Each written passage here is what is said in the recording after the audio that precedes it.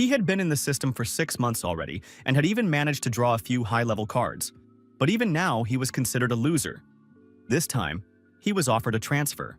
Lin Huan was 25 years old, and now he stared at the message on his phone with skepticism, thinking that the loser's reward was his reward.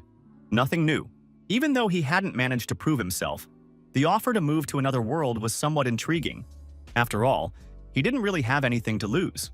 On the other hand, it was completely unclear how the game would play out if the hero agreed, so he spent some time thinking about the possible consequences. Be that as it may, the guy pressed the confirmation button, and immediately the system notified him that he was now an official participant with his own number, and the cards would be dealt shortly. This infuriated Lin Huang, who had spent the entire past 6 months doing nothing but waiting to choose a card and complete a simple task. He tapped the screen at random. The clock began to rotate around the 12 rectangles laid out in a circle. Waiting for the result wasn't particularly enjoyable either. The young man waited humbly, realizing that nothing depended on him now, but still not losing hope of receiving a reward. A card appeared, and the hero exclaimed indignantly that this must be some new kind of joke. What kind of black blessing card was this? The light from the phone shone directly into his eyes, making it nearly impossible to make out what was written on the screen. Lin Huang strained his eyes. Squinting, he managed to read that the system had made its choice, and the player would immediately be sent to a randomly selected world, and it would be Monster Paradise. Everything around him spun like a kaleidoscope, and the boy felt his body get caught in an energy vortex and begin moving through space. All that remained in the room was a bag of belongings and a phone that had shattered upon hitting the floor when its owner left his world. The system wished the hero a safe journey, but he could no longer read the message. The other world looked nothing like he had imagined. Immediately, statistics appeared showing the player's number and his new age. The young man found himself in the body of a teenager. He was now 15 years old. Thankfully, his name remained the same. The only items he had were his clothes, a pair of bracelets, and a saber. The young man immediately decided to test the weapon he'd been given. Fortunately, it wasn't broken. A week passed, and he still hadn't managed to activate the system, so the young man used his sword mainly for everyday needs. A message arrived stating that the celestial wheel of life had broken, and Lin Huang's time of existence was rapidly, by human standards, shrinking. The body he had received was simply amazing. At the School of Knights, the hero had received the highest recommendations, but now that was of little use, so he called his sister to the table. Without waiting for a reply, the young man flung open the door to Lin Xin's room, his only relative in this new world, where the girl was changing clothes. Shouting that he needed to learn to knock before entering, the beauty kicked her brother out the door, not holding back in her language and even hitting him with a book. Unsurprisingly, the mood at the table wasn't exactly cheerful, but Lin Huang's cooking was still excellent. Suddenly, the Emperor's ring vibrated. Our hero looked at it with interest, expecting news, since the artifact was most often used for precisely that purpose. It also served as an ID in this new world, where documents and statistics were stored, letters arrived, and there was even a designated space for storing belongings. Lin Xin's ring also vibrated and reported that the Eye of the Abyss had been detected not far from where the girl was. It even provided the exact coordinates. Everyone in the vicinity should be careful. There was a very high probability of a monster invasion, and the girl grew anxious. Her brother reassured her that the message wasn't exactly fresh, and the monsters could have left long ago. Besides, their district was well protected. In reality, he was lying.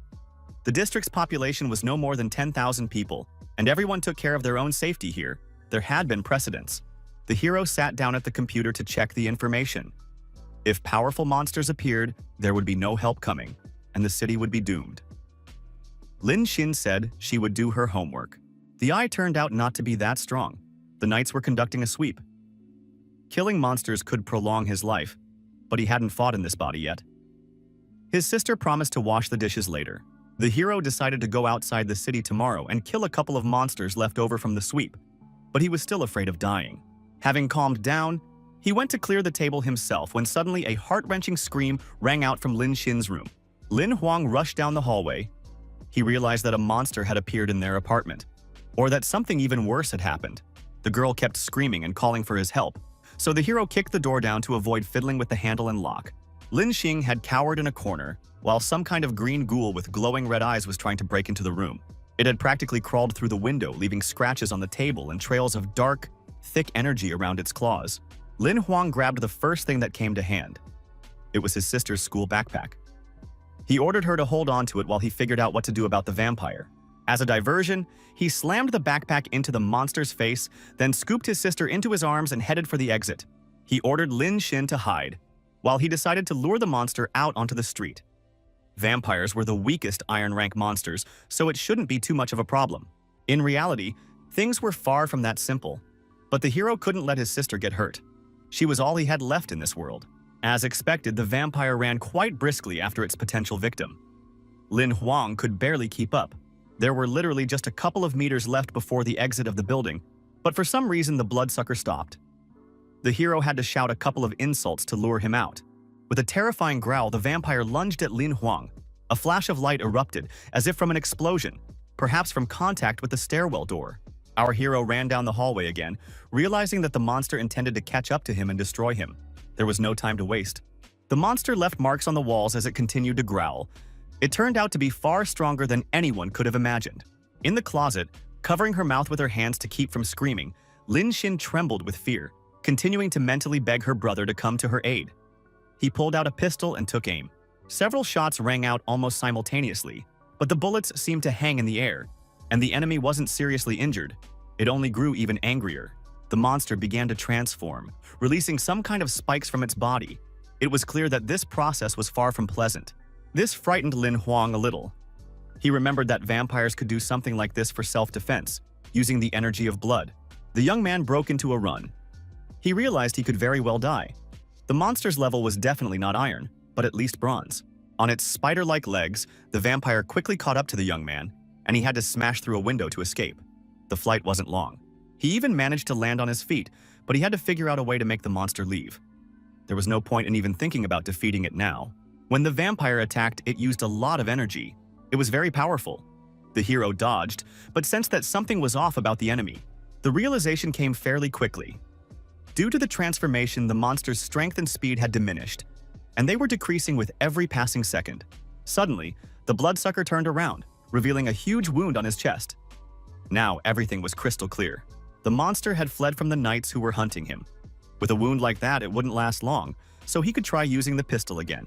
If everything went well, Lin Huang would not only save himself and his sister, but also extend his life in this world a little longer with the reward for killing the monster. The guy jumped back again and started shooting at the vampire. Now his mood was much better than before. The monster continued to growl and made attempts to reach its prey with its claws, fortunately to no avail. The guy jumped back once more, but reminded himself that he needed to keep his distance if he didn't want to become lunch. At one point, the young man slipped and began to fall backward. The enemy was already right there. It scrambled up the wall of the house to jump down on Lin Huang. Our hero fired with his last ounce of strength, convinced he was already a goner.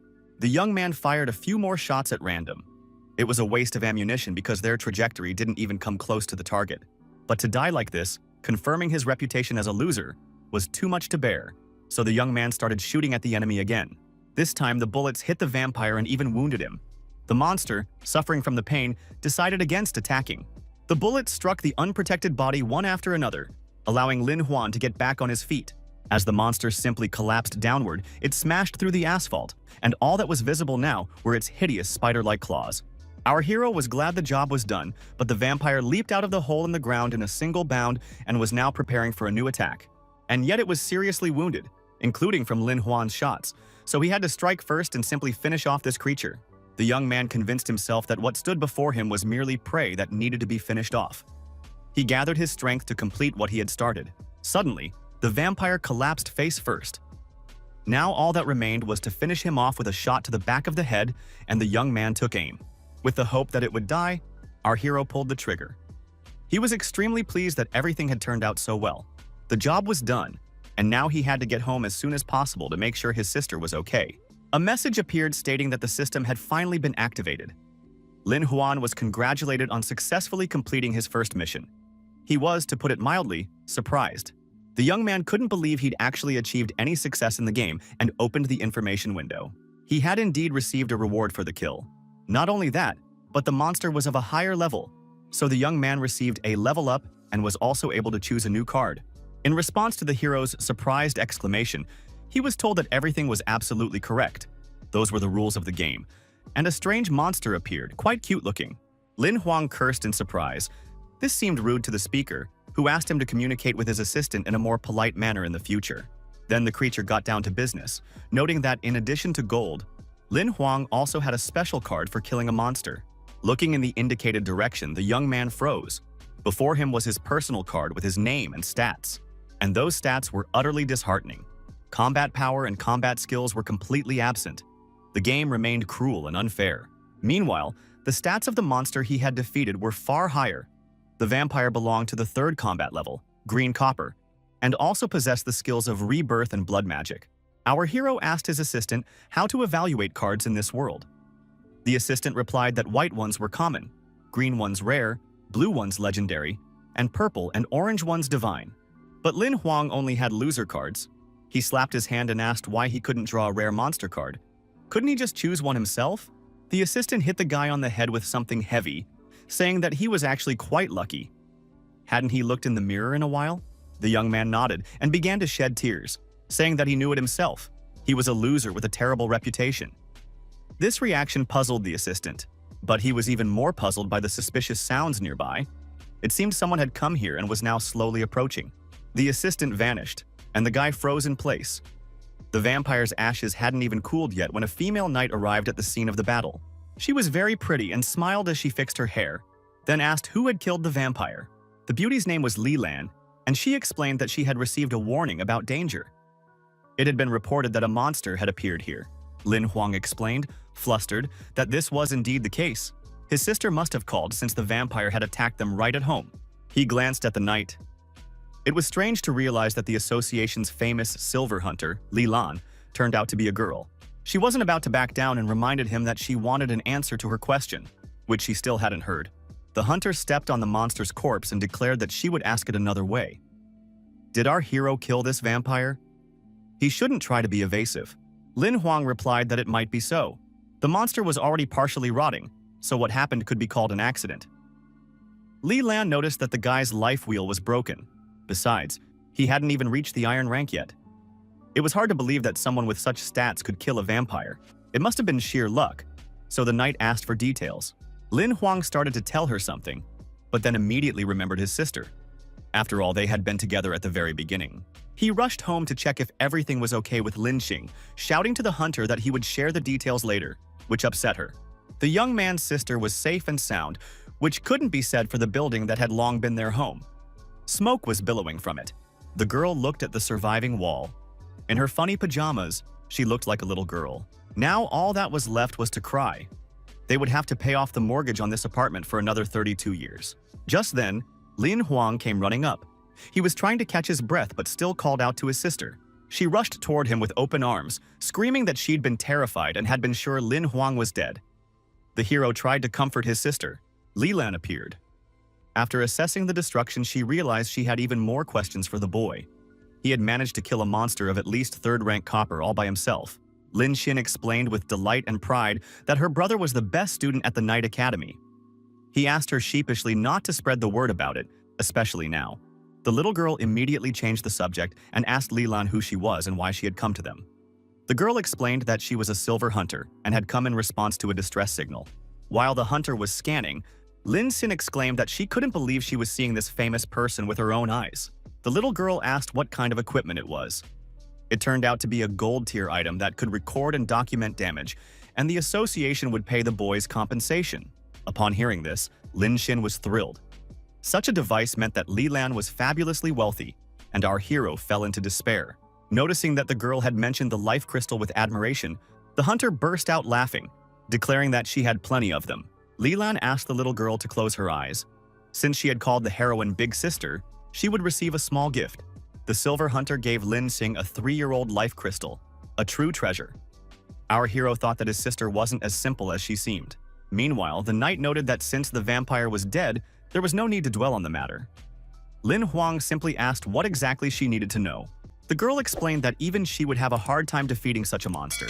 And since the guy's life wheel was broken, special equipment had clearly been used. Hearing that the hunter wanted to buy this equipment, the hero was taken aback. He explained that there was nothing of the sort, and that, in fact, he had seen golden equipment for the first time in her hands. The girl replied that she was very sorry to hear that. It meant the guy had abilities, and it was a shame his life wheel was broken. If he'd restored it, he would have become famous. Lilan had already turned and walked away. wishing him luck and promising that someone would come tomorrow to settle his payments and arrange for free housing. Lin Huang apologized for the disturbance. Li Lan turned back and winked at him, asking him not to rush to die. They would see each other again someday. He waved cheerfully to the Silver Hunter in farewell, while Lin Xing was only concerned with where they would sleep tonight. They went into the nearest house where no one was home. The hero suggested they just get some sleep and deal with their problems tomorrow. Lin Xian started snoring before her cheek even touched the pillow. After all, she was still just a child. Looking at the sleeping little girl, the young man caught himself thinking that being a responsible older brother wasn't all that easy. Just then, Xiaohei appeared, saying that the little sister was simply adorable, but that Lin Huang himself was good for nothing. The young man jumped again in surprise. The hero said that his assistant had scared him, to which he received the reply that no one could see him except the player himself, so there was no need to worry. The guy replied that he really was too weak to protect Lin Xing, so he wanted to draw another card immediately. The assistant asked several times if he was sure he wanted to do this right now, as the consequences could be anything. All 12 randomly selected cards were laid out in front of Lin Huang. Now he just had to draw one of them. The young man reached out, saying that everything would be fine. In this new world, he was incredibly lucky. He pointed his finger at a rectangle, which immediately began to emit a very bright yellow light. A good sign. For a while, nothing else happened. The guy was already starting to lose patience, waiting for the result of his choice. Suddenly, the card rose into the air and began to spin. Images began to appear on it, and a glow emerged. The system notified the master that he had received congratulations for his choice of mission card. The message sounded strange. Lin Huang took the mission card in his hand and began to examine it closely. But this yielded absolutely no results. Then an image of a girl appeared, and she informed him that he needed to become a novice hunter within a month and obtain a correction card. Otherwise, the player would lose his blessing. The guy was outraged. You had to be at least iron rank to participate in the rookie selection, and you couldn't lose the blessing. The assistant told him to read the conditions again. Lin Huang flipped the card over and studied the task more closely, then clutched his head and cried out that he would be a loser for the rest of his life. He realized he had to complete the task, no matter what the correction card's value was, because without the blessing, he would simply perish. The next morning, the first thing our hero heard upon waking was his sister saying she was heading to school. He barely managed to dash out the door of their ruined house. The girl had already gotten quite far ahead, and the boy was left waiting for the workers. There were no monsters left in the area. Lin Huang caught himself thinking that his little sister, true to form, was running late for class, but he wasn't the least bit upset about it. The hero went inside and closed the door behind him. Well, it was time to get down to business. He simply couldn't put it off any longer. Xiaohei suddenly appeared. He looked a bit strange and was surrounded by a pile of various objects. The assistant didn't immediately think to say hello. The guy took him in his hands and said they needed to sort out the situation with the card. They had to find a way to complete the task at any cost.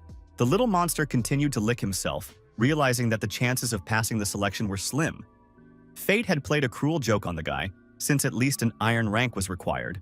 Lin Huang threatened to turn the assistant into dog stew if he didn't figure out a way to bypass registration. He had to take the novice hunter exam, no matter the cost. So now was the moment to really put his mind to work. The hero suggested he could disguise himself as a tamer to take part in the selection. He'd already received a level-up card, and the assistant praised the idea. Tamers are a rarity these days. A third-rank copper-class vampire should be a solid enough foundation. The main thing is that no one coats their weapon with blood-suppressing poison. The assistant was greatly surprised when he realized that his charge was actually going to use the level-up card.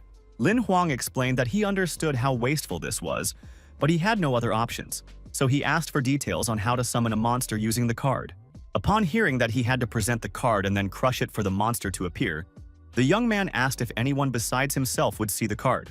Xiaohei replied that only the player, his assistant, and the monster could see the card, so he shouldn't worry about his trick being exposed. Our hero decided to test how it worked and presented the card of a defeated vampire with the rating Total Wimp. It immediately appeared in his hand. Then the guy crushed it. The shards began to glow and scattered in all directions like moths. Many fell behind Lin Huang and began to turn red. Gradually, they formed the very vampire he had summoned, resembling the player himself. A whirlwind of blood-white light swirled around him, and the young man asked his assistant in surprise if there really was a vampire standing before him. Xiaohei informed him that he could choose one of the summoned creature's skills, and the young man decided to take the camouflage ability. Then Lin Huang suggested using a level-up card on the vampire, which surprised the assistant. He reminded him that this could only be done once. Upon receiving the command to begin, the little monster took out a gold card of an advanced level vampire and waved it in front of his master's nose several times. The process happened in the blink of an eye, and when it was all over, nothing much had changed, except perhaps for the summoned creature's appearance, which had transformed. Its hair had taken on a silvery hue, and our hero called it a real looker.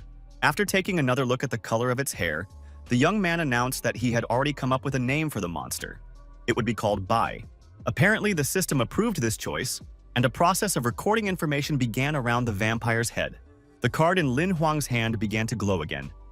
Something interesting was happening. Namely, the vampire's level was increasing. Now the card recorded the name, as well as the level and rarity. The monster belonged to the rare category, and the regeneration skill and the ability to be summoned appeared. The young man wondered why the monster's level had dropped. It turned out to be because his master, that is, Lin Huang himself, was too weak. Xiaohui kept mocking him, saying that this sort of thing happens extremely rarely. Our hero told him to keep quiet if he didn't want to end up without any friends. Just then, someone started pounding on the door. The assistant said he didn't need any friends at all, to which Lin Huang simply told him to get lost. Calm down. Our hero walked to the door and grabbed the handle. He still couldn't figure out who had come. Standing on the threshold were a couple of burly men in expensive suits and dark glasses. The guy asked fearfully who they were. There was no answer, and Lin Huang wondered who had come to visit him: the mafia, hitmen, or vampires seeking revenge. Meanwhile, one of the guests asked for the guy's name. It turned out they were employees of the association, tasked with inspecting and renovating the house. Saying that the renovation would take 5 days and that temporary accommodations had been arranged for him and his sister, the employee handed him a key card and promised to take their renovation requests into account. As he took the key card for a luxury hotel, the young man listened to the apologies for the temporary inconvenience and could hardly believe his ears. It also turned out that the association was providing massive subsidies to victims of the monster attack. At the hotel entrance, Lin Huang remarked that he never thought he'd end up in such a luxurious place. His little sister happily announced that the school was also right nearby. They were greeted by the doorman, and our hero suddenly decided he wanted to eat first and then go up to the room, which surprised the girl. When they entered the restaurant, Lin Xin said in a trembling voice that she wasn't hungry at all. Her brother immediately approached her with a pile of food in his hands and noted that it was all free for them, so she shouldn't hold back. The girl didn't make him repeat the offer twice and immediately began to eat. Lin Huang thought she could have been a little more reserved. Suddenly, he noticed that everyone around them had fallen silent, and the restaurant had become eerily quiet. The people at the tables looked frightened for some reason, and a man in a black suit, clad in armor and armed, was making his way past them. This bald man really did look very scary and fierce. It was no wonder that everyone had suddenly lost any desire to socialize. Suddenly, Lin Xin pointed directly at the bald man and told her brother that he scared her. Our hero asked her not to show it in public and to just eat. The stranger sat down right behind Lin Huang, so his little sister was very curious as to why the man was staring at them so intently. Finally, the girl finished all the food her brother had brought her and stretched contentedly. She had really eaten her fill. Our hero immediately pulled her toward the exit. The stranger's aura wouldn't leave him alone. Since defeating such an opponent was impossible, they needed to make a quick getaway back to their room. While his sister protested that she hadn't tried the dessert yet, the young man noticed that the stranger in black had also risen from the table. The man hadn't even finished half of the dishes he'd ordered. He looked preoccupied and even a little angry. Lin Huang was walking toward the room door, while the little girl marveled at the softness of the carpet. He was thinking only of the pursuer. Lin Xin showed them the room number they needed, while her brother pondered that even if he couldn't defeat the enemy, he was duty-bound to protect his little sister. But his nerves suddenly gave out completely, and our hero turned to the stranger and simply shouted that there was no need to follow them at all. The man's face remained calm but ominous. He began to explain why he had come here and stopped at the door. It turned out that his room was right across from the one they'd given the guys. With that, the bald man pulled out a keycard and opened his door. Lin Huang apologized and went into his room. It was simply enormous, with 2 separate rooms, but he still couldn't calm down right away. Lin Xin flopped down on the couch without a care, saying that there were too many people in this hotel, so no one would dare to harm them. Her brother agreed and sent the girl to take a shower and then to do her homework, adding that he really had gotten too worked up from exhaustion. They spent the night at the hotel. His little sister was still sleeping soundly, like a baby. But it wasn't so easy for her brother to relax. He decided to check the news about the Silver Hunter, their benefactor, hoping to glean some useful information. Lilan was an excellent fighter, It was no wonder she was called a genius among all the silver hunters. The girl was very beautiful. Suddenly, some strange sounds came from the neighboring room, causing the young man to become alert. Lin Huang walked over to the window and looked out. It was around midnight, but one of the guests had decided to take a walk. It was that same stranger in black. He was walking away from the hotel toward the park or something like that. The man was gripping the hilt of his enormous sword with one hand. I wonder why he left the room and what he was planning to do. Suddenly, the bald man drew his weapon from its sheath and lunged forward sharply, as if trying to pierce someone invisible. Then he stepped back and swung, repeating the motion several times in a row. Apparently, that was exactly why the man had gone out onto the street.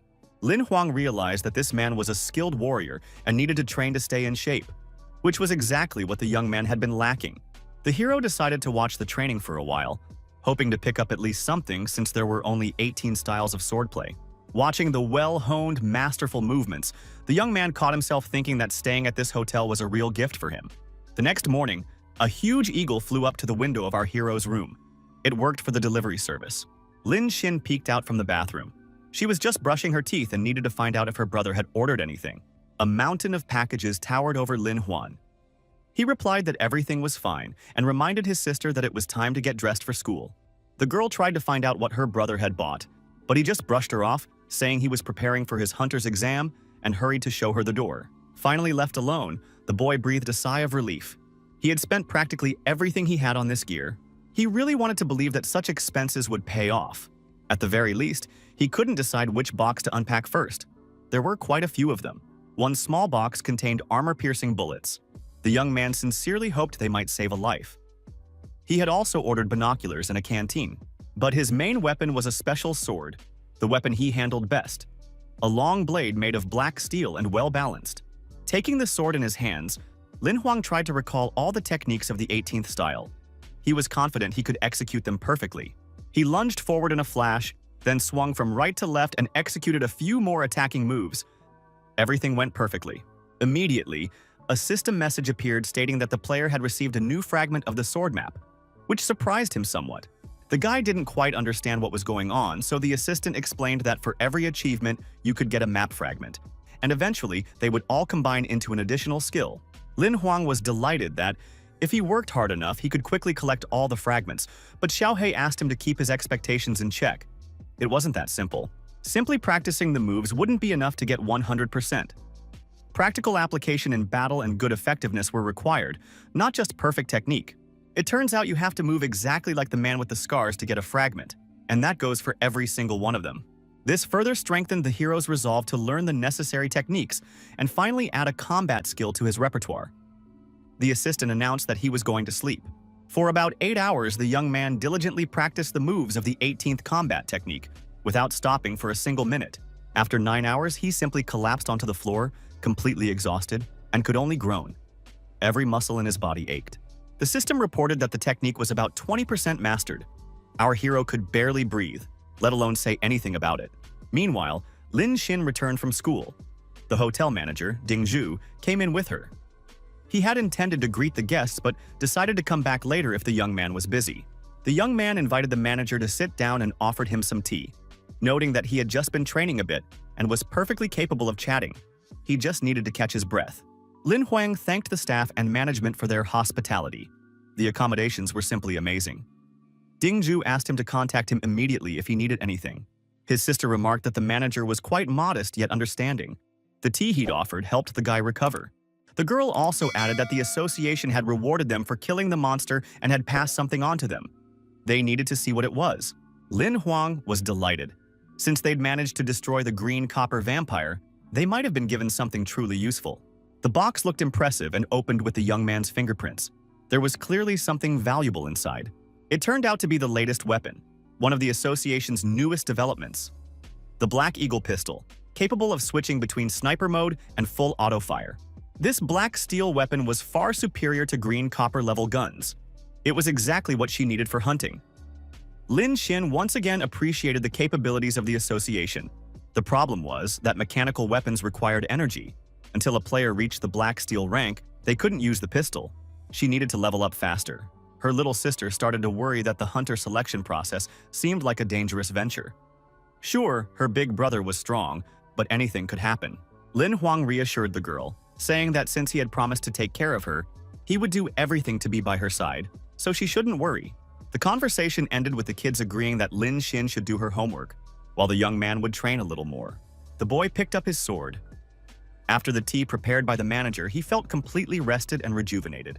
He honed his movements until he unlocked a few more fragments of his sword fighting skill. In the process, the hero caught himself feeling like he simply couldn't stop. With each card, he felt his concentration and dexterity growing. This went on until morning. The water jug was nearly empty, and the boy was desperately thirsty, but he kept practicing his moves. Lin Xin came out of the room.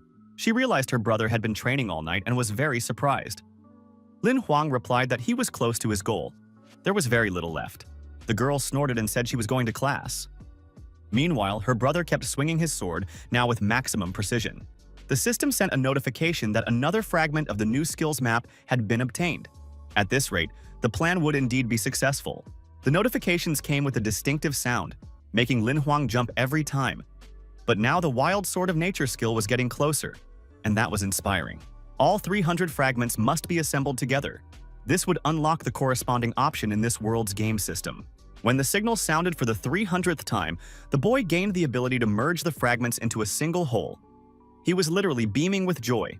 He could already picture the entire map in his mind and was getting ready to press the confirmation button, humming a cheerful tune. The rare skill was a very tempting prospect, so our hero immediately selected the corresponding option and began waiting for the data to update. A new card immediately appeared in his hand, depicting Lin Huang himself with his sword. The rare Wild Nature skill was indeed available. He needed to look at the information on the top of the card to understand how to use the new skill. This was a rare gold rank weapon skill, a treasure obtained through hard work, now ready for use. Its power depended on the owner's level and grew along with it. The assistant explained that the Wild Nature skill had two sides. If fused together, they could yield a legendary level ability, but the second side had been lost. Since no one knew its location, Lin Huang decided that the scarred man might know something, since it was a technique he had seen him use. The decision was made in a matter of seconds, and soon the young man was already pressing the call button for the room across the hall. The stranger opened the door almost immediately and asked in a displeased tone why he had been disturbed. Our hero bowed and said he was very grateful for having had the opportunity to learn an unusual sword technique over the past 3 days. The man remained silent. Finally, he said that he hadn't taught anyone, so if the young man had picked something up and mastered it, that was none of his business. The door slammed shut with a crash. Lin Huang only managed to say that, whatever the case, he was grateful for the knowledge he had gained. He repeated his thanks with a smile several more times, but the room across the hall remained completely silent. The young man flinched, but thought that first he needed to pass the novice hunter exam, and then he could return to this conversation and get the information. Soon his sister arrived. It turned out that their house had already been repaired and they would be able to return to their apartment tomorrow. A message to that effect had just come in. The girl looked upset, and her brother asked if she didn't want to lose her nice room or good restaurant food anymore. Lin Huang promised that he would soon be able to provide them with excellent housing and food. The girl thanked him and said she had no doubt that her brother would take care of her. They both decided to go to bed early. Tomorrow would be a long and eventful day, and the lights in the house across the street began to go out. The man with the scar told the manager that he didn't understand why they were pinning their hopes on a kid with a low level and a broken wheel of life. He only had 2 months left to live. The man reminded the fighter, whose name was Gu Yi, that they had known each other for a long time. Could there really be any doubt about his knowledge and intuition? The warrior replied that he didn't doubt them at all, but asked why Gu Qian had decided to teach the boy a sword fighting technique that wasn't really suited for this world in the first place. The boss reminded the player that he too had interacted with the hero. He should share his impressions. The man replied that the kid was talented but not a genius. He was far from Li Lang. The mentor asked with a smile how long it had taken Gu Yi himself to learn the upper part of the Wild Nature sword skill card. The bald man replied that it involved deep processes. He had practiced for 18 hours a day over 103 days to master this technique. If such a brilliant swordsman spent so much time studying it, then Lin Huan would need about 2 to 3 years, according to rough estimates. The manager, or whoever called himself that, held up 3 fingers and asked if the hunter was sure. The hunter noted that it might take even longer. The old man smiled and said that the young man had already studied and mastered this skill. It had taken him only 3 days. Gu Yi shouted that this was impossible, to which he received the reply that nothing was impossible. They should hurry up, as the young man had already started packing his things to leave. The man with the scar closed his eyes and nodded. He still couldn't wrap his head around how the master had recognized the young man's power so quickly. The next day, Lin Huang and Lin Xing headed straight for the neighborhood where their house was located. At the sight of what they saw, both of them were speechless. The kids couldn't even imagine that everything could change so incredibly in such a short time. The girl suggested they had the wrong address, but her brother assured her it was correct. This was their house, though now it looked more like a palace. A servant stood at the door and immediately prepared to open it, greeting the owners. The man asked with a smile if Li Huang was satisfied with their work. The hero asked in confusion if this was the standard for restoring houses destroyed by monsters. The association employee laughed and replied that they had gone the extra mile because the young man was a friend of Miss Li's. At first, the player didn't understand who they were talking about, but his sister hinted that they owed their new mansion to Lai Lang, the Silver Hunter. The hero asked where the girl got so much money and influence. It turned out that Li Lang's father was one of the top 3 leaders of the Hunters Association, and her mother was a member of the district board. As he left, the man waved and wished them a pleasant day. Lin Huang thought he wouldn't want to run into him again. Let the house remain safe and sound in the future. Lin Xing noticed that they had been mistakenly showered with gold. Her brother declared that everything had its advantages, and now they would be living in a luxurious place. Watching his little sister jump around the living room in delight, the player decided that the first part of the plan, concerning housing, had been completed. Now it was time to focus on the main goal. In 3 days, the exam for young hunters was scheduled to take place. All participants would fiercely compete for a place in the sun.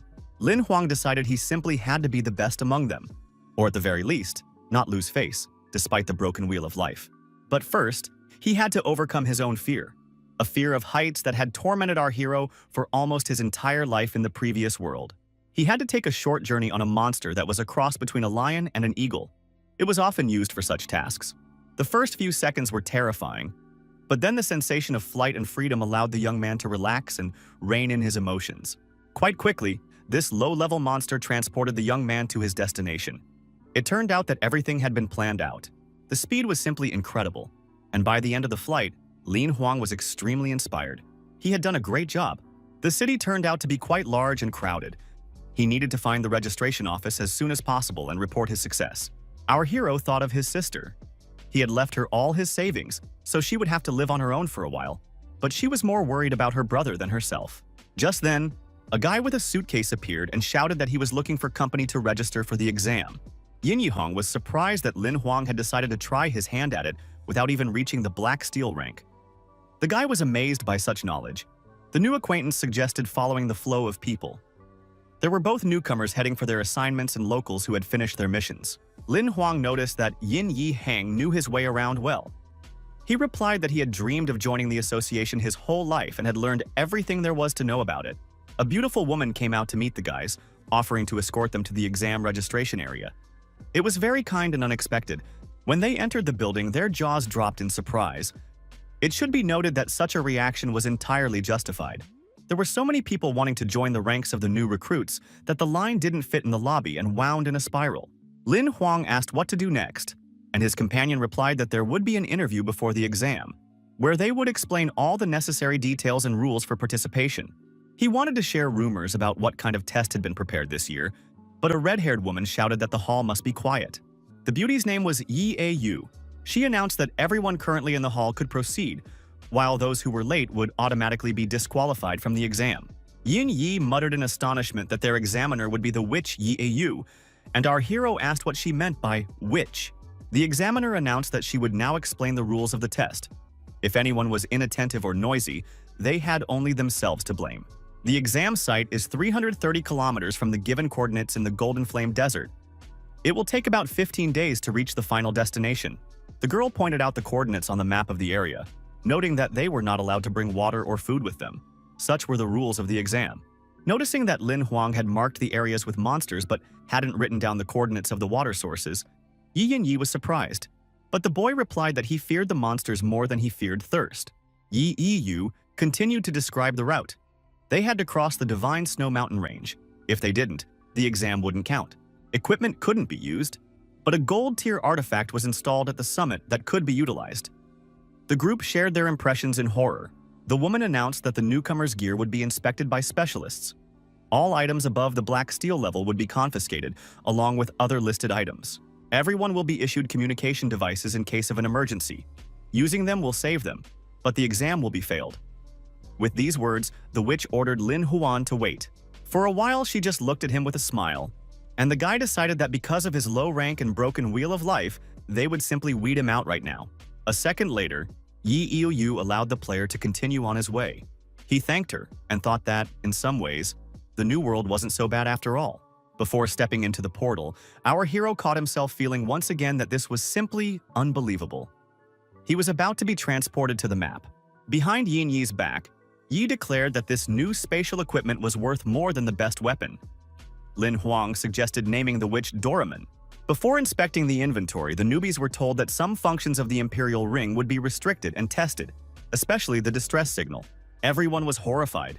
With capabilities cut back and features like the map disabled, passing the exam would be nearly impossible. Instead of answering, Yu announced that the clock was ticking. Those who passed the test would not regret it in the future, and the strict selection was entirely justified. The newcomers rushed forward. Some hurried to the water source, while others simply wanted to outpace their competitors. They would fight later. His new friend told our hero that he would go ahead and scout the area. Lin Huang agreed. He couldn't run at that speed anyway. He estimated that at this pace, he wouldn't be able to cover more than 40 kilometers a day, which meant he'd cover at most half the distance in 15 days. They were being watched closely. The witch had mentioned that our hero was of a lower rank than the others.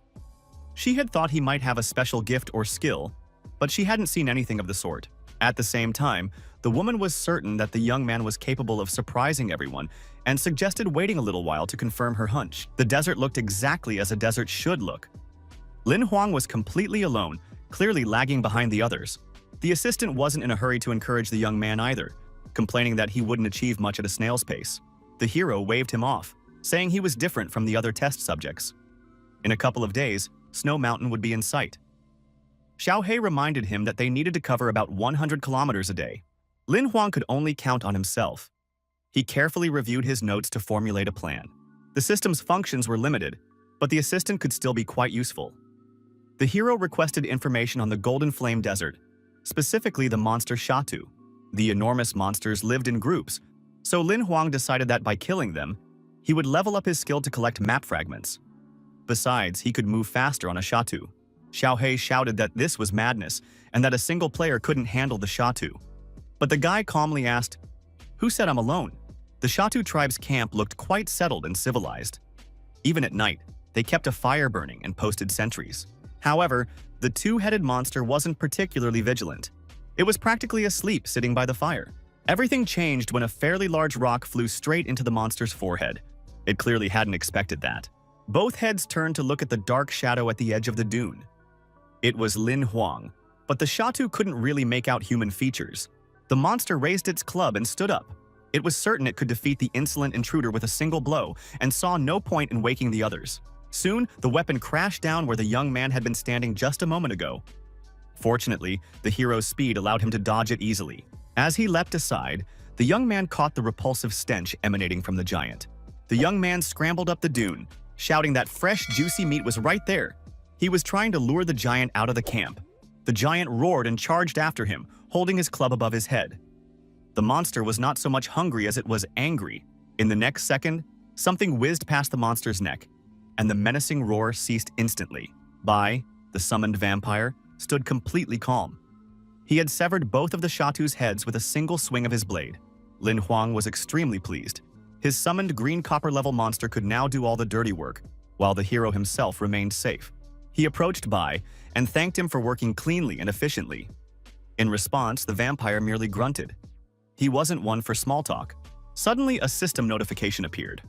Our hero's health bar appeared on the screen and he looked at it closely. Suddenly, the wheel appeared above the young man's head, and now it looked almost full. Moreover, it had grown in size. The assistant remembered that he hadn't shared the main news. The summoned monster gives half of its experience and rewards to the master, and since Bai's health bar is full, it gives everything. This delighted Lin Huang. Before, he had only 3 health points, but now he had 28. The hero certainly wouldn't die so easily now. It would be easy to reach the steel rank now. The young man drew his sword and shouted that it was time to go hunting. Meanwhile, the rest of the tribe woke up and began calling out to their comrade. The boy's shouts had roused half the tribe. The monsters were dying so quickly that they didn't even have time to figure out who had attacked their camp. Bai wielded his sword in silence, while our hero commented on every move of the recently mastered wild nature sword technique. More and more Shatu rushed toward the sound of voices and the roars of their comrades. A little longer, and the situation could have become critical for Lin Huang, but it didn't. The more monsters he killed, the more fragments of the new map he earned. With that much life energy, it wasn't difficult at all.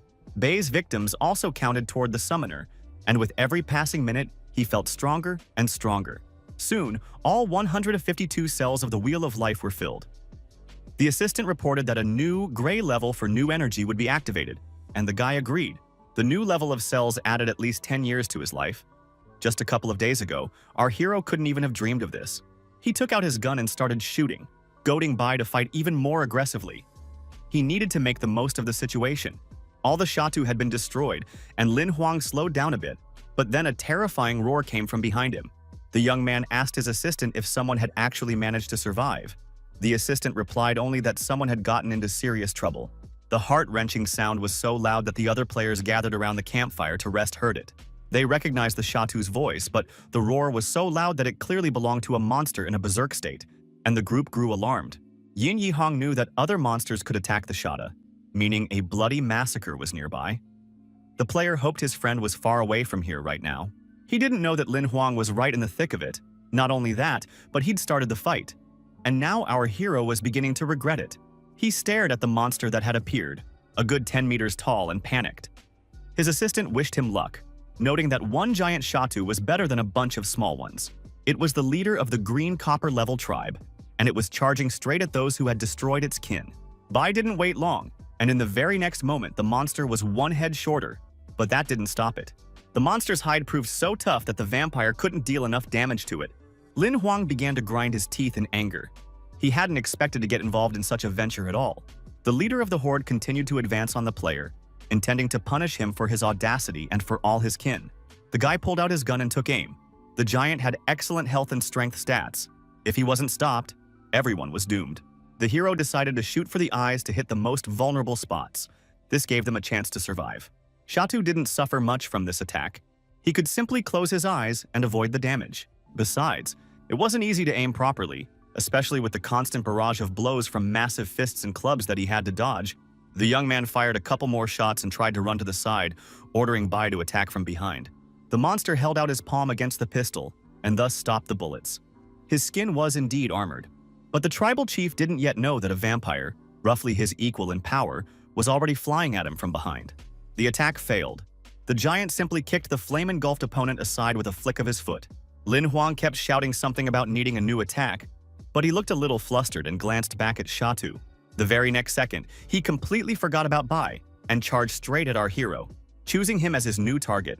We had to come up with a backup plan immediately, or the guy would have literally only a few seconds left to live. The huge, toothy monster had clearly decided that he was going to have a hearty lunch at our hero's expense. He sped up even more. Well, there was no choice left. Lin Huang switched the black steel pistol to a higher power setting. Now the weapon was dealing maximum possible damage.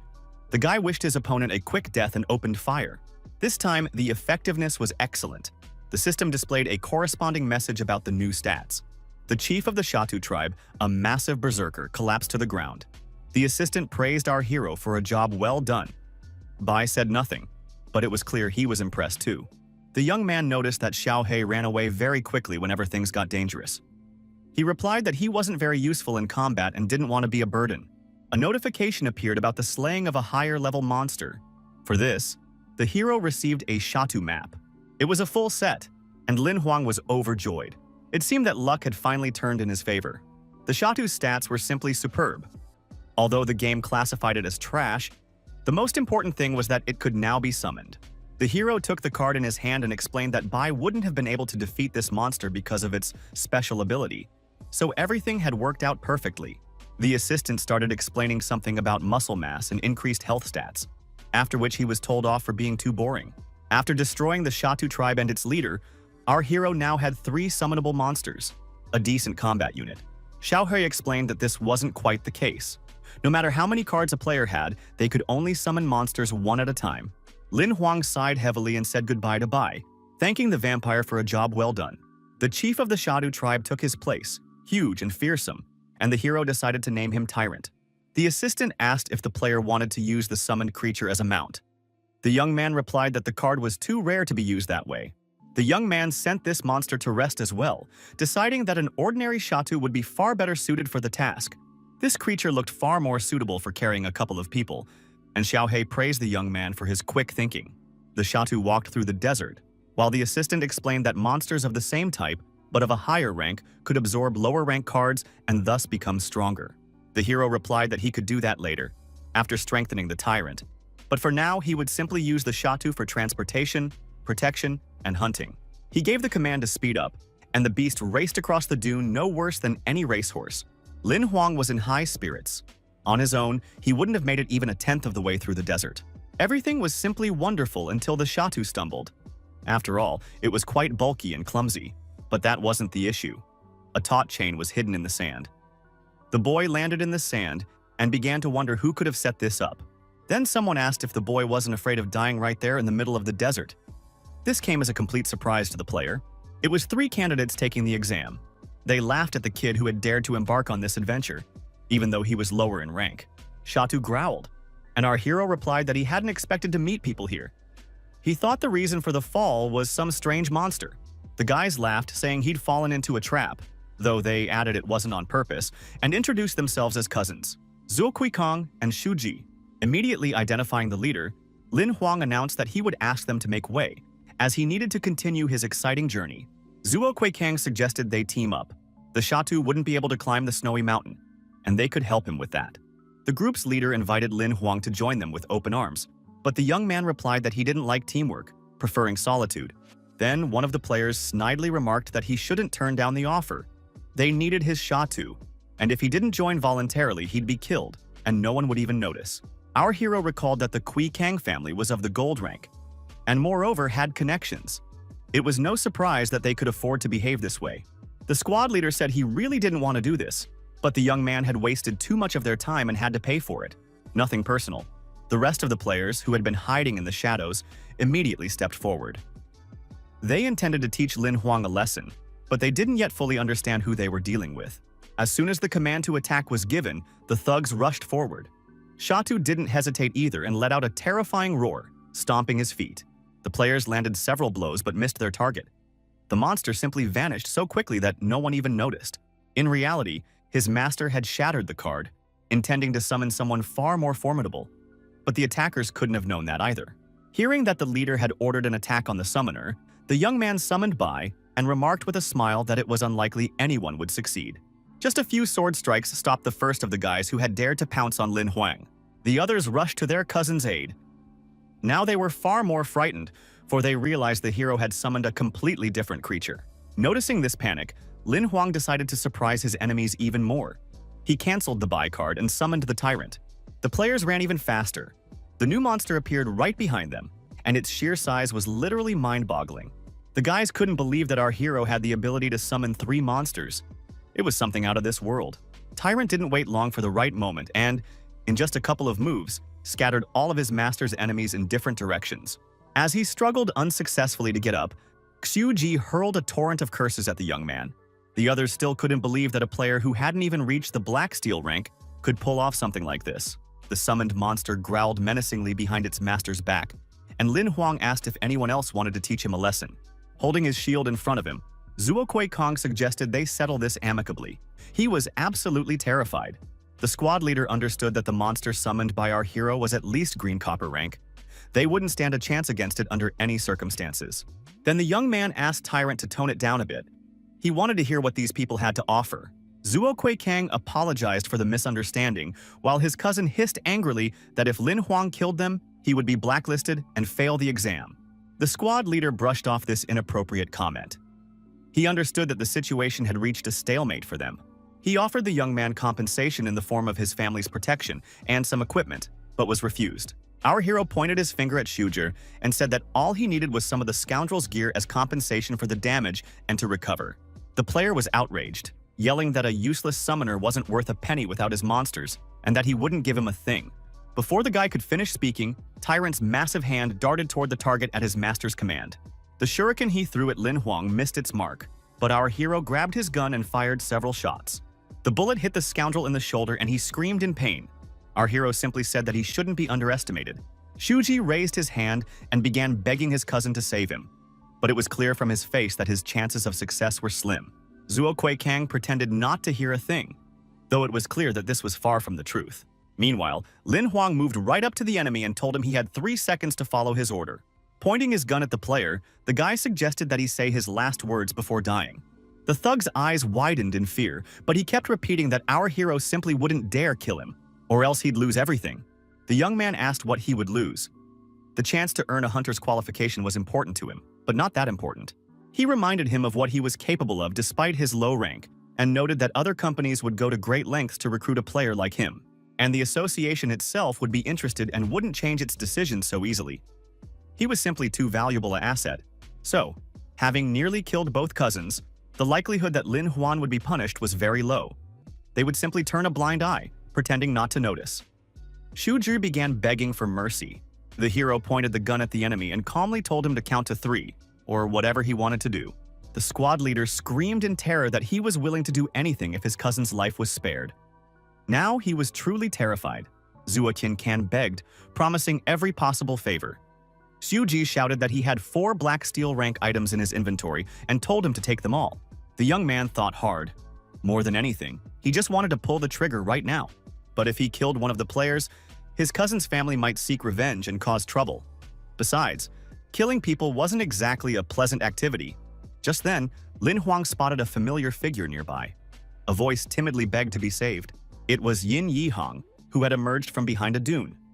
It was clear that the player could barely stand on his own 2 feet.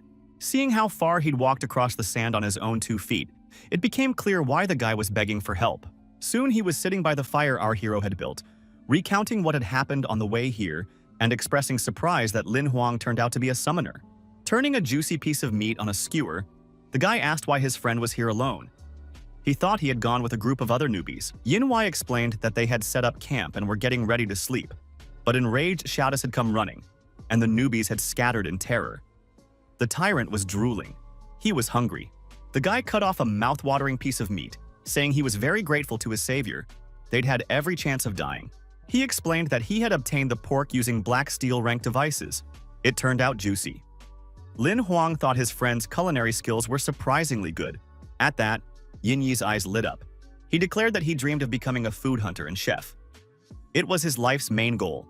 The hero dreams of traveling the world in search of interesting monsters suitable for food and other ingredients to cook incredible dishes. What followed was a fascinating lecture on the characteristics of meat from different regions and cooking techniques. Tyrant couldn't stop drooling. Lin Huang realized that his friend was a decent guy and knew how to cook. He would make an excellent companion if only he could speak a little more quietly and less. Finally, the guys finished eating and set up the tent. Our hero wouldn't let Yin Yi inside, which infuriated the fat guy. He exclaimed that he had lost his tent while fleeing the camp. Surely his friend wouldn't be so cruel as to leave him out in the open in this desert. The young man poked his head out and declared that he refused to let anyone inside because he was used to sleeping alone and wouldn't break that rule. Yin Yi curled up by the fire and began whining that he was just very fat and therefore faced all kinds of discrimination. Meanwhile, Lin Huang assessed the situation. The tyrant looked quite alert, so he could be left on guard. Soon it grew dark. Everything looked more or less calm. No one was lurking in the shadows of the rocks, and he could sleep soundly. Our hero closed the tent flap but kept sniffing around. The smell of roasted meat still lingered, and soon sleep overtook him. In fact, Yin Yi had fallen asleep too. He was snoring loudly, sprawled on his back, and there was absolutely no sign of trouble. Suddenly, the young man was awakened by strange sounds. He thought the fat man had gotten up to eat, but soon realized the footsteps were too heavy. Through the tent fabric, he could make out Tyrant's silhouette, and Lin Huang immediately realized that something unexpected was happening. He darted outside in an instant and nearly screamed at the sight. He had to wake his soundly sleeping partner immediately. Tyrant decided to do it first and roared loudly, counting on the fact that after such an alarm, there would be no misunderstanding. The guy realized they were in big trouble and that fighting made no sense at all. They needed to get out of there as fast as possible. He rushed to help Yin Yi up, but Yin Yi didn't understand why this was necessary, since they were under the protection of such a powerful monster, the leader of the Shatu. Lin Huang started yelling at him to get a move on if he wanted to live. They couldn't waste a single minute. The tyrant wouldn't save them. The fat man never fully woke up and kept whining about having dreamed of a whole roasted piglet. Then his friend had to explain in more detail why they had to wake up immediately and run. Though there was really no need for an explanation. A quick glance was enough. A black swarm of flying monsters was rapidly approaching. There were so many of them that in some places they completely obscured the sky. The tyrant grabbed both players and started running. Before the blonde guy could even move, he began screaming in terror. Since Yinyi was screaming that he didn't want to die and calling for help, Lin Huan had to order the fat man to shut up, as he was attracting even more monsters. The guy knew that these shadowy swarms of creatures were spiritual beings without physical bodies. Hiding from them was practically impossible. This was most likely the end. He'd seen news reports about attacks by similar creatures. People had been found dried out like mummies, their life force completely drained. Yinyi finally turned on his brain and realized that even gold-rank hunters were powerless against these shadow swarms. Just at that moment, for some reason, Tyrant decided he didn't want to carry the fat guy anymore and dropped the guy on the ground. Lin Huang considered this unfair and ordered the monster to pick the man back up. The huge hand complied, but they lost time in the process. The giant had to get annoyed and start running. It couldn't be said that this brought him any pleasure whatsoever. Our hero understood that the only chance to survive was to send the examiners a distress signal, but then they would likely be disqualified from the exam. And yet, failing the exam was far better than failing his entire mission, or even losing his life. He had to make a decision immediately. The shadow crows were closing in. Their eyes glowed with an ominous red light, and their numbers exceeded all conceivable limits. In the nearby town, everything was quiet. Many were getting ready for bed, while others had long since fallen asleep. Yiuyu poured herself a glass of wine. It had been a tough day, with so many people passing through her hands during the newcomer selection. This time, the players were weak. Most of the participants weren't capable of impressing the association, which meant there would be complaints from management again. She had already received several distress signals, and now the call sounded again. Even after midnight, they wouldn't let the witch rest. The girl looked more closely at the map and was greatly surprised. The player who had requested help was moving at a very high speed, unreal for a human. She activated the portal, thinking that only a green copper rank player was capable of such a feat in the desert. Yiyu stepped out into the desert, practically certain that some scum had been swallowed by a monster and was now calling for her to save them. The wind ruffled the witch's hair. She peered intently at the desert landscape, but hadn't seen anything suspicious yet. Then, on the horizon, the silhouette of Tyrant became visible, racing forward with all his might, kicking up a dusty sandstorm behind him. Two guys were sitting on the monster's shoulders, and Lin Huang shouted for the examiner to move them as far away from here as possible. The tyrant set the hero down, and he continued to shout that they needed to flee as quickly as possible, this time Yahello herself. But the summoned monster didn't quite understand who those words were meant for, causing Lin Huang to curse loudly. The monster tried to escape through the portal, and was now simply stuck in it, unable to move forward or backward. The young man smiled and apologized to his monster. He had completely forgotten to shrink it or simply recall it. But in reality, it wasn't Tyrant who needed worrying about. After running through the portal, the guy landed right on top of the witch, knocking her off her feet in the process. After grumbling a bit, the girl sat down on the couch and listened to the story about the shadow monsters. She couldn't believe that the players had been able to run from them for an hour and a half. She skeptically remarked that Shats couldn't possibly reach such speeds, unless they'd somehow encountered a mutant. Lin Huang understood that his monster wasn't a mutant, and that it was all due to the map's mechanics. But he didn't want to give himself away, and besides, he couldn't clearly explain what was happening. Still, Yiyu decided not to punish the newbies. She said the shadow crows would be cleared out by morning, and a request would be sent out right away. The hero thanked her. He apologized for the disturbance, already wondering where else they recruited hunters and held exams for newbies. The witch informed him that once the shadow crows were cleared, the players would be returned to the course. Lin Huang thanked her, but wasn't overly pleased. The wheel of life had been broken once again. He suddenly decided to return his cheat and began insisting that he hadn't called for help. It was a system error. The girl appreciated his quick thinking and suggested they rest for now, and then they would bring them back with the fat guy to take the exam. After waiting a bit, the young man pretended to be overjoyed and asked again if it really was that simple. Yiyu was a little surprised and asked if he wanted to be disqualified and removed from the test. Realizing it was time to make a run for it, the guy dragged his friend along, wishing the examiner a good rest and assuring her they wouldn't bother her anymore. The guy promised to close the door behind him and immediately vanished. The girl sat back down on the couch, shrugging her shoulders in surprise. It was a good thing the guys hadn't seen her face. Otherwise, their surprise would have been immense. The beauty smiled. Realizing she was alone, the witch laughed with joy. A promising newcomer had appeared, one who could summon monsters. He'd kick everyone else's ass and she'd get the bonus. It was clear outside the door. The desert looked completely safe. Lin Huang couldn't believe that so many shadow crows had been destroyed in literally a minute. Yi Yu proudly announced that they had sent their best hunters, so the guy should continue on his way and quickly raise his rank to at least Black Steel. Finally, she joked that if the player dared to call for help again, she'd bill him for the hotel. He replied that it was a reasonable warning. Yinyi was glad they'd gotten off with just a scare, and asked what the hero had been talking about with the beauty. Deciding it was a dirty innuendo, the guy ordered him to shut up or he'd go on alone. The fat guy got scared and apologized. They needed to figure out what kind of place this was. It turned out that Tyrant had run off about 60 kilometers yesterday, so now they were a little off course. To make up for lost time, the players would have to come up with some kind of trick. Lin Huang began to think about what that might be. The Tyrant carried the players again, but while Yin Yi whined about the heat, our hero tried to find the path to Snow Mountain with the fewest losses. A building appeared ahead. Judging by the map, it was the very house where the examiners had prepared a supply of food for the participants. The fat man shouted that they needed to hurry to the shelter and rest until lunch, but Lin Huang reminded him that there might be other newcomers inside, and since they were enemies, they could attack. Inside, they found supplies of food and water. While his friend rejoiced, our hero continued to urge caution. Upon discovering a stash of his favorite chips, the fat guy started insisting that his companion try them immediately. The guy replied that they would take only what was necessary. They shouldn't break the rules set by the association. Then he noticed signs of other players' presence in the corner of the room and grew wary. It seemed someone had indeed been there before. Within a 100-kilometer radius, this was the only shelter and food storage area. I wonder who they could be. Yin Yi replied that he didn't see anything strange about the situation. Lin Huang objected that it all looked suspicious. Valuable items were just lying around, as if they'd been left in a hurry or thrown away because they were no longer needed. Most likely, the players had encountered danger and were forced to flee. The fat man asked not to scare him with such speculation. Just then, Tyrant's menacing roar echoed from the street. It seemed there really was something to fear here. It was impossible to figure out what was happening, so our hero suggested they leave the place as soon as possible. The Tyrant grabbed them and ran off again. Strange sounds came from underground, and the movement of something enormous was clearly audible. This did not escape Lin Huang's notice.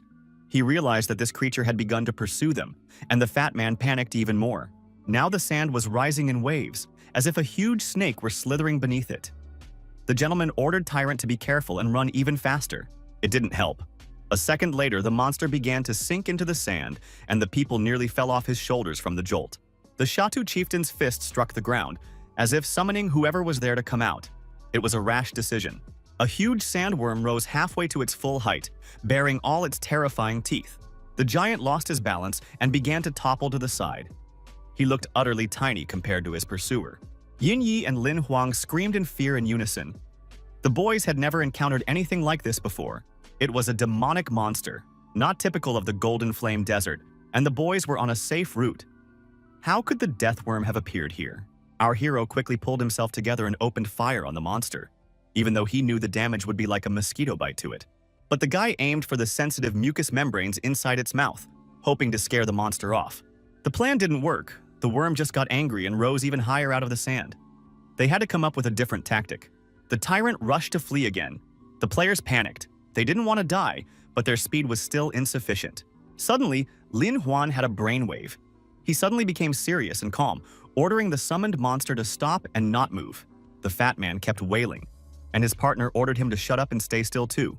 It was unexpected. The player remembered that the monster had no eyes, no ears, or any other senses. It reacted only to vibration and movement. The blonde guy moaned that he hadn't come across such information in any book about monsters, but soon fell silent anyway. If they didn't move, there was a chance the players would stop being the worm's target, but if it continued to pursue them, they were doomed. Then another good idea came to Yin Yi's mind. He reached into his bag, thinking there might be a way to increase their chances of survival. He tossed a few pieces of meat to the worm to distract it. This would allow them to escape, or at least buy some time. Lin Huang didn't like the fat guy's actions very much. He ordered the kid to freeze and not move. The deathworm's enormous maw froze right above the hapless blonde. He wanted to curse, but he couldn't. Suddenly, Yin Yi felt himself losing his grip on Tyrant's shoulder and slowly sliding down, as if down a mountainside. The next second, the young man simply fell down, causing his companion to scream in terror at the top of his lungs. It seemed their plan had failed. Having kicked a ton of sand into the air, the fat man stood completely still for a moment, frozen with fear. But worst of all, he was buried up to his neck and now couldn't move even if he wanted to. He began trying to free himself, but could only free his shoulders and arms, after which he simply started calling out to his partner for help, the monster looming directly above him. There was nothing else to do, so Lin Huang ordered Tyrant to save Yin Yi at any cost. He understood perfectly well what that meant, and the monster roared. And yet he carried out the order, lunging straight at the worm and attacking it with his foot. The blow was very powerful and distracted the monster from the player. The huge maw was now aimed at the Shatu leader, and Lin Huang shouted with all his might for his comrade to run. But first, he had to free himself from the sand. The player screamed in pain and terror, but still began to gradually free the lower half of his body. To buy him time, our hero began jumping and shouting on Tyrant's shoulder so as not to lose the worm's attention. Meanwhile, the fat man had freed himself, but for some reason he wasn't in a hurry to run. He sat on the ground nearly in tears, realizing that his partner had sacrificed himself. Meanwhile, Tyrant, with Lin Huang on his shoulder, raced forward at top speed. The monster kept pace. At some point, the guy ordered the summoned monster to drop him and keep running alone. The command was obeyed. After making sure that his master was now far enough away, the Shat sighed and continued to flee, drawing the pursuer after him. As a farewell, our hero waved to the monster. He understood perfectly well what fate he had condemned it to. Lin Huang truly felt very sorry, and he asked the Shatu chieftain for forgiveness for what he had done.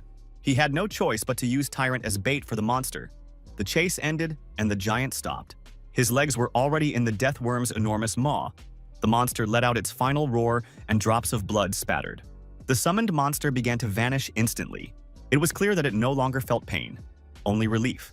It's worth remembering that Lin Huang was a summoner, and losing his precious monster was absolutely not part of his plans. The very next moment, the tyrant appeared safe and sound right behind the young man. Everything had ended well. Immediately, the master gave the order to move on. They couldn't waste a single minute, as they had already strayed quite far from the path. His partner ordered the fat man to hurry up and, with a proud expression, strode across the sandy dunes of the Golden Flame Desert. Snow Mountain came into view ahead, which they were about to climb very soon. The only problem was that Yin Yi was nowhere to be seen, which meant that something unexpected had happened. Lin Huang called out to his partner several times, straining his eyes to scan the sands, but he couldn't spot him anywhere. It was a difficult choice, but the boy decided to press on. Perhaps they would meet again ahead. As they moved eastward, he and Tyrant encountered dangerous monsters several times, but each time they emerged victorious from the battles. Nevertheless, the thought that the route planned by the Hunters Association was too difficult never left our hero's mind. The monsters were strong and came in vast numbers. Ever since they were attacked by giant wolves, the young man began to suspect that something was clearly wrong here. Everything was very strange. Nevertheless, they made it to the Divine Snow Mountain and began the difficult ascent to the summit. Although it wasn't easy to make that decision, Lin Huang made full use of all the abilities of the summoned creatures at his disposal. The tyrant's size proved unsuitable for climbing the icy cliffs. The hero suggested to Bai that they share their life energy to help with this difficult task, and the vampire nodded in agreement. He tied a rope around his waist and climbed up first, as if belaying the young man following behind him. But climbing on ice was very difficult for the player. Physically, his body wasn't yet ready for such trials. He constantly told himself to keep going, because this was an opportunity to level up and improve his skills. But these intrusive thoughts disrupted his concentration, and at one inopportune moment, Lin Huang's foot simply slipped off the foothold. He only managed to shout Bai's name before he began to fall, stretching out his arms as if trying to grab at the air. The vampire reacted in time and managed to grab the ice firmly with one hand, while holding onto the rope with the other, preventing the boy from pulling him down after him. That sudden jolt nearly shook the very soul out of our hero. Fear made his heart pound like a madman's, and yet he found the strength to pull himself together. Saying he'd been scared to death, the young man began to climb up after Bai, who was waiting humbly. The vampire could think of nothing better than to hoist Lin Huang onto his shoulders to ensure this wouldn't happen again. And although the player protested and shouted that he didn't want to be a backpack and could climb on his own, no one listened to him. There was nothing left to do but resign himself to the situation and let the summoned monster solve the problem on its own. When it got dark, they decided to stop for a rest and set up camp. They managed to find a suitable ledge on the mountainside. Our hero warmed up some meat cooked by the fat man over the campfire and began to wonder what had happened to Yin Yi. Taking a bite, Lin Huang asked his companion, wherever he might be, not to die. He really wanted to try some more of his dishes. Just then, the guy noticed the vampire moving toward the cliff and asked if he wanted to eat too, more out of politeness than in hope of a positive answer. Before the man could finish speaking, Bai vanished from sight with a huge leap. It seemed something had caught his attention. A short while later, a strange, fluffy white creature appeared right in front of the player, somewhat resembling a fur pom-pom with sad eyes. It was this creature that the vampire had been chasing, and now he had brought it to his master as an amusing trophy. The guy was delighted. It was a snowball, a harmless, valuable, and rare monster whose value was on par with green copper rank equipment. Lin Huang asked Snowball why he had come closer. Simply because he was hungry, or because he had caught the scent of meat. The little one made completely incomprehensible sounds, but happily opened its mouth when the young man decided to feed it a little. The hero decided the creature was very cute. No wonder girls loved them so much. But the vampire was a little nervous, even though Snowball looked completely helpless. Meanwhile, the little monster pounced on the food and devoured Lin Huang's entire dinner in an instant. He turned out to be surprisingly nimble and voracious. The guy didn't get angry, but simply patted the little one on the head, telling him that now he could go home. There was no more food.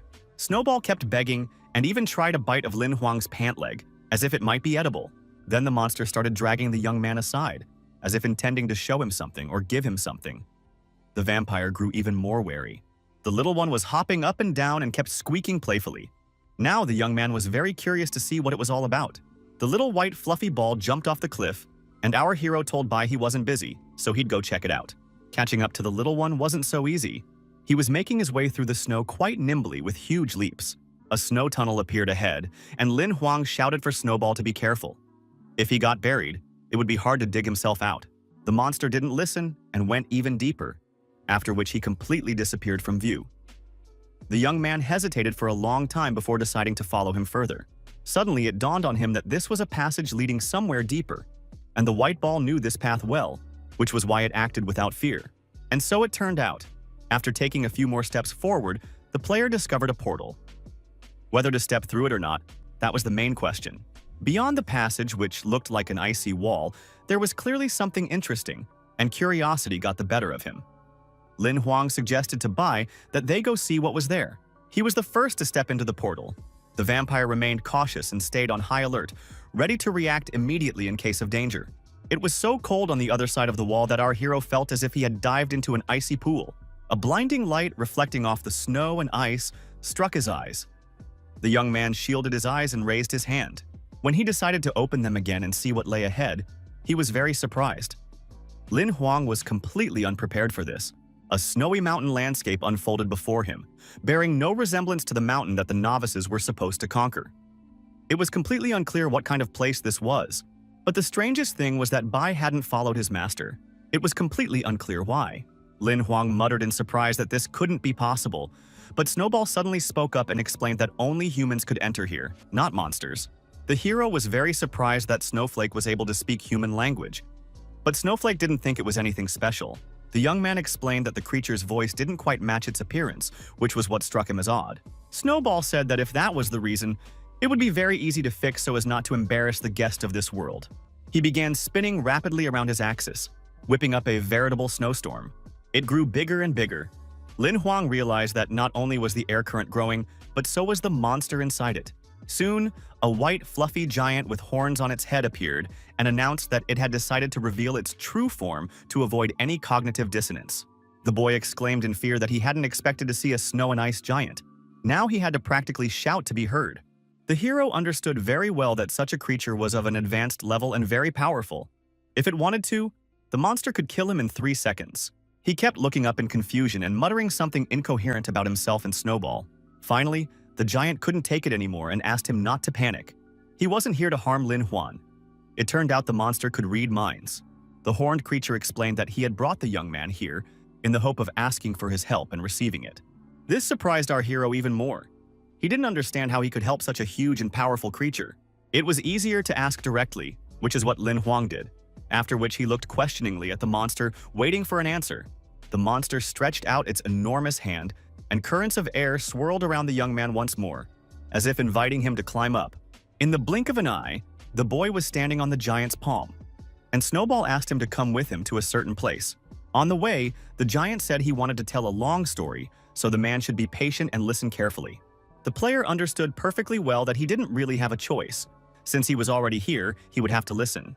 The ice giant began by saying that in those distant times when he was very, very small, he had a mistress, the kindest and most beautiful creature in the world. All his fondest memories were connected to this woman. Or rather, not quite a woman. Lin Huang was surprised that such a monster had been someone's pet. His mistress loved humans and often visited their world, taking the form of a young girl. Snezhka felt lonely without her, but seeing how his mistress's eyes would shine upon her return, he endured it. One day, the mistress fell in love with a mortal. She was ready to do anything to be with him, and it seemed trouble was brewing. When, after a long time, she returned to the divine snow mountain, it was clear that this was the last time. The pet ran joyfully to his mistress. He had missed her love and light terribly, as well as her games, care, and attention. But it turned out that the lady was mortally wounded and might die. Her lover had done this to her. Upon learning that his future wife was not human, the man had hired killers. They set out to kill her. But the most absurd thing was that during the battle, he himself was seriously injured. To save her beloved, the lady sacrificed her life by removing her own heart. The man survived. But now the beautiful heroine could only lie there awaiting her own death. And the worst part was that Snowflake couldn't do anything to help. Lin Huang sighed. A story with such a good beginning couldn't end badly. The giant added that he had granted his mistress's final wish and lowered her into that icy lake. From that very day, the mountain became Snow Mountain. Now there is no question of the 4 seasons. Only winter exists. The boy asked what the monster wanted from him. If the lady had died so many years ago, was there really anything left to do? Snowball explained that she had said the chosen one would come here. This person would make the ice melt, and then the beautiful maiden would be resurrected.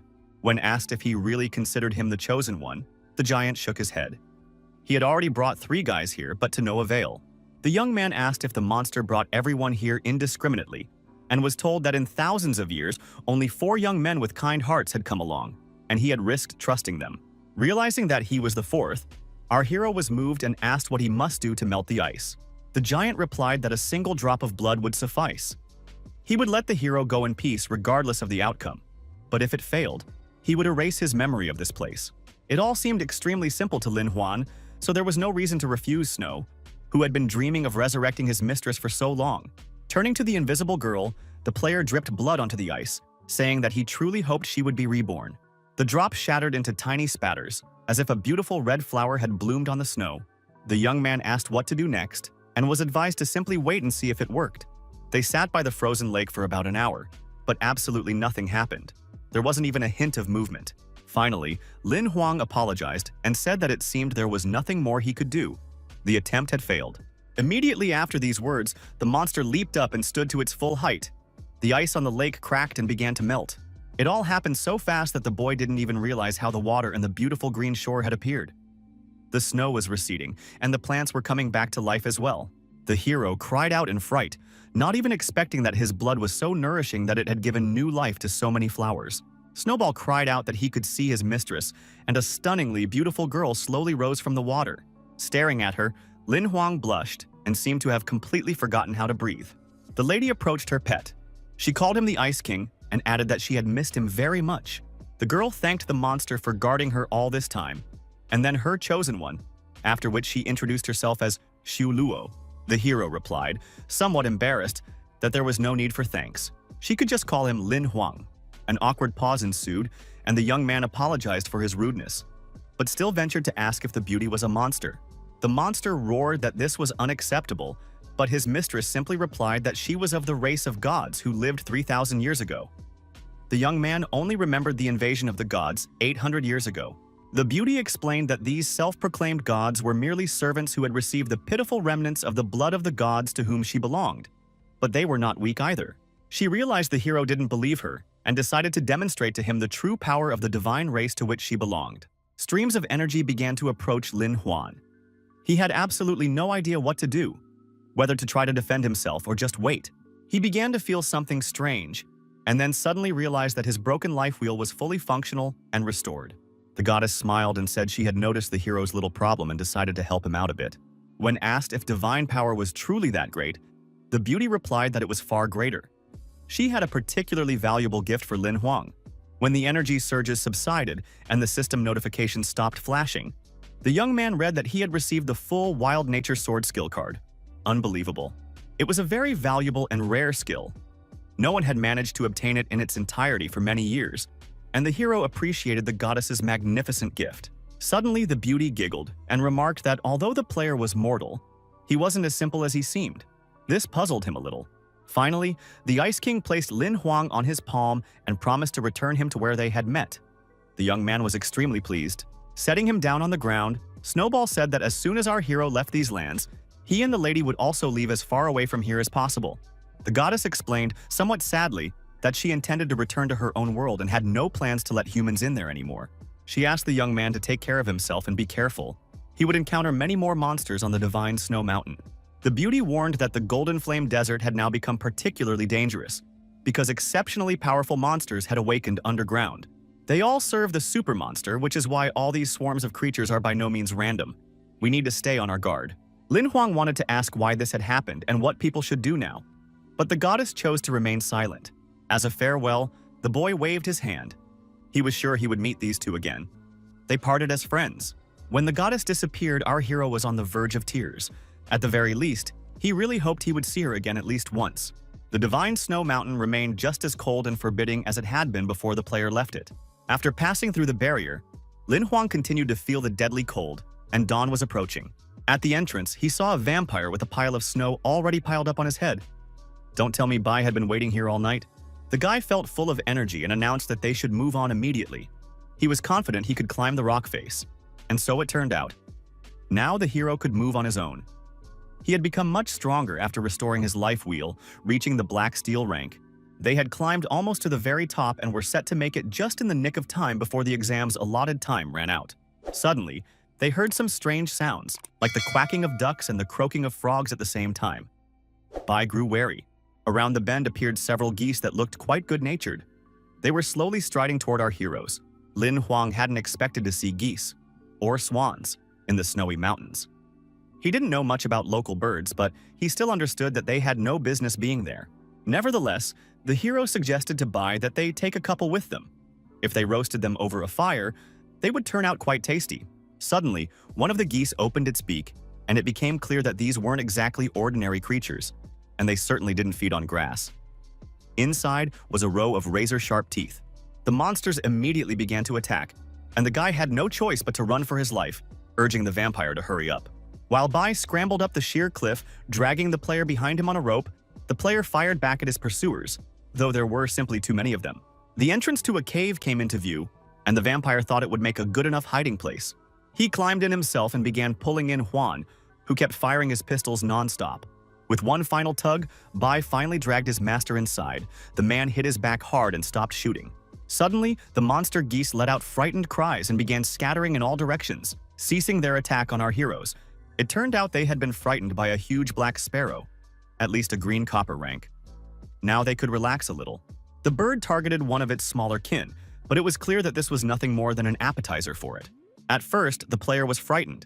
He had never seen such a huge sparrow before, but then he began to rejoice, for the geese's attack no longer threatened him and Bai. The joy was short-lived. The monstrous bird's eyes glowed red. Apparently, it had set its sights on a human, or a vampire, for today's lunch. The monster began circling the cave entrance, and the young man realized they were in for a real fight to fend it off. Huge claws dug into the rocks to widen the passage into the cave and finally reach these appetizing guests of the mountain. Bai looked up resolutely, but Lin Huang told him not to even think about fighting the monster. It would be suicide. It was much safer to attack from a distance, and the boy began firing his cannons again. To his utter amazement, the bullets didn't wound the monster. They didn't even ricochet, but seemed to dissolve upon contact with its feathers. This fact greatly upset the young man.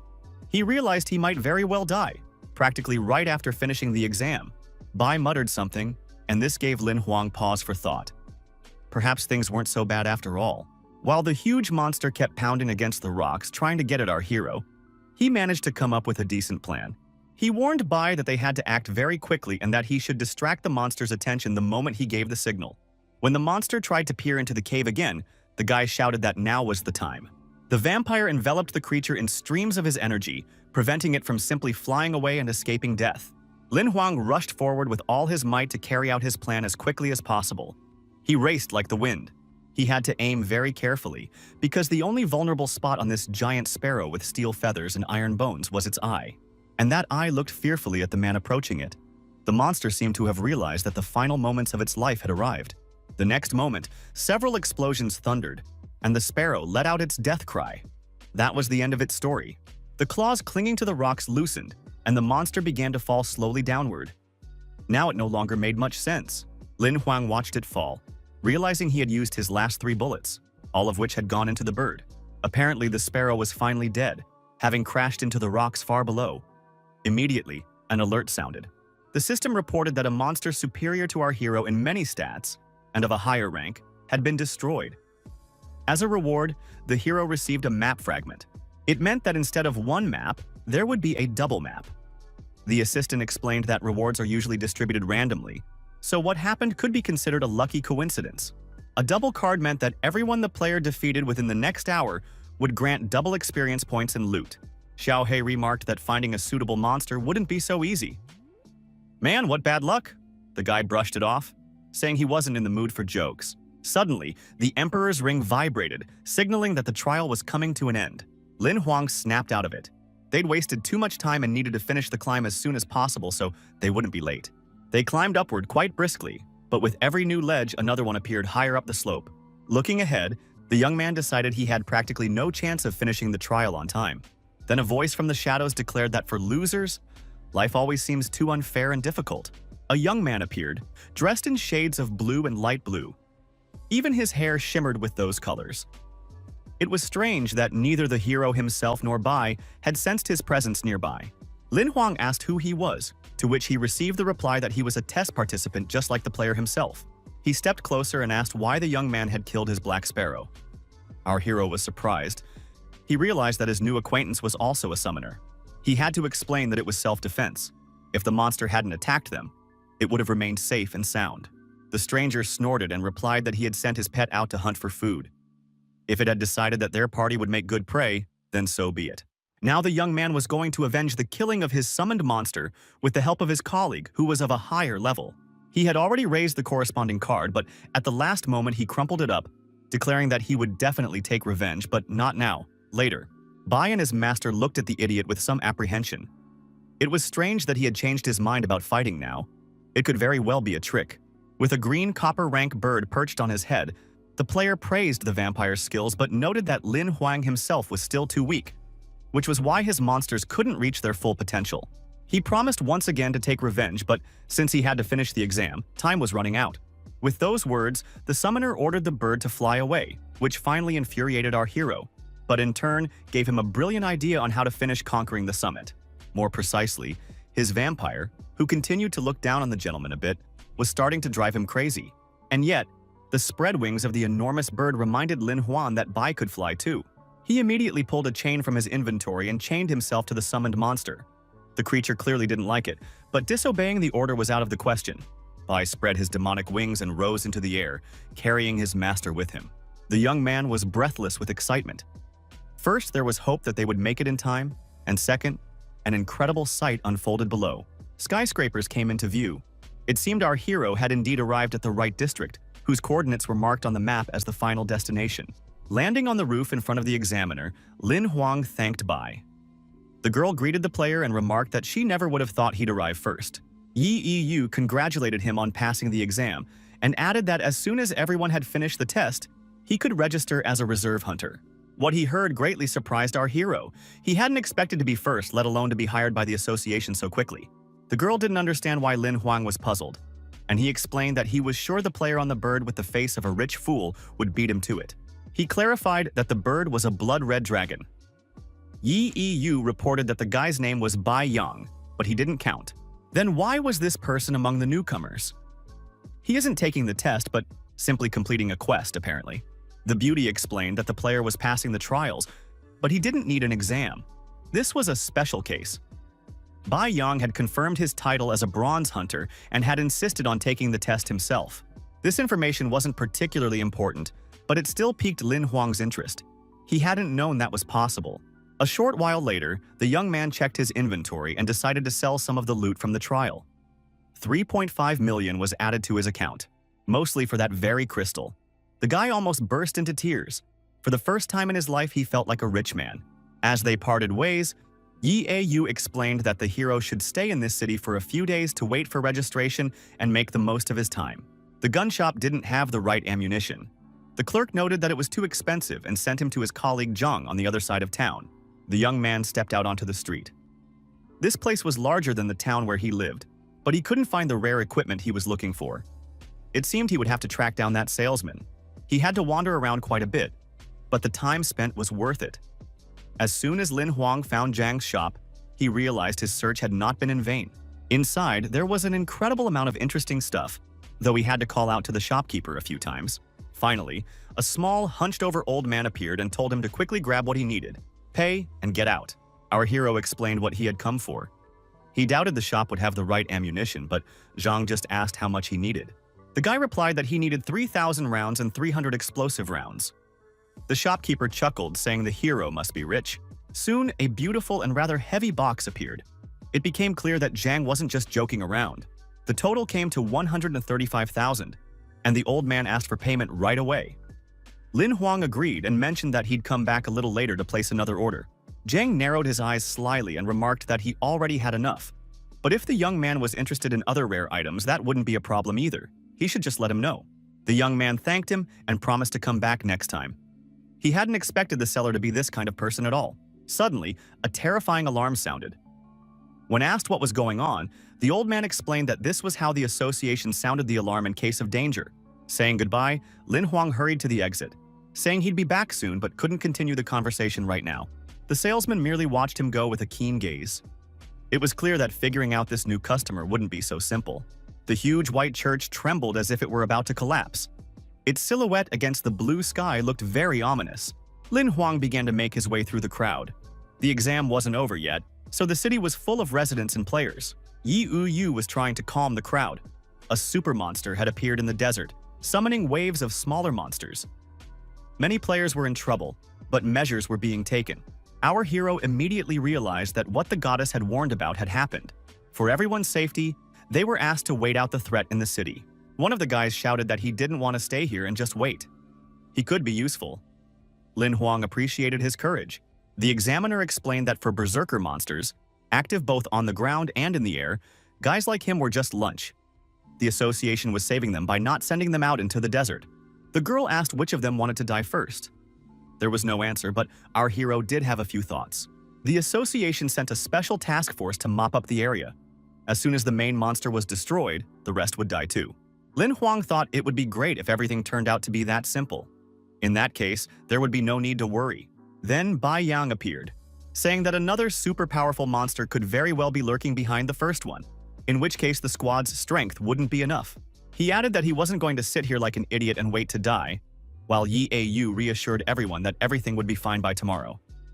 Lin Huang thought intently. Even if Bai Yang was provoking the players, what he said wasn't without merit. So our hero decided to speak with the examiner. First and foremost, he was concerned about the fate of the fat guy Yin Yi. It was him the guy asked the association worker about. The beauty replied that she remembered that oddball well. Not long ago, he had pressed the button and sent a distress signal. This cheered Lin Huang up. Apparently, he had worried for nothing. Yahello turned and walked away, asking the player to hurry up and find a safe place to spend the night. He nodded. A fierce battle was raging in the desert. The flames blazed so brightly that they could be seen from miles away. Our hero sat on the windowsill thinking about how a super squad of hunters was currently battling super monsters. It was truly epic. The guy felt that it wasn't quite fair to rely on someone else's skill and combat power rather than his own. Lin Huang fell asleep while looking out the window. He was awakened by the cold morning rain, which began to pour down in buckets. Suddenly, the young man's eyes widened in horror as the piercing alarm sounded again. He looked ahead and saw a mountain engulfed in flames, as if a volcanic eruption had begun. The young man stepped out into the hallway. A group of hunters was running past, discussing the need to summon Li Lan as soon as possible. When asked what had happened, one of the men replied that the situation had reached a boiling point. He should hurry to the temple and hide there. It turned out that the super hunter was dead. In the battle with the monster, the beast had proven stronger, and now it was completely unclear what to do. Inside, chaos reigned. People were trying to assert their rights and demanding to be let out so they wouldn't be locked up, waiting to die. Our hero preferred to keep quiet and just listen, as Yahello explained that it was the player's duty to protect the population from monsters. And there were a lot of monsters right now. Many newbies started begging to leave. They were afraid they'd be ordered to fight alongside the other hunters. Lin Huang told them to shut up. He was tired of listening to this cowardly whining, and the young upstart didn't like the request. Our hero told them about the monsters he'd encountered in the Golden Flame Desert. They'd all been summoned by a super monster, so leaving the building was too dangerous. The guy asked how long Yu would last outside. She was roughly gold-ranked and clearly the most competent of those present. She replied that, at best, until tomorrow night, because there were many dangerous monsters in both the desert and on Snow Mountain, and their numbers were growing. Then Lin Huang announced that he himself wouldn't last even 3 hours, so the rest of them should sit tight and keep quiet. One of the newbies declared that he was a lucky guy and was sure he'd survive simply because he was born under a lucky star. Our hero finally lost his nerve and decided to take control by jumping up onto the platform next to the examiner. He shouted that even if they all consecrated this place right now and prayed to the gods with all their might for help, nothing would come of it. As soon as the monsters roll over the mountain, every single one of us here will be doomed to certain death, so running away isn't an option. The guy pointed at a few newbies and asked what they personally could do to help the Hunters Association. He suggested joining forces and working together to defend the Snow Mountain area from the monsters that continue to advance. Several men immediately jumped on board with this idea and began chanting that they would protect their families and the Snow Mountain area. Bai Yang turned around and headed for the exit, muttering that a bunch of idiots had decided to commit mass suicide. Lin Huang noticed this and called out to the player. He clearly remembered that this guy was of a much higher rank than the rest of the people here. Yahello hugged our hero and thanked him for the idea of joining forces. Now they really had a chance of winning. The order was given to go get their gear and then return here to register for the raid.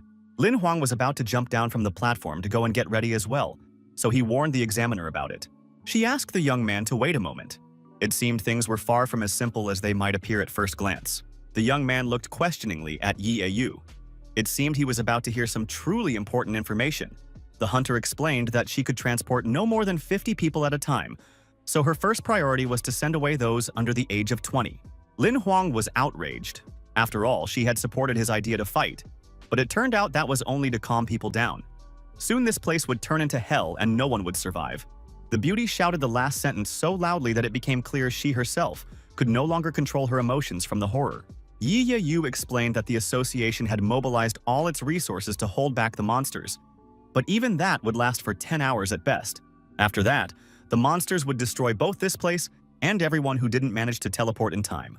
The girl explained that she herself would die here, defending the organization's honor, but before that, she would evacuate the young blood, the players who would become the association's bright future. Hearing that people like him would survive at the expense of the others, the young man shouted that he wasn't going to leave this place either. He shouted that everything he had said was serious, not just to calm people down because he really would fight. The guy added that just sitting around and waiting for the super players to arrive and defeat the super monster wasn't an option. But there was no need to run away either. Yahello shouted that with their strength and equipment, the players and hunters who had been here for a long time wouldn't last. Lin Huang objected, saying that if there was a chance to hold out, it shouldn't be ignored. The civilians should be evacuated, and the hunters, who were practically rookies, should be fought off to protect the area. Hearing that they only needed to hold out for a couple of days, the beauty remembered the tunnel in the mountain, which could serve as an excellent hideout. Our hero put his arm around the girl's shoulders and gently assured her that he would help her with everything. She could count on him. The guy kept singing sweetly, which made the examiner a little embarrassed, and yet she really was starting to like him. The hunter pulled herself together and asked him not to stray from the plan. They were talking about saving 20,000 people. There was no time for jokes in such circumstances. Yahello walked down the hallway, thinking that they all had to survive because this player was truly one of a kind. Soon, a crowd of thousands made their way through the gorge into the mountains to take shelter in the very hideout the examiner had mentioned. Many were nervous, but they were reassured by the fact that there were hunters here capable of protecting the civilians. Our hero stared intently ahead. Julie, Yu Guang, and Wang Lna had skills well suited to organizing the operation, as the newcomer walking ahead reminded them. All three of these players nodded happily. Their small squad looked like a pretty good fighting unit together. Then the girl with the gift of foresight froze. When asked what was happening, she replied that she was trying, but could see only horror. They pressed forward. Everything around them was littered with the remains of monsters. There were so many that every step brought a new discovery. The newcomers discussed how the professional hunters had really gone all out, leaving them no chance to encounter any monsters. It seemed they were very strong.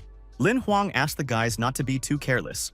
According to his information, new monsters were appearing constantly, and they shouldn't let their guard down. They needed to distract the monsters so that the evacuation of civilians could proceed as smoothly as possible. He hadn't even finished speaking when he lunged forward and shielded his colleague with his body. It seems someone had decided to attack this group of players, but the others hadn't reacted in time. Right where Julie had been standing just moments ago, an axe was now stuck in the ground. The weapon clearly hadn't fallen from the sky. The enemies were nearby. Our hero began looking around and shouted for everyone to group up. They were under attack. Soon the monsters appeared in all their glory. The sight was not for the faint of heart. Even Lin Huang himself was seriously frightened. They were demons with the heads of cows and surprisingly powerful muscles, armed mainly with axes and chains. But the main danger was that there was a whole herd of these ferocious warriors here, each one looking as if it were ready to tear the players to pieces. The guys assessed the enemy's strength, black steel, and there were plenty of them. Their chances of victory were practically zero. Only Lin Huang remained calm. He urged them not to panic. The young man decided to first strip the demons of their main motivation and thoroughly dampen their fighting spirit. Yu Guang was to cover his incredible sword attack with magic. This would allow them to fend off the first assault. The severed horns flew straight at the bespectacled man, but he was quite effective at firing magic arrows at the cows. This allowed him to strike their most vulnerable spot, the eyes, so that Lin Huang could break through and finish the job. Julie was ordered to set traps, while Wang Lan was tasked with ensuring the girl remained unharmed. The heroine immediately activated her magic staff. Terrifyingly loud sounds began to emanate from it, nearly knocking her off her feet, not to mention the demons who lost the ability to move. They clearly weren't prepared for such a cunning move, and neither were the raid members. At the same time, setting traps became much easier, since all the monsters' attention was focused on resisting the magic. Lin Huang decided to use the encounter with the demons to test all the new capabilities of his sword. He was impressed. The 18th style had become the 36th, the blade obeying as if at the command of its owner's heart, destroying enemies with a single strike. But there was no time to relax, because one of the demons had already planned an attack from above, aiming straight for the young man's head. He continued to marvel at the possibilities that had opened up and the appearance of his shining sword, which had attained legendary status. The young man managed to react, destroying the demon in a flash. Those who sought death got what they wanted. It was far more effective than firing pistols. Yu Guang praised Lin Huang's sword technique, but he was quickly reminded that it was time for him to join the battle himself. Just at that moment, both the cow boss and his smaller minions had fallen into traps and were easy targets. The newbies were fired up. Now each of them could show off all their best combat skills and tricks. Meanwhile, our hero continued to swing his sword, collecting more and more map fragments for killing monsters that out-leveled him. An option to transform into a black steel-level demon with a cow's head appeared, but it wasn't clear what exactly that meant. It turned out that for 24 hours, he could take on the form of any summoned monster, but this card could only be used once. The prospect of taking on the form of a huge and powerful creature was very tempting, but it also frightened our hero. But worst of all, these thoughts consumed him so completely that the young man forgot he was on the battlefield. Drops of blood splattered on him and brought him back to reality. Fortunately, Lin Huang was unharmed. Someone had shielded him. The enormous demon, which had intended to attack the young man, collapsed dead with a terrifying crash. Bai had helped his master stay alive, but now he looked at him with a slight reproach, as if accusing him of being too carefree. That look spoke volumes, so the player began to make excuses and thanked the vampire for saving him. The rest of the guys were doing quite well. Everyone managed to find a suitable tactic and destroy quite a few monsters.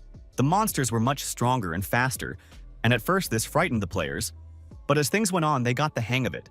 The only thing that scared them was the sheer number of new enemies. But Lin Huang took them all down in a flash with his sword, naturally not without Bai's help. The guys were impressed. 20 demons in a couple of seconds was an incredible feat.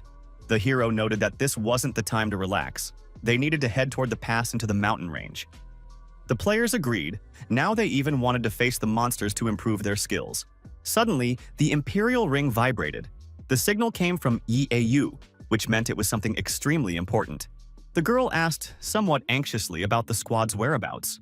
They were taking quite a while. Lin Huang replied that there had been a small skirmish, but everything was fine.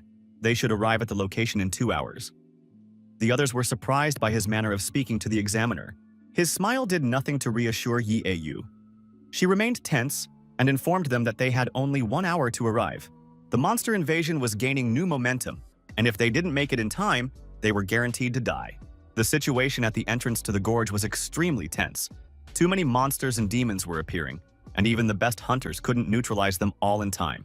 Yahello fought like a woman possessed, swinging her whip and killing several monsters at a time. But even that wasn't enough. Less experienced players were dying practically right before her eyes, just a few meters away. A colleague with a rifle shouted that they wouldn't last long. Too many people were seriously wounded or killed, and the girl ordered them to retreat. The man pointed out that as soon as they retreated and blocked the entrance to the gorge, the people outside would be doomed. Yahello replied that she would stay here until the end with those who chose to remain. A bloodied hyena came out to meet the hunters, and it was obvious that its pack would soon follow. The players recoiled in horror. Going up against monsters of this level was pure suicide. The examiner was determined. She shouted that they had no choice but to fight, but a colleague remarked that even she was in over her head. The girl gave the order to advance. Her colleagues shouted that they wouldn't let her, the squad leader, die. In truth, no one wanted to die. Suddenly, half the pack of hyenas froze in place. The beasts had caught a new scent and turned their attention to it.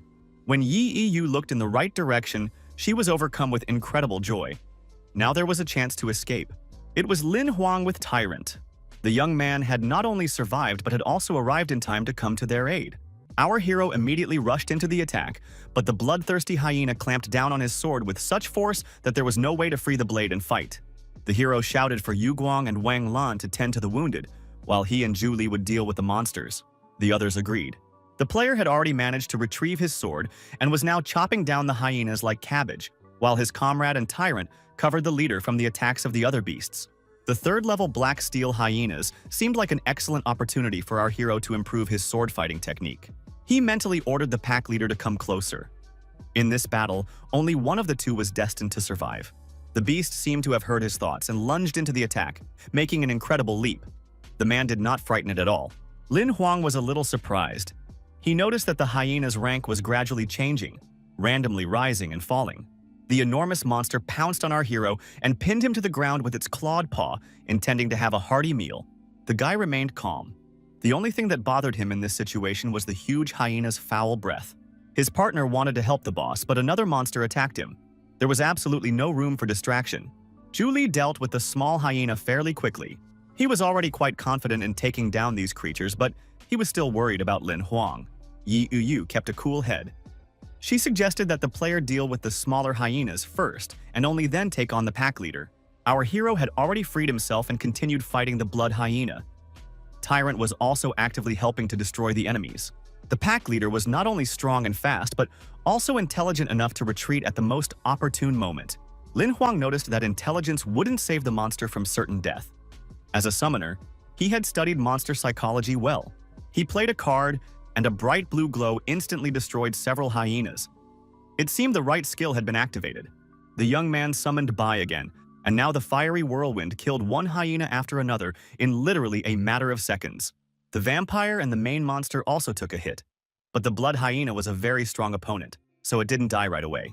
When it finally happened, Lin Huang realized he had outsmarted and overpowered it. He received another fragment of a rare skill card. The other players were thrilled. It was incredible. The examiner was now smiling, praising the sword technique the boy had used. The girl began to praise the hero, but he reminded them that they should hurry before the blood hyenas recovered. His companions thanked the young man with smiles. He had made it in time, otherwise no one would have survived. Yahello ordered everyone to move toward the entrance of the gorge, heal up as much as possible, and boost their stats. They needed to be well prepared. Suddenly, Lin Huang noticed a new group of enormous monsters approaching them. He asked to be woken up if this was a dream. They were giant spiders, and there were so many of them that it was impossible to count them. The examiner replied that it wasn't a dream. Unfortunately, the super monster continued to spawn new creatures. A new wave of the monster invasion was approaching, and by all accounts, it was far more dangerous than all the previous ones. If the spiders kept moving at the same speed, the hunters would have no more than 10 minutes to prepare. Panic set in. Many decided that the easiest thing to do was to flee, because fighting in this situation was simply madness. Lin Huang reminded them that escaping this way wouldn't work anyway, and that they needed to fight the monsters. Yahello supported him in this decision. Their teammates realized they could be useful and decided to stay and fight as well. They were confident that, together with our hero and the examiner, they had a chance. Zhu Li suggested that he could organize a retreat into the gorge and cover the others, while our heroes dealt with the creatures. They could also drop rocks on them. The leader liked the idea and the fighting spirit, and she gave the appropriate orders. They had to act immediately. Lin Huang promised he could handle it. Yi Yu didn't want to leave the players without support, but the guy reminded her that she was the only commander here and had to take care of everyone else. She couldn't leave 2,000 locals unprotected. The girl was on the verge of tears, but agreed that he was right. Calling on everyone who wasn't afraid of death to follow him, the young man charged forward at the spiders to buy Yi Yu some time. The girl watched them go, as if seeing them for the last time. It was quite possible that this was indeed the case. But then the beauty pulled herself together and ordered them to hurry. They had little time, and their comrade's sacrifice must not be in vain. Her thoughts were gloomy. But still, if there was a chance to carry out their plan, they had to try not to let it slip away. Lin Huang had already brought his sword down on the first monster, shouting that he wasn't going to die here over such nonsense. The young man dealt with the first wave of spiders and immediately summoned Xiaohei. He needed to consult with him. The assistant appeared, saying he was being summoned in a critical situation. As always, the hero replied that he wanted to use the card he'd received for the blood hyena. The assistant carried out the order, reminding him that the card might activate randomly, so he couldn't guarantee the player's safety. The decision was made, and Lin Huang immediately activated his transformation skill.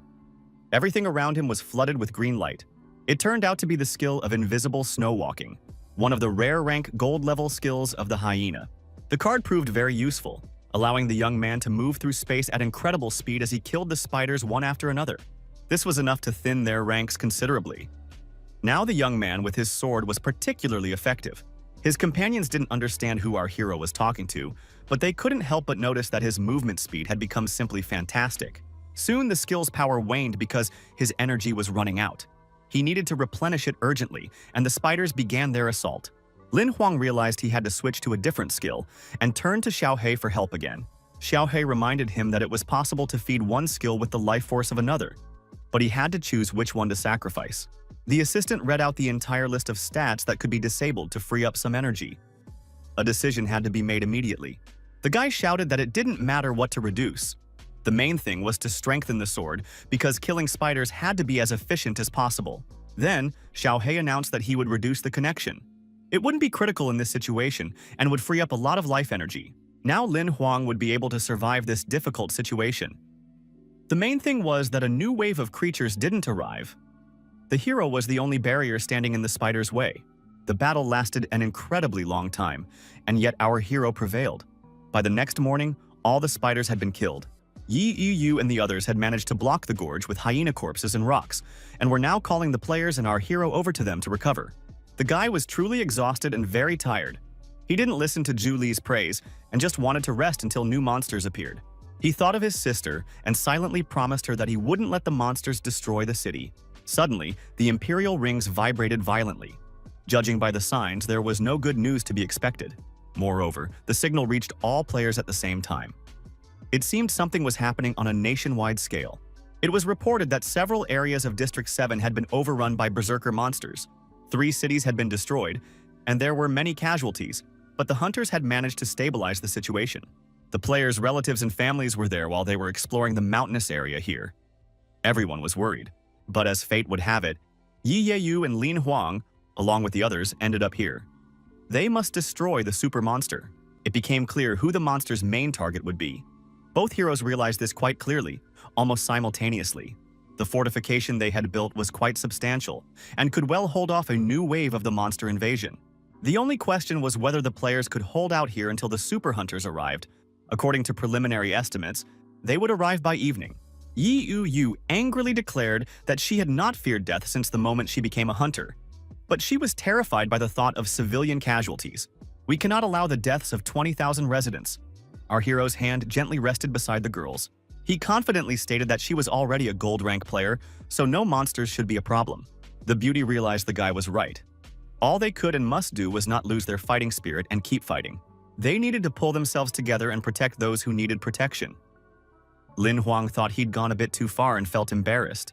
The enemy invasion had begun, and the situation was heating up. It wasn't easy for the other players to pull themselves together either, but new trials lay ahead. Both our hero and Yi Yu watched in horror as what was rushing toward them at breakneck speed. Now the defensive structure could be considered useless. The mammoth monsters charging along the gorge could easily tear the structure apart in a matter of seconds. These were battle mammoths clad in steel armor. With their tusks and foreheads, the beasts could easily crush even the rocks. The examiner was fully aware of the threat and began to get angry. Lin Huang also didn't know what to do. The girl noticed that this type of monster was designed to break through walls. Half of their bodies were made of metal. The only option was to take a risk and defend their fortifications. Suddenly, our hero noticed that some object was rapidly approaching the herd from the air. When the hunter looked in that direction, she couldn't believe her eyes. It seemed she recognized someone. A player was rushing toward the monsters. A young man with light hair, shrouded in a blue glow. In his raised hand was a sword, and sparks of energy were literally shooting from his eyes, a sign of nothing good for the mammoths. The hunter's strike was so powerful that it pierced the monster's steel armor, sending a fountain of blood spraying out. The choice of target was excellent. The eyes were indeed the monster's most vulnerable spot. Lin Huang realized that the player before him was at least a gold-tier player. The young man pushed off from the fallen enemy and leaped. There was no doubt he would land on a new victim. And so it happened. A swing of his sword bathed everything around him in blue. And once again, the area around yet another mammoth was drenched in blood. The number of dead monsters was rapidly increasing, and Yahello explained that this was Yizheng, not just a gold-rank hunter, but one of the 11 geniuses, practically a super hunter. As soon as the warrior destroyed one mammoth, he immediately switched to the next. The creature's glowing red eyes made for excellent targets. The enormous giants crashed to the ground with a terrifying roar, sending tons of dust and rocks flying into the air. Yizheng flew from one to the next like a circus acrobat. It seemed he knew neither fear nor fatigue. Soon, the player swung his sword one last time. It seemed the threat of the fortifications being destroyed had been eliminated. Yahello rushed toward the young man with a smile, greeting him as if he were an older brother. Lin Huang realized they knew each other, but getting too close was dangerous. The last mammoth could very well have crashed right onto the beauty. She waited until the carcass had fallen and Yizheng had safely climbed down, then ran to the young man. The girl didn't hide her joy, but the hunter just sighed heavily. It seemed he knew more than our heroes did. Finally, the guy turned and said that the danger wasn't over yet. They wouldn't be hearing the all-clear anytime soon. In the rays of the sun, a group of new monsters appeared on the horizon, and there were a great many of them. It seemed this was yet another wave of the invasion. They were spiders again, but this time much larger, apparently a special species, and their sheer number was literally mind-boggling. Yahello explained that these were black sand spiders, and our hero recalled that they create special webs. Yizheng explained that they weren't particularly strong opponents. Apparently, the super monster wanted to use their sturdy webs to bring down the walls. The hero noted with regret that a single massive cannon would be enough to wipe out this entire army of monsters. Unfortunately, there was no suitable weapon to be found in this area. The examiner replied that it was too early to panic and immediately activated her inventory. A yellow glow flared in her hand. A second later, a gigantic rocket launcher appeared in the beauty's hands, so heavy that even holding it aloft required effort. Her colleague expressed doubt that the girl had a certificate for handling heavy weapons. How had she even bought this weapon? Lin Huang simply gazed at her in awe. Yahello replied that, if you have the money, anything is available on the black market, even a gold-rank cannon. But this wasn't the time to be a bore. It was time to act. At that very moment, the hunter activated the weapon and fired. The recoil nearly knocked her off her feet. For some reason, the rocket didn't hit the spiders but struck the rocks instead, leaving a trail of flames in its wake. It exploded immediately, and everything shook. Yizheng laughed and said that, as expected, the beauty had missed her target. She suggested they just watch what would happen next. The rocks cracked, then began to sway, and soon streams of snow poured through them, a veritable avalanche. The spiders were simply buried and crushed. They didn't have time to hide or save themselves by releasing their webs. Yizheng was very serious and asked Lin Huang to remember forever that one must never underestimate women, but it's better not to get involved with them. The guy immediately understood what he meant. While Yahello was glad that no one would be lecturing her now, shadow crows appeared through a gap in the rocks. Many shadow crows. The guys rushed forward to get a better look. Both cursed. Now the situation was rapidly escalating. The more intently the players peered into the distance, the more terrified they became, because this time there were far more monsters, and their weapons were powerless against them. Lin Huang decided that the apocalypse had begun. So many shadow monsters simply wouldn't leave a single living soul in this world. But the most terrifying thing was that, along with the crows, other incorporeal monsters were approaching. They simply walked on the ground, which is why they weren't as noticeable. These were the demons we already knew, with the heads of cows and horses. Their mood was far from cheerful, for their main driving force was revenge. The team of newbies didn't hold back in their expressions. Everyone was scared to death and didn't know what to do next. Our hero whispered that they were doomed. Yicheng ordered Xiao Yu to open the corridor of green doors. He insisted that the girl teleport the players out of there. They held great promise and were destined to become humanity's hope. The beauty declared that she wouldn't leave this place. Her colleague was much stronger, so he was the one who had to escape. There was no room for discussion.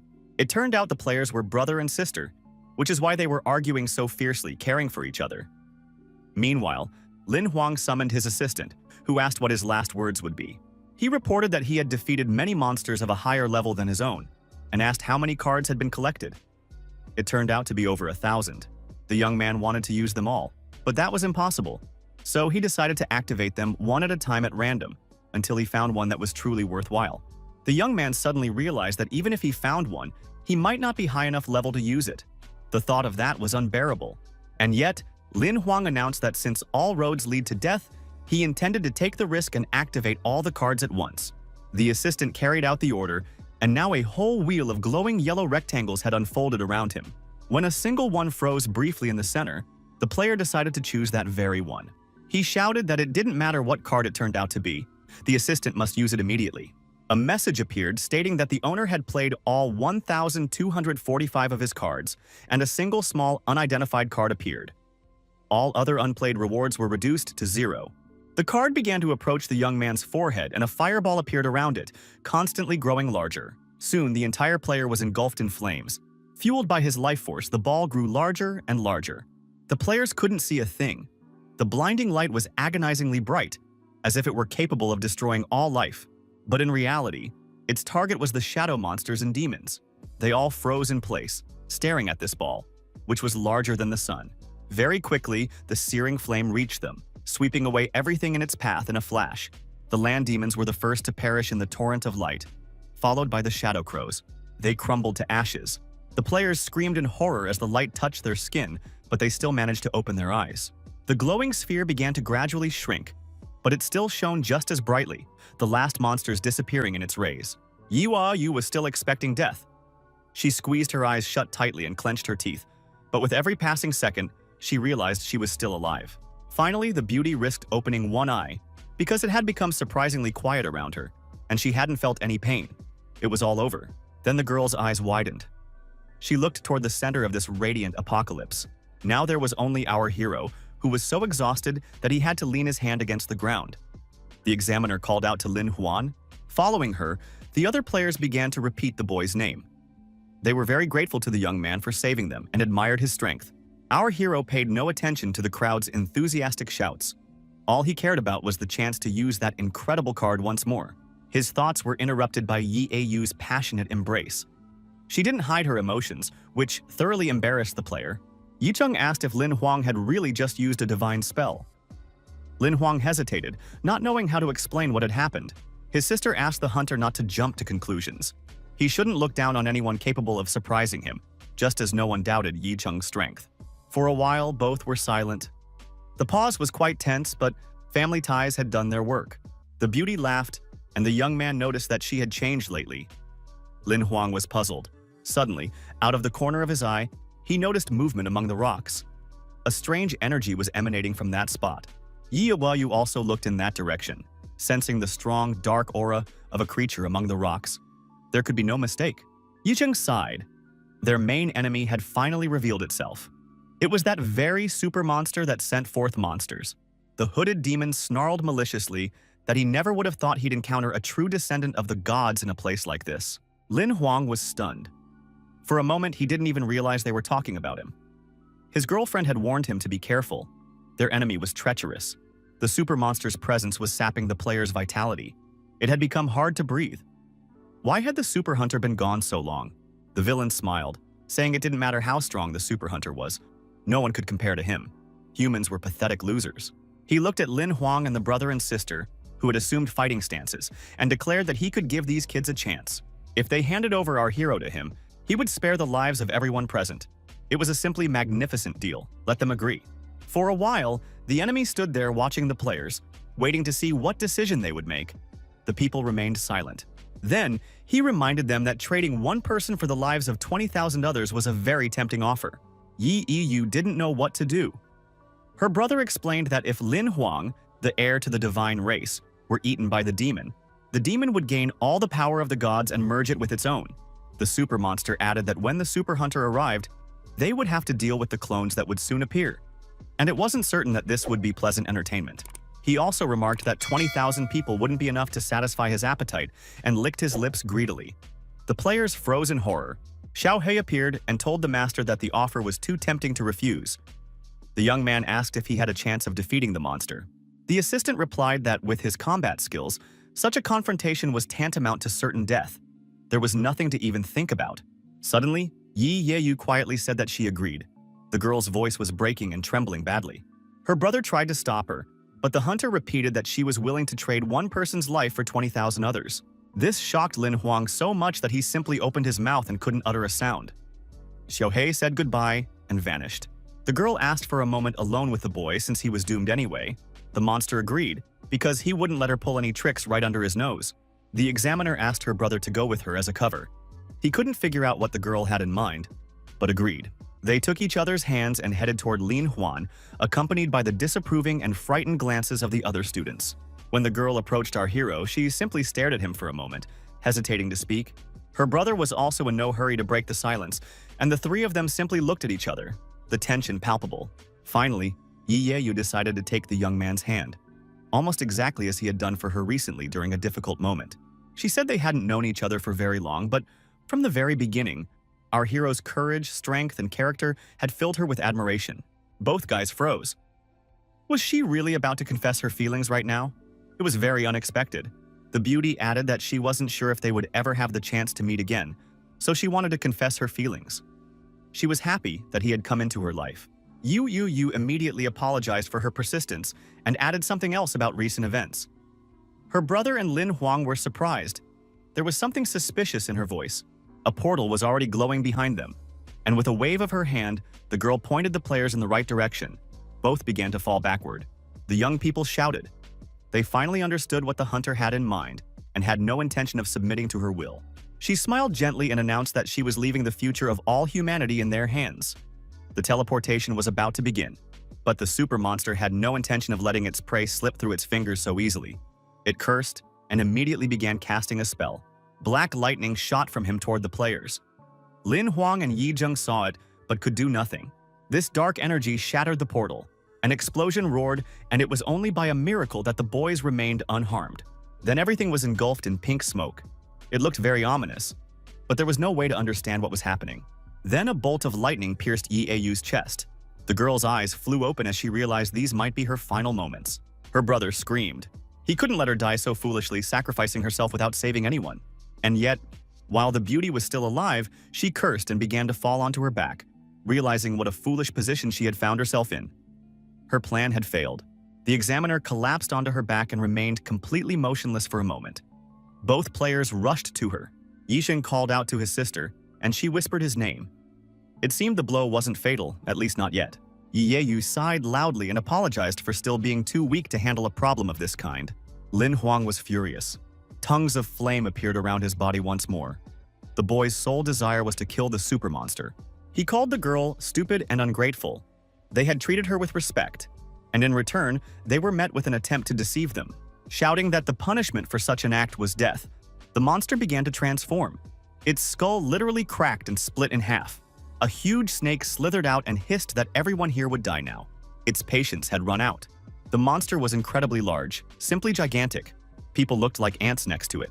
All the players were so terrified they couldn't even put it into words. They had never encountered anything like this before. The monster opened its mouth wide and shot its tongue toward Lin Huan. Everyone else interested it far less. Soon, the boy was tightly bound and lifted into the air, having lost any chance to resist. He dangled helplessly at the level of the monster's head high above. It was obvious that something terrible was about to happen. Yahello's brother shouted. He wanted to make sure the player hadn't suffocated yet, but there was no response. The super monster hissed that merging with it was a great honor for a descendant of the gods. He should be proud of himself. Lin Huang continued to choke. He knew he was about to die, but there was absolutely nothing he could do about it. The serpent clicked its teeth. There was no turning back now. The worst thing that could happen had happened. People watched the monster and waited for it to become even stronger and more terrifying because of the divine energy. But most of all, they felt sorry for our hero. Yahello whispered the boy's name and closed her eyes. She was too weak even to cry. The snake, with Lin Huang in its mouth, hissed that the player would now merge with it into a single entity. Let everyone watch closely. For some reason, the super monster couldn't swallow the boy or even move its jaws. Soon it realized it couldn't move at all. A blue vortex of energy of incredible magnitude appeared, and soon a hand no less enormous, with black nails, emerged from it. Zmei was completely paralyzed. Now he couldn't even breathe, and even his pupils had lost the ability to move. The enormous hand hovered over the ground. Stones bathed in a divine yellow light flew from beneath its fingers. At that very moment, the serpent opened its mouth wide and simply spat out Lin Huang. It was hard to believe that the boy was safe and sound, but that was exactly the case. The hero fell to the ground. The height was great enough to knock him unconscious from the impact with the rocks. The giant hand from the portal rose up again. It was perfectly clear that its goal was to destroy the super monster. And so it was. The serpent screamed that it couldn't all end like this. It had practically achieved its goal. The hand slammed the monster into the ground with such force that the scream was silenced once and for all. The scale of the opponents was incomparable. A fountain of blood gushed from the monster's mouth. Rocks flew in all directions from the impact. These were its death throes. Lin Huang miraculously came to his senses and immediately began to run. The hero realized that the monster might very well bury him under a hail of rocks. After running to a safe distance, the young man stopped and looked back. The Snow King towered above him. Shulo called out to Lin Huang. She was even more beautiful than last time. The time since her resurrection had not been wasted. The young man rushed toward the goddess. He was very happy to see her, and even happier that his friends hadn't left him in trouble, hadn't walked away. The Ice King replied that the lady had been worried, so they decided to return. The girl asked her pet not to say anything unnecessary. Lin Huang was simply overjoyed. He began thanking his rescuers. If not for them, everyone here would have simply perished. Remembering the other players, the boy fell silent. He didn't want anyone to see the goddess and the Snow King. Shulo told him not to worry about it. The guys were fast asleep, some so soundly that they were snoring. It was a funny sight. The goddess explained that she had used sleep magic to avoid unnecessary witnesses to her appearance. Suddenly, the snake's corpse began to disintegrate, streams and splashes of energy resembling blood streaming from it. The goddess raised her hand and gathered all that energy into a sphere, realizing that she owed Lin Huang her life and couldn't just walk away. The girl handed him something red. When the glow faded, it was an immortal snake. It could be placed in the wheel of life and raised as a pet. Once the boy became a super hunter, he would be able to turn this little snake into a real battle dragon. She had all the makings of one. All of this was wonderful, but Lin Huang was more concerned about the examiner's fate, and he asked her to save his friend. The goddess looked at him in surprise. The hero noted that events from 700 years ago shouldn't concern the girl anymore, but still, his friend had been seriously injured because of him. Shulo noticed that the girl's life wheel was severely damaged and that the life of a super being was needed to save her. Was he willing to sacrifice the dragon? The young man replied that he was ready because human life was far more important. It was clear that he hadn't hesitated for a second. The goddess smiled, tossed him the pet, and said it had been a test. She had more suitable creatures to repair the wheel.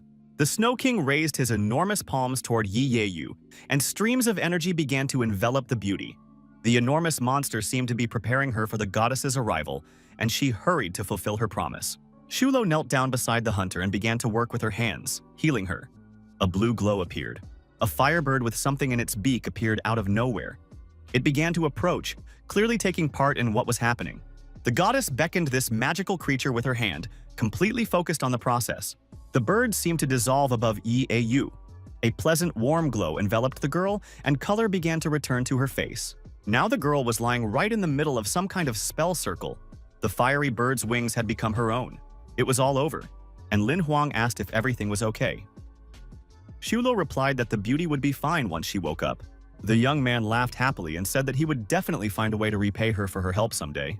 The goddess replied that she doubted he would have such a chance. She had already stayed too long in this world and should have left it long ago. The girl approached our hero and stood on tiptoe, whispering in his ear that she wanted to ask him one last thing. Shulo placed her hands on the player's chest. He began to feel nervous. He had never been so close to a divine being before. Finally, the beauty looked the young man straight in the eyes and asked if he believed in love. She was the most beautiful thing Lin Huang had ever seen. He was literally speechless, and the goddess repeated her question. She asked again if he believed in love, and only then was our hero able to control his emotions and return to his usual self. The young man looked at his savior and asked just how personal this simple question was. He understood perfectly well that Xu Luo still couldn't get past her past and what had happened several centuries ago.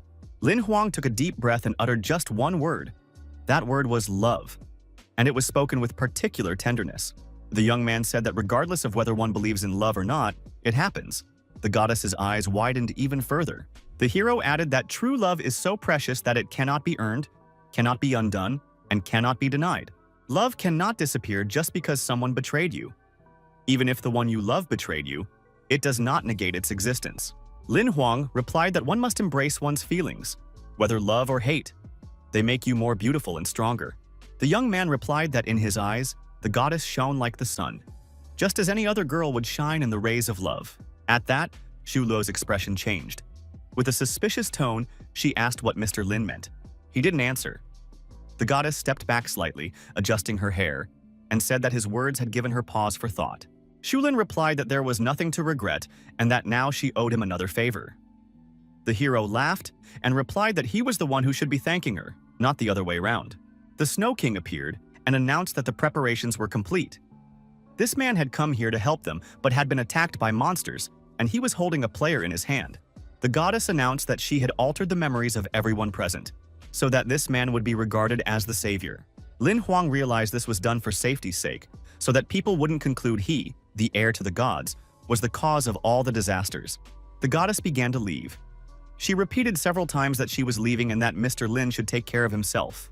The girl rose into the air and was now at the height of her enormous pet's hands, which now looked quite good-natured.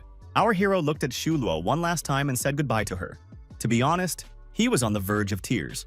The beauty turned around and called his name once more, then said goodbye herself, this time, forever. A blue whirlwind of energy swirled around the Snow King. A portal was opening that would take them away from this world. Lin Huang just stood there watching. The other players were about to wake up very soon, but the hero wanted to delay that moment. He whispered once more that they most likely wouldn't have a chance to meet again, and then fell silent once more. As soon as the goddess and the Ice King vanished, Yi Yu opened her eyes and gasped for air. The other players woke up too. Yi Zheng was the first to ask the girl if she was okay. The guy was glad that the super hunter had arrived in time and destroyed the monster. Fortunately, no one was hurt. The beauty replied that she felt as if she had died and been resurrected. All the players were happy about the battle's happy ending, but Lin Huang stepped aside and turned away. Yi Yu looked at him and her colleagues and couldn't figure out what strange feeling was keeping her from calming down. The girl felt as if she had forgotten something very important and couldn't remember it no matter how hard she tried. She continued to watch our hero. Everyone returned safely from the snowy mountains, and Lin Huang also hurried home. He was very worried about his sister. He stopped at the door to her room, filled with joyful anticipation of seeing her. It was so nice to be back. The young man gently pushed the door open. The girl was asleep. He decided not to disturb her tonight.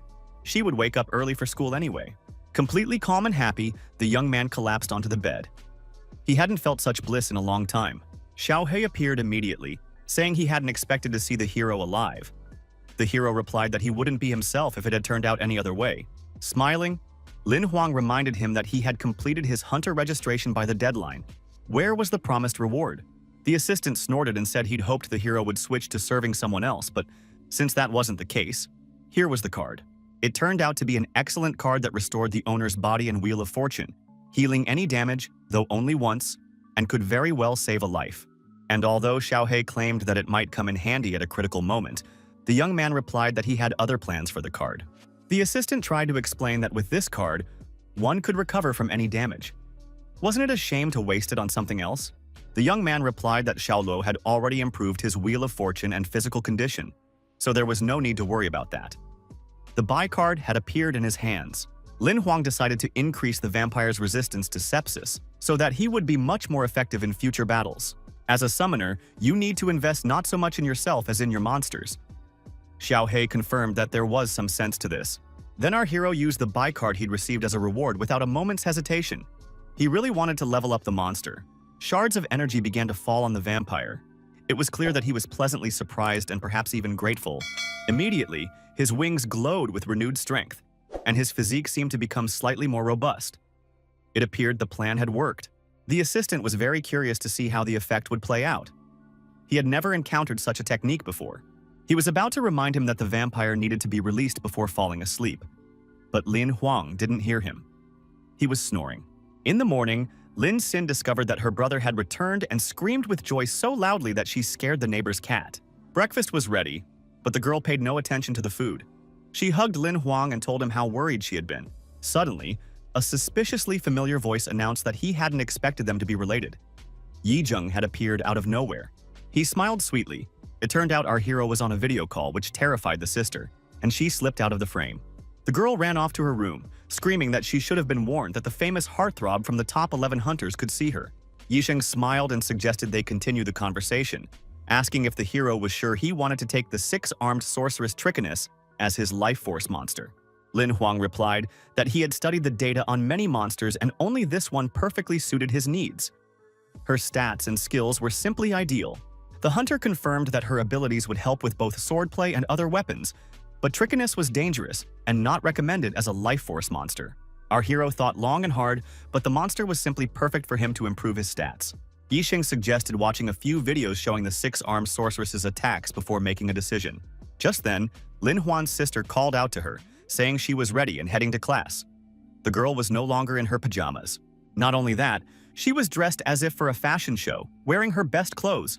Stockings and a handbag completed the look, which somewhat puzzled the guy.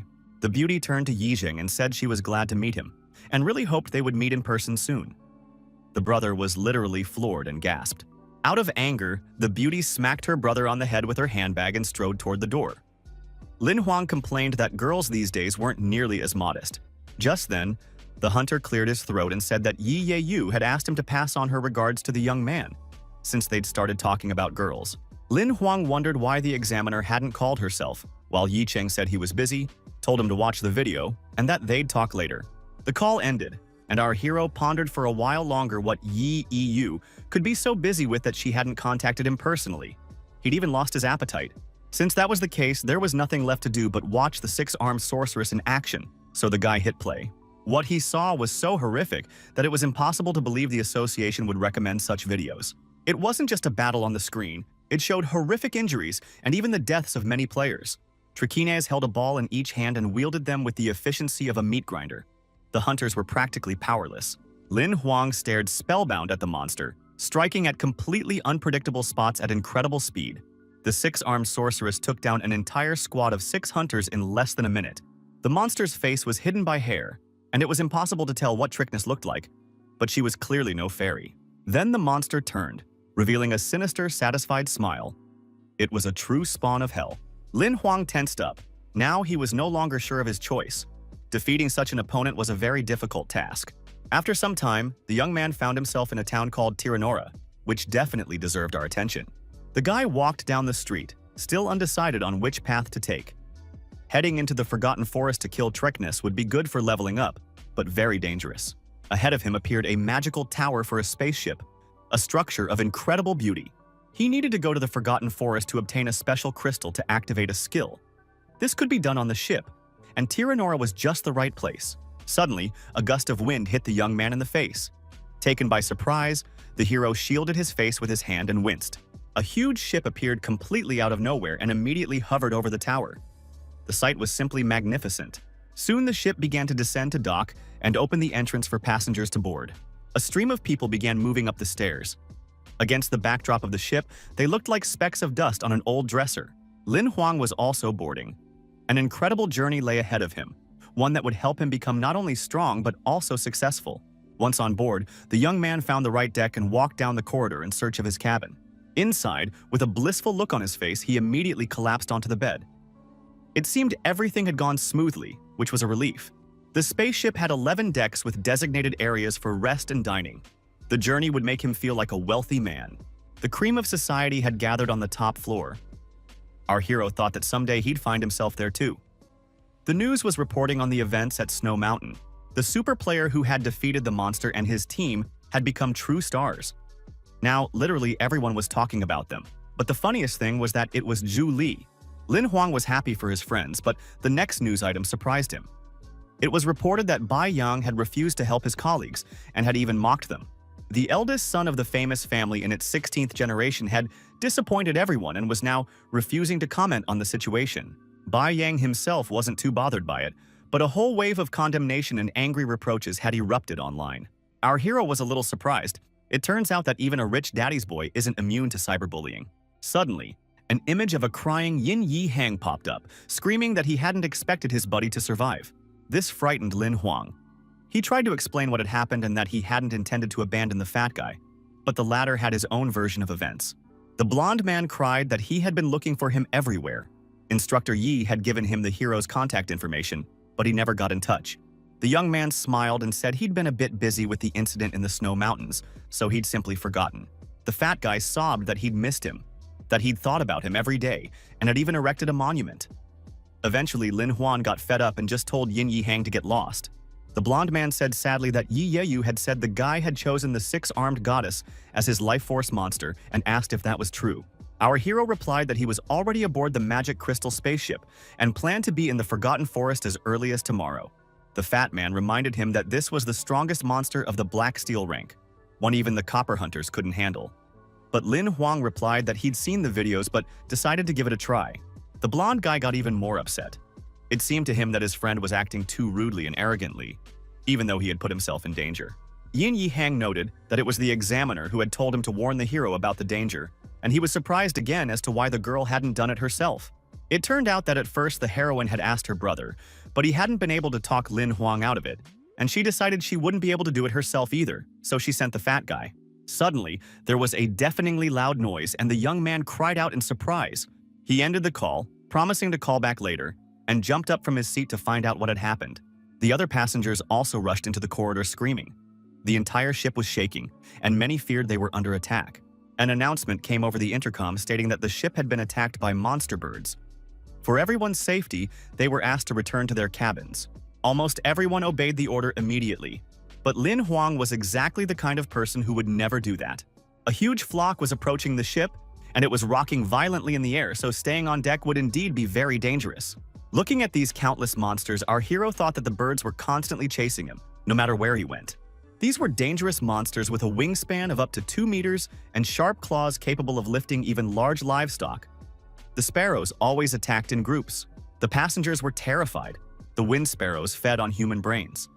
Their only hope was that a ship like this wouldn't be taken so easily, or else they were all doomed. Lin Huang thought that these were the most unpleasant of all flying enemies, and just at that moment, one of the monsters attacked. The attack was unsuccessful because the ship's protective shields had already been activated. Everyone was asked to remain calm. Our hero sensed that something was wrong. The whole point of what was happening was to prevent panic. But things were looking bad. While the others began discussing the ship's strength, the young man watched the monsters closely, and what he saw did not inspire optimism. A golden raven, the king of sparrows, was hurtling straight at them at a terrifying speed. It was simply gigantic and clearly hungry. The beast plunged downward, intending to pierce the ship's shields. Given its size, that wasn't all that difficult. Its talons dug into the energy barrier, and the energy streams became jagged and uneven. It seemed the monster had good reason to be so confident. Everything around them shook. Debris from the shield struck the deck, and it was only by a miracle that it didn't hit anyone present. Lin Huang sat down, leaning against the wall. This wasn't the first time he'd encountered a gold-rank monster, but it was the first time he'd seen one so aggressive. And, on top of that, winged. An old man dropped to his knees, trembling all over, explaining that the monster was quite capable of shattering the shields. Nothing would save them. The young man tried to calm the passenger down, but the man kept repeating that once the barrier was destroyed, they would all become sparrow food. Just at that moment, the Golden King attacked the spaceship's shields again, and everything around them flashed pink once more. It all stopped as suddenly as it had begun. Lin Huang tried to make out exactly what had happened. A figure of a winged man, illuminated by a fiery ball, appeared in the sky. Not only could he fly, but he was also quite effective at killing birds. Our hero was surprised that the ship had its own hunter, but it turned out that the player's level was lower. He was simply using gold rank equipment. The old man laughed happily, saying that they were now saved. Li Yangxin would handle the monsters without any trouble. The passenger explained that he was number 5 on the list of gold rank hunters. A celebrity, so to speak. The young man was indeed skilled. Without hesitation, he attacked the golden eagle, hardly doubting his success. A single strike was enough to kill this powerful monster. The eagle immediately began to fall. A few more swings and the smaller birds followed their leader. The hunter didn't stop. The sparrows fell one after another. The scene was somewhat reminiscent of a harvest, or even a reaping. A minute later, the surviving beasts flew away from the spaceship. Li Yangxin watched them depart with satisfaction. He had dealt with the threat. The passengers were thrilled. Everyone shouted words of gratitude. Lin Huang was impressed that a single sword had neutralized an entire flock. The young man thought that even this single attack would be enough for him to gain a grasp of the new sword technique. The main thing was to try his best. He rushed back to his cabin to repeat the movements in practice. The old man didn't even have time to thank him for his help. The hero explained to his assistant that he wanted to combine the player's skill with the sword technique he already possessed, enhancing it. Xiao He suggested watching a recording of the battle. Then Lin Huang began to repeat the movements he had memorized. It was a shame he didn't have that soothing tea from the hotel here, but you never know until you try. The young man closed his eyes and replayed the finest details of Li Yangxin's battle in his mind. He had to concentrate as much as possible. Lin Huang struck the first blow, saying that if that wasn't enough, he was ready to repeat the movement 10 more times. As expected, he didn't succeed, so he began refining his strikes further, realizing that if 10 weren't enough, he would repeat the move 100 times. If even 100 repetitions didn't yield the desired result, the player would train for as long as it took to succeed. The hunter paused briefly to catch his breath. He had long since broken out in a sweat, but that was precisely his method of survival. Lin Huang's eyes burned with passion, and he was deeply inspired. 5 hours later, an assistant appeared and suggested giving up on this endeavor. The gentleman had been swinging his sword for far too long. Then our hero decided that simply swinging the sword was pointless. He needed to try the battle simulator. He closed his eyes and visualized the six-armed sorceress. Her attacks are usually quite haphazard, but every strike poses a deadly threat. His wild sword technique is quite good, but in this case, it won't be very effective. He needed to distract trickiness with a few strikes and then come up with something better. For example, increase his own speed enough to wear down his opponent so much that she loses her reaction speed. And then, the right moment would come to use the summoning card and thus defeat the enemy. Bai will inflict several serious wounds. The main thing is that he doesn't land the final blow. The master must do it himself. It is precisely this final blow that must succeed in the new technique.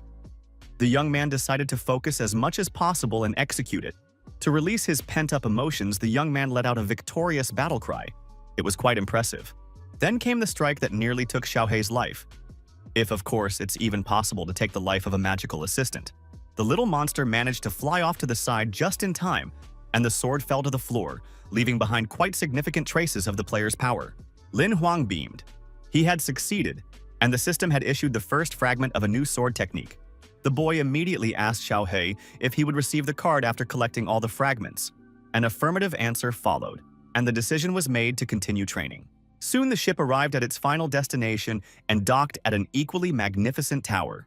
Lin Huang had to shell out a hefty sum for the damage to the cabin, but Xiao He reassured him that the card he received was worth it. He decided not to go into the Forgotten Forest alone. There was a small town along the way where he could find some partners for backup. Moreover, the players had to be high level. At least one silver rank veteran was required. The hero went to the agency with a request, saying he was looking for a team to spend a week in the Forgotten Forest. The girl replied that he was very lucky. A team with a gold rank hunter was heading there today. If that didn't work out, he'd have to wait 11 days. She added that for a certain fee, she could arrange other escorts, but the guy had already spent too much on the spaceship. The hero signed the contract. For 12,000, they would escort him to the forest, and from there he would have to improvise. The administrator informed him that the team captain would contact him as soon as he approved the document. After leaving the agency called Adventurer's Paradise, Lin Huang spent some time wondering if he had made the right decision. Xiao Kui insisted that he should look for someone else. The Forgotten Forest was dangerous and he could die there, but the young man decided to take the risk anyway. His ring vibrated. The message from the captain arrived unexpectedly quickly, as if he were in the next room. The hero was delighted. They had to be ready to set out from the southern gate at 9 o'clock. This gold-rank captain seemed truly powerful. Lin Huang headed toward the southern exit of the city, anticipating that he would soon defeat the monster with his life energy. He arrived on time, but there wasn't a soul around. It looked a little suspicious, but the young man decided to wait a bit. Just then, someone called out to him, asking if he was the player who needed to be escorted to the Forgotten Forest. The young man turned around. Standing before him was a girl who introduced herself as the team captain. Lin Yexin. If he wanted to survive, he had to obey her orders. Two burly men nodded in agreement. Surprised that the captain was a girl, Lin Huang confirmed that he needed to be escorted. The beauty asked if he had read the contract carefully. In the forest, the team would split up. Lin Yexing began to explain their mission in the forest, but then one of the players placed a hand on her shoulder and asked her to wait. The hunter smiled and explained that their mission was very important, but the agency had thrown in some extra work. At first, everything seemed fine, but now they were forced to decline. It was Li Yangxin, and his appearance came as a complete surprise to our hero. The player apologized for not being able to take on an additional team member and promised that the guy would get a full refund. Lin Huang thought he had mastered this hunter's sword technique, but the hunter turned out to be so irresponsible and didn't want to take him into the squad. Lin Yexing added that they would pay the young man enough to hire another team that would not only escort him to the forest, but also help him achieve his goal there. The young man smiled and was about to agree, but then Xiaohei appeared and cut him off before he could finish. The assistant held up a glowing rectangle and congratulated the player on receiving a special mission card. The task was to follow Lin Yexin into the forest, ascend to the Black Steel level, and then follow this hunter to the City of Forgotten Fears. He had 15 days to complete the task. If he finished on time, he would receive a skill card as a reward, but if he failed, he would lose one of his summoned monsters as punishment. Lin Yexin realized he could make even more money. While Lin Huang was thinking about what to do, he waited with a smile. Finally, he looked at the hunter and exclaimed that he hadn't agreed yet. It was quite aggressive and unexpected. Besides, the reaction seemed too intense and puzzled the gold rank player a bit. It looked like new circumstances had arisen. Finally, Lin Yexing simply asked if the guy wanted to go on the mission with them without any guarantee of survival. He decided the threat would work. Lin Huang replied that he had already signed the contract, so he had no reason to change his plans and would go with the squad. The captain turned and walked down the road, saying that in that case, he should follow them and not show off. Realizing that the young man was in no hurry to carry out the order, she asked him not to waste time. Finally, Lin Huang smiled and set off after them, saying he understood everything, while the other hunters looked displeased. One of them tried to calm Lin Yexin down, but he waved him off, saying it wasn't necessary. Everything was fine. He whispered that they only needed to escort the guy to the forest, so everything was fine. It seemed the player's mission was very important and secret. The team moved fairly quickly, but at night, they decided to take a short break to rest, after which everyone mounted the birds. Now the hunters were soaring above the ground at such a speed that even the lizards scattered in fear. A 3-kilometer stretch could be covered in just 5 minutes this way. This method of travel filled Lin Huang with sheer delight. He sat behind the captain and didn't hesitate to share his impressions. It seemed the players were either incredibly lucky or came from wealthy families, since they could afford such a thing. And yet, not everyone was pleased with what was happening. The monsters and the gold rank equipment did little to lift Lin Yexin's spirits. He was still extremely dissatisfied and flew on his winged pet with a look on his face as if the guy had insulted him. For some reason, the player had decided not to use his own wings. Everyone was curious as to why Miss Li Lang was looking after Lin Huang, so the commander decided to find out why he needed to go into the forest. The young man replied that he wanted to raise his level to the Black Steel rank and, for this purpose, had chosen a 6-armed sorceress as his life energy monster. This information shocked the girl. She asked why trickiness specifically, since with Lin Huang's combat skills, he was powerless against her. It was certain death. The hero then explained that if the plan didn't work, they could try with another monster. Li Yangxin replied that once their paths parted, the player's fate would be in his hands. Lin Huang laughed and thanked the captain for her support. Their conversation made Lin Yexing extremely jealous. Soon, the edge of the Forgotten Forest came into view right in front of the team, and they had to start slowing down. The players hadn't even had time to start when they heard a blood-curdling roar coming straight from the thicket. Judging by the intensity of the sound, only a gold rank monster could produce such a roar, so they needed to prepare thoroughly for the encounter. After landing, the hunters began scouting the area. Judging by the sound, the source wasn't far away. The players reminded the captain that they had completed half the mission, and it would be better to continue without the kid. The girl replied that as long as they were on the same path, there were too many monsters here that Lin Huang couldn't handle. The hunters tried to protest, but were told that it was safer not to split up for now. There was no need to argue. Orders were not to be questioned. Suddenly, Lin Yexing backed the commander, saying she was absolutely right. That would be the smarter move. Li Yangxin said they shouldn't waste time and should keep moving, while our hero thought that the team wasn't as simple as it might seem. They hadn't gone 100 meters before they spotted that very roaring monster. It resembled a dinosaur in some ways. It turned out to be a mutated gold-rank dragon, better known as the Red Gold Armored Dragon. This beast commands other gold-rank monsters and is worth a fortune. It's a shame they don't have a tamer on the team, otherwise they could have sold the dragon and struck it rich. Lin Yexin added that a weakling who hadn't reached the Black Steel level wouldn't stand a chance against this monster. It wouldn't even bother with such a trifle. The players reported that the monster was stronger than 100 gold-rank hunters. Only Miss Ling and their young master could stand a chance against it. While the young man thought the guards were just another meal, Lin Yexin noted that since they couldn't tame the dragon, there was only one option left. The young man's eyes flashed, and he loudly proposed killing the monster immediately. It was clear the hunter was confident of victory. The monster instantly spotted the people, rose to its feet, and roared again, smashing rocks with its tail. The power of its roar was so immense that Lin Huang couldn't even move, let alone attack. Ling Yangxin wanted to step forward first, but the young gentleman declared that he would not let the girl fight and would handle everything himself. That would be the gentlemanly thing to do. Lin Yexin activated his sword and asked them to wait a moment. He would handle it quickly before they could even blink. Meanwhile, the lizard had already lunged forward. Its speed was extremely high, and its roar didn't stop for a single second. The hunter didn't hesitate and also flew straight at the monster. His face was completely calm and even cheerful. The team couldn't move and could barely speak. A bite or a strike from the dominant dragon was deadly. Could Lin Yexin really handle it? The captain noticed Lin Huang's despair and asked him not to panic. He explained that he couldn't, since this was a gold-rank dominant monster. The girl shrugged and explained that the dragon wouldn't be a serious problem for Lin Yexin. The player was very skilled. The hunter waited until the monster got as close as possible so he could teleport and attack from behind. Lin Huang guessed that the player had used teleportation. He wondered what else he was capable of surprising them with. The young man's eyes flashed. It was clear he had gathered the maximum amount of energy for the strike. The sword shot straight for the dragon's neck. By all accounts, the monster had next to no chance of survival. And so it turned out. Our hero was impressed. The hunter had once again proven that sometimes a single sword and a single strike are enough to kill an enemy of nearly golden rank. It all happened so quickly that it was impossible to make out the details of this brief battle. The dragon collapsed to the ground. Lin Yexin walked toward the team through the dust, while Lin Huang couldn't understand why this man was so strong. It seemed as though he was even too strong, since this wasn't a super hunter or a high-ranking official. The player, brimming with self-confidence, walked past the young man. It seemed the tension between them had only grown since the incident.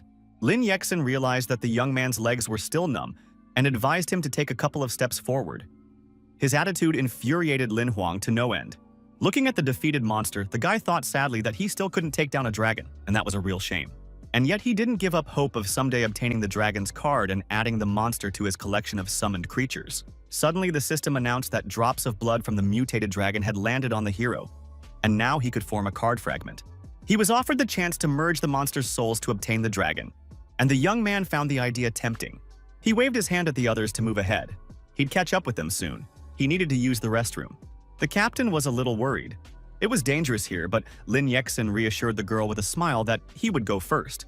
The players laughed, saying the kid wanted to take something from the dragon to sell, since he was poor. Both knew that the monster's blood was deadly.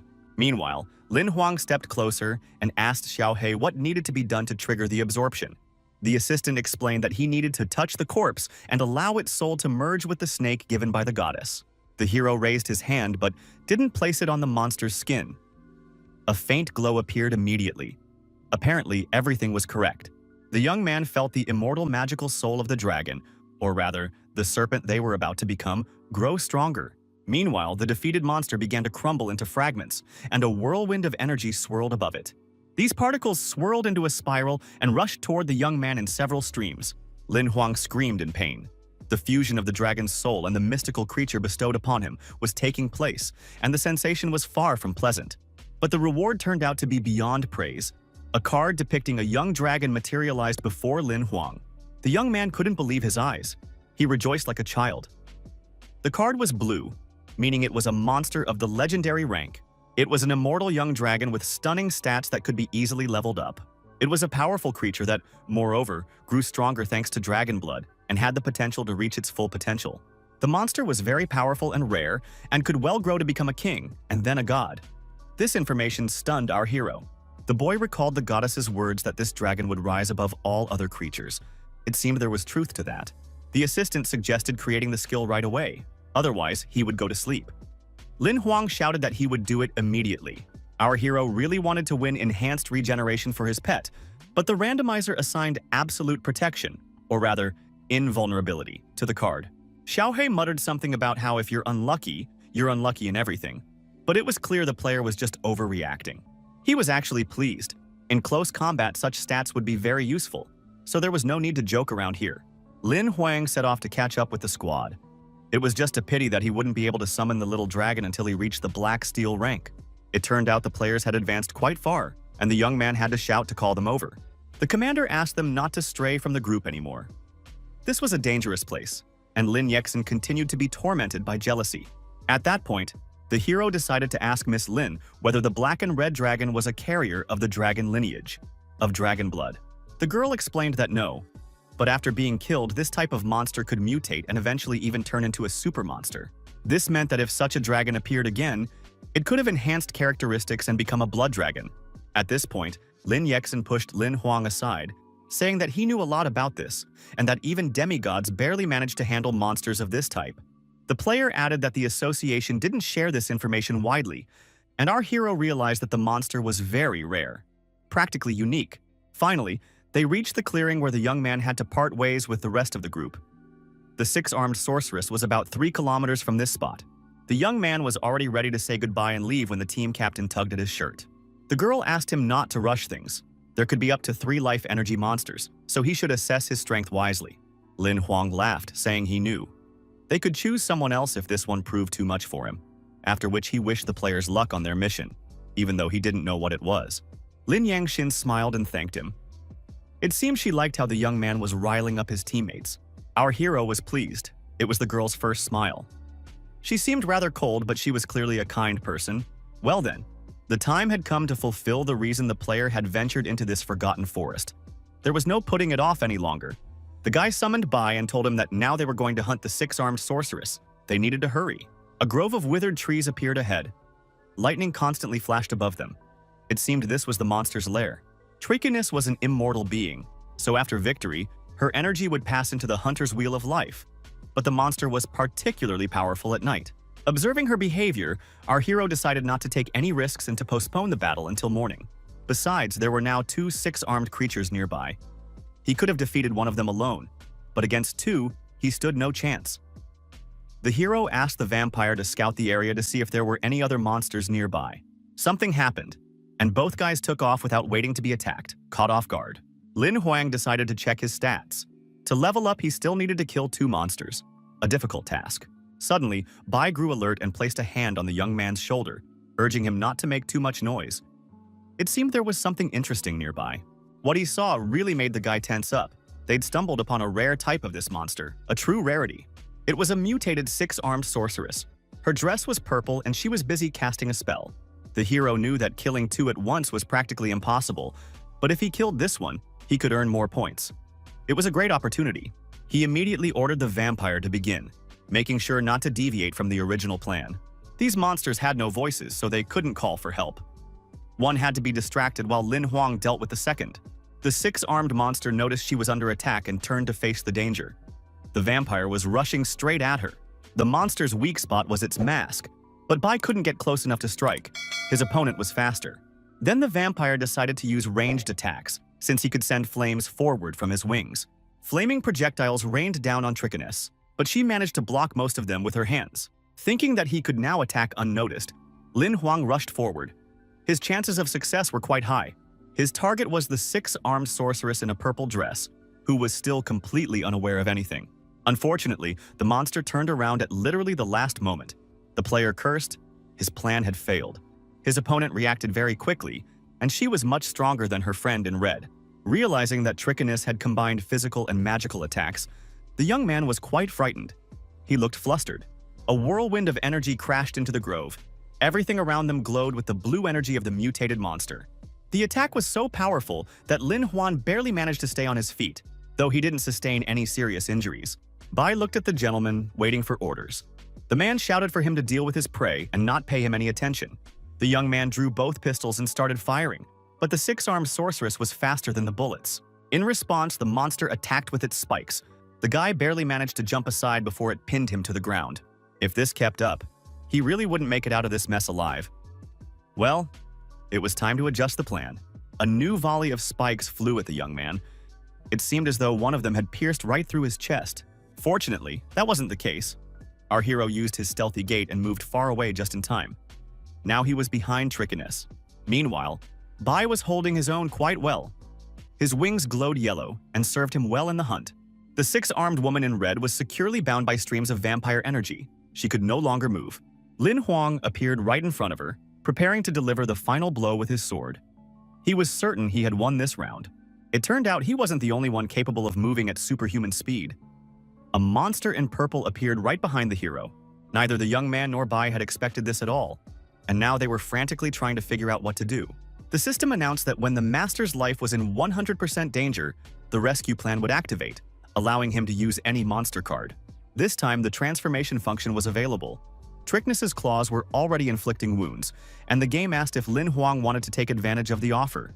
The young man shouted his agreement so loudly it was as if the speed of the transformation's activation depended on the volume of his voice. He was instantly thrown backward, and now the six-armed sorceress no longer posed a deadly threat. Lin Huang crouched down. Only his dark silhouette and glowing red eyes were visible, a sight not for the faint of heart. Two glowing yellow wings sprouted from the boy's hunched back, exactly like those of the monster he had summoned. He opened his eyes. His appearance had transformed, and power filled his body. The true power of a vampire. The sensations were unlike anything he had ever experienced. The young man felt simply overflowing with energy and power. Well, there was no need to delay. He attacked instantly. A yellow and blue wave of magic crossed paths but did not mix. It was clear that Trickiness hadn't expected anyone to try to outsmart her. But the monster was very fast and adapted easily, but not to something that could kill her. The first blood could very well have marked the beginning of the end of the battle. Suddenly, the monster's lower jaw dropped a bit too low, and a glowing projectile appeared from its mouth. Soon, a surge of energy engulfed Lin Huang entirely. It became very difficult for the player to move, and he literally froze in midair. His trusty sword helped him withstand the onslaught, but he urgently needed to figure out what else he could do. Suddenly, an idea struck the young man, and he immediately wanted to put it to the test. He didn't have time to do so, because the six-armed sorceress had transformed as well. Her mutation hadn't stopped yet. Now the energy streams of her attack had become even denser and more powerful, sweeping away absolutely everything in their path. Our hero noticed that the passive skill he'd received from the dragon had activated. It was called Absolute Protection, and at least allowed him to avoid dying on the spot. If all his existing skills remained available after the transformation, he could certainly make use of a couple more of them. First and foremost, the Traceless Snow Walk to instantly move beyond Trickiness's range. As soon as the boy jumped back, the monster stopped its attack. It even looked a little confused that it hadn't killed its prey. Lin Huang realized that the next attack was imminent and activated his Sword of the Wild to absorb that wave of energy. It turned out that Trickiness had no intention of attacking, but something else. A heart-wrenching scream burst from her open mouth, surprising the young man. The possibility of calling the second six-armed sorceress for help was exactly what he hadn't expected at all from the monster he was fighting. Bai was also a little taken aback, but immediately realized that now he would have to fight on two fronts at once. No doubt about it. The vampire moved behind the monster in the red dress and tried again to bind it with the energy streams from his wings. This time, things didn't go as smoothly because Trickiness managed to swing her arm in response just in time. One of her sharpest claws caught the vampire's forearm. But despite this, Bai tried to stay calm. Not only that, but the summoned monster was seriously enraged. It had been a very long time since anyone had inflicted significant damage on him. The flames tightened their grip around the six-armed sorceress's neck, nearly choking her to death. Cracks began to appear in her mask. When the monster's life force finally left her, she began to fall to the ground like a doll. Lin Huang praised Bai for his excellent work. The young man was a little concerned about the vampire's wound and asked if there was anything he could do to help. Bai said nothing in response. Meanwhile, the purple-clad Trickiness turned and attempted to flee. At least that was the impression he got. The guy shouted at Bai to hurry up and not let the monster get away. Bai nodded in agreement and rushed after her. The diagram showed that he was very close to reaching the black steel level. This six-armed creature would be the icing on the cake. The vampire was fast, but the flames on his wings were even faster, leaving the gloomy gentleman far behind. Contrary to expectations, they failed to bind the monster. She managed to deflect these streams of energy by spinning around her axis, but Lin Huang was already right there. He was flying straight at Trickiness, raising his sword for the decisive blow. In a split second, the powerful monster's life was finally over, at least in this physical form. Our hero landed on the ground with the clear realization that he had just cut the six-armed sorceress in half.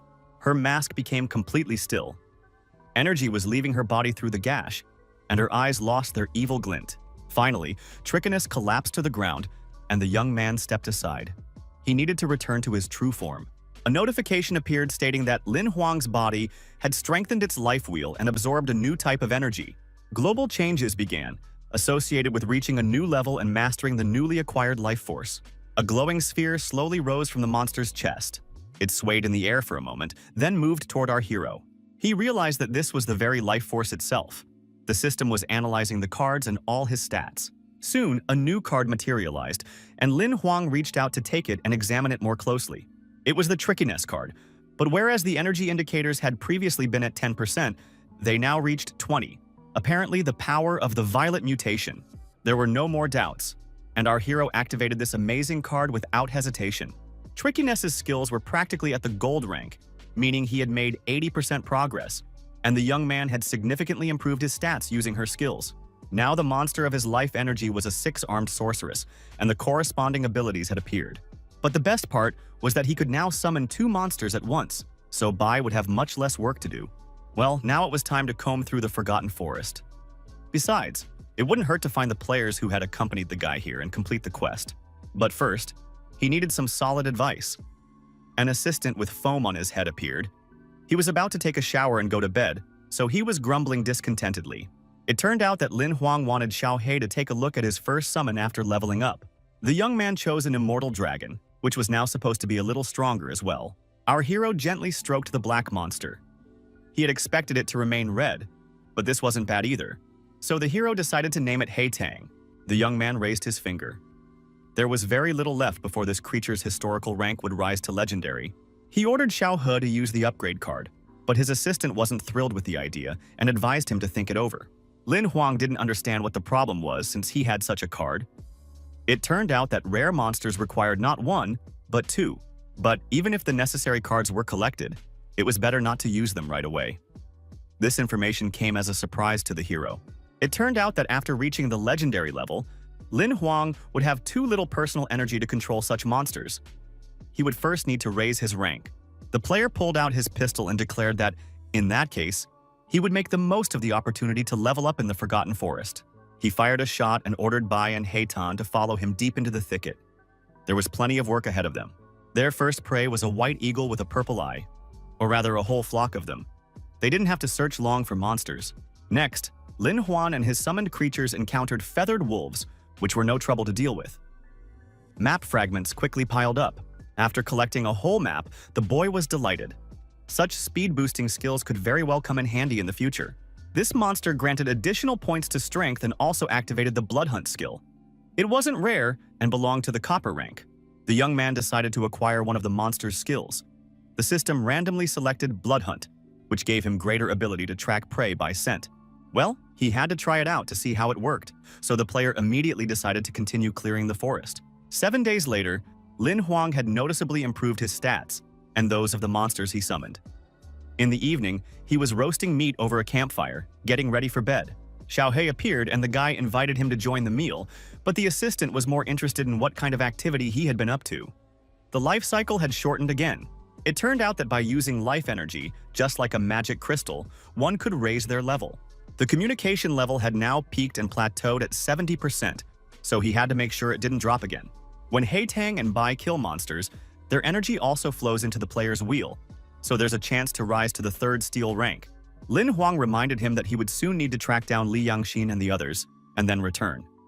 As long as his level was Black Steel 1, that wouldn't be enough.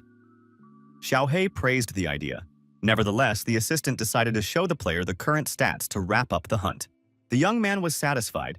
He had become much faster and stronger. Nevertheless, Xiaohei informed him that he had nothing to congratulate him on. The young man ignored these words.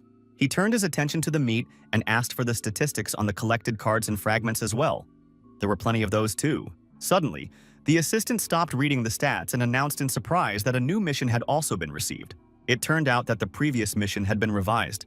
They needed to find Li Yangxin and escort him to a safe place, helping him return to the city. They were given 20 days to complete it. Lin Yekang was mentioned as the one who must leave the forest.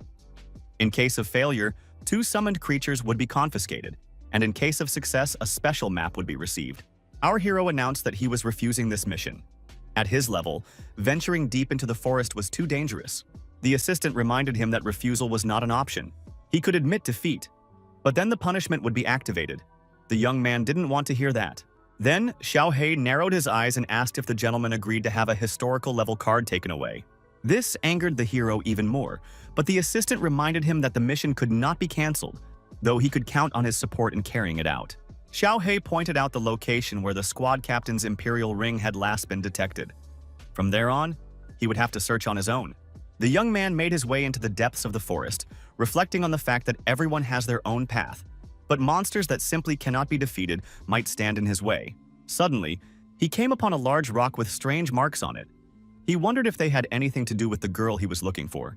Well then, it was time to apply his blood hunting skill and use his prey tracking abilities, even if the target in this case was somewhat different. The activation was successful, and now Lin Huang's eyes had become much sharper and more alert. He needed to find the trail. His sense of smell had sharpened just as much. Among thousands of scents, the hero found the one he needed and set off along the squad's route. He was practically crawling on all fours, but he still caught the scent of Li Yangxin's perfume. The vampire pretended not to find it amusing. After a while, the young man stopped in front of a majestic waterfall. The scent faded at this spot, likely because of the water. There was no cave or passage in sight, so the question of where the players had gone remained unanswered. A hunch came to him suddenly and was quite crazy, but it was still the only possible option. The new monster card he had absorbed came in handy again, and the young man activated it immediately. It was a shadow ghost he'd obtained not long ago. It could penetrate places a physical body would never dare to go. For example, underwater near the waterfall, Lin Huang ordered a search to see if there was a hidden cave or passageway.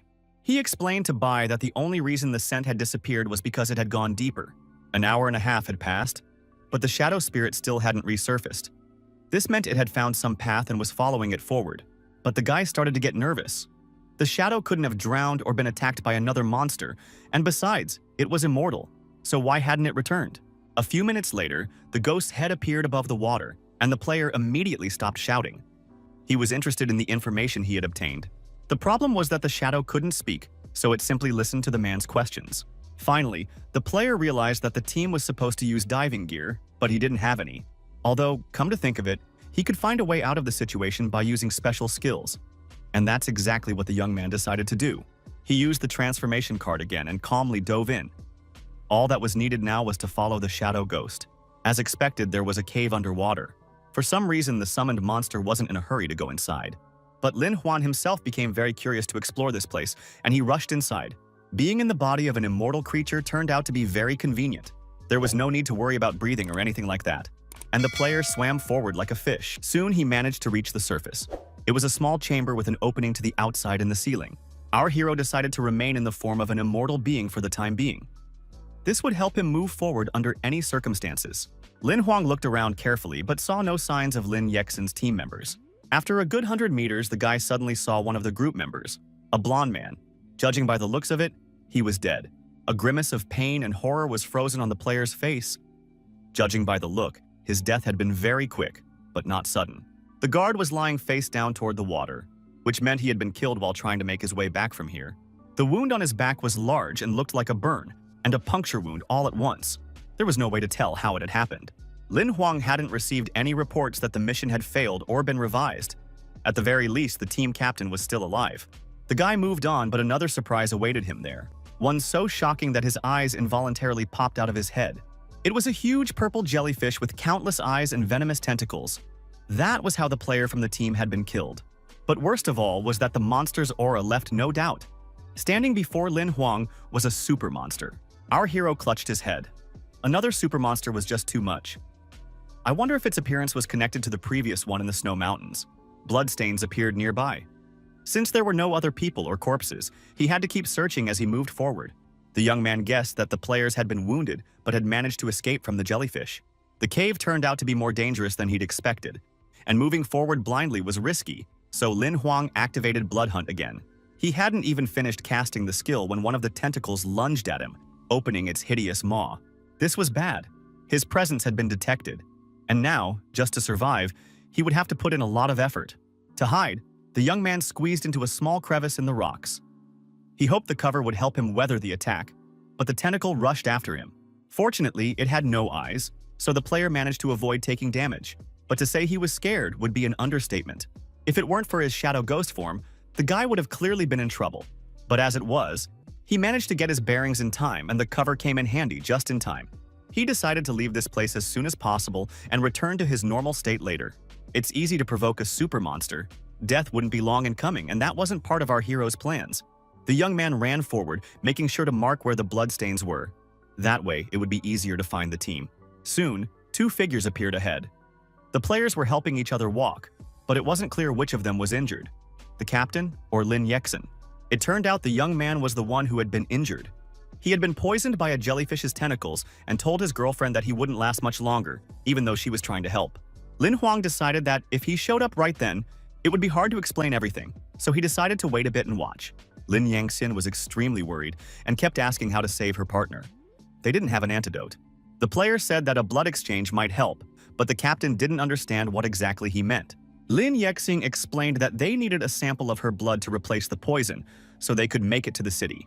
He didn't have to ask twice. The girl immediately pulled out a knife and began to follow his instructions. The stream immediately glowed with energy and headed toward the fallen hunter. The heroine asked him to wait a moment, saying it would get easier soon. Lin Huang thought there was some logic to it, but he doubted they could defeat the super monster's poison that easily. Then it dawned on the guy. Lin Yexing was planning to trade one life for another.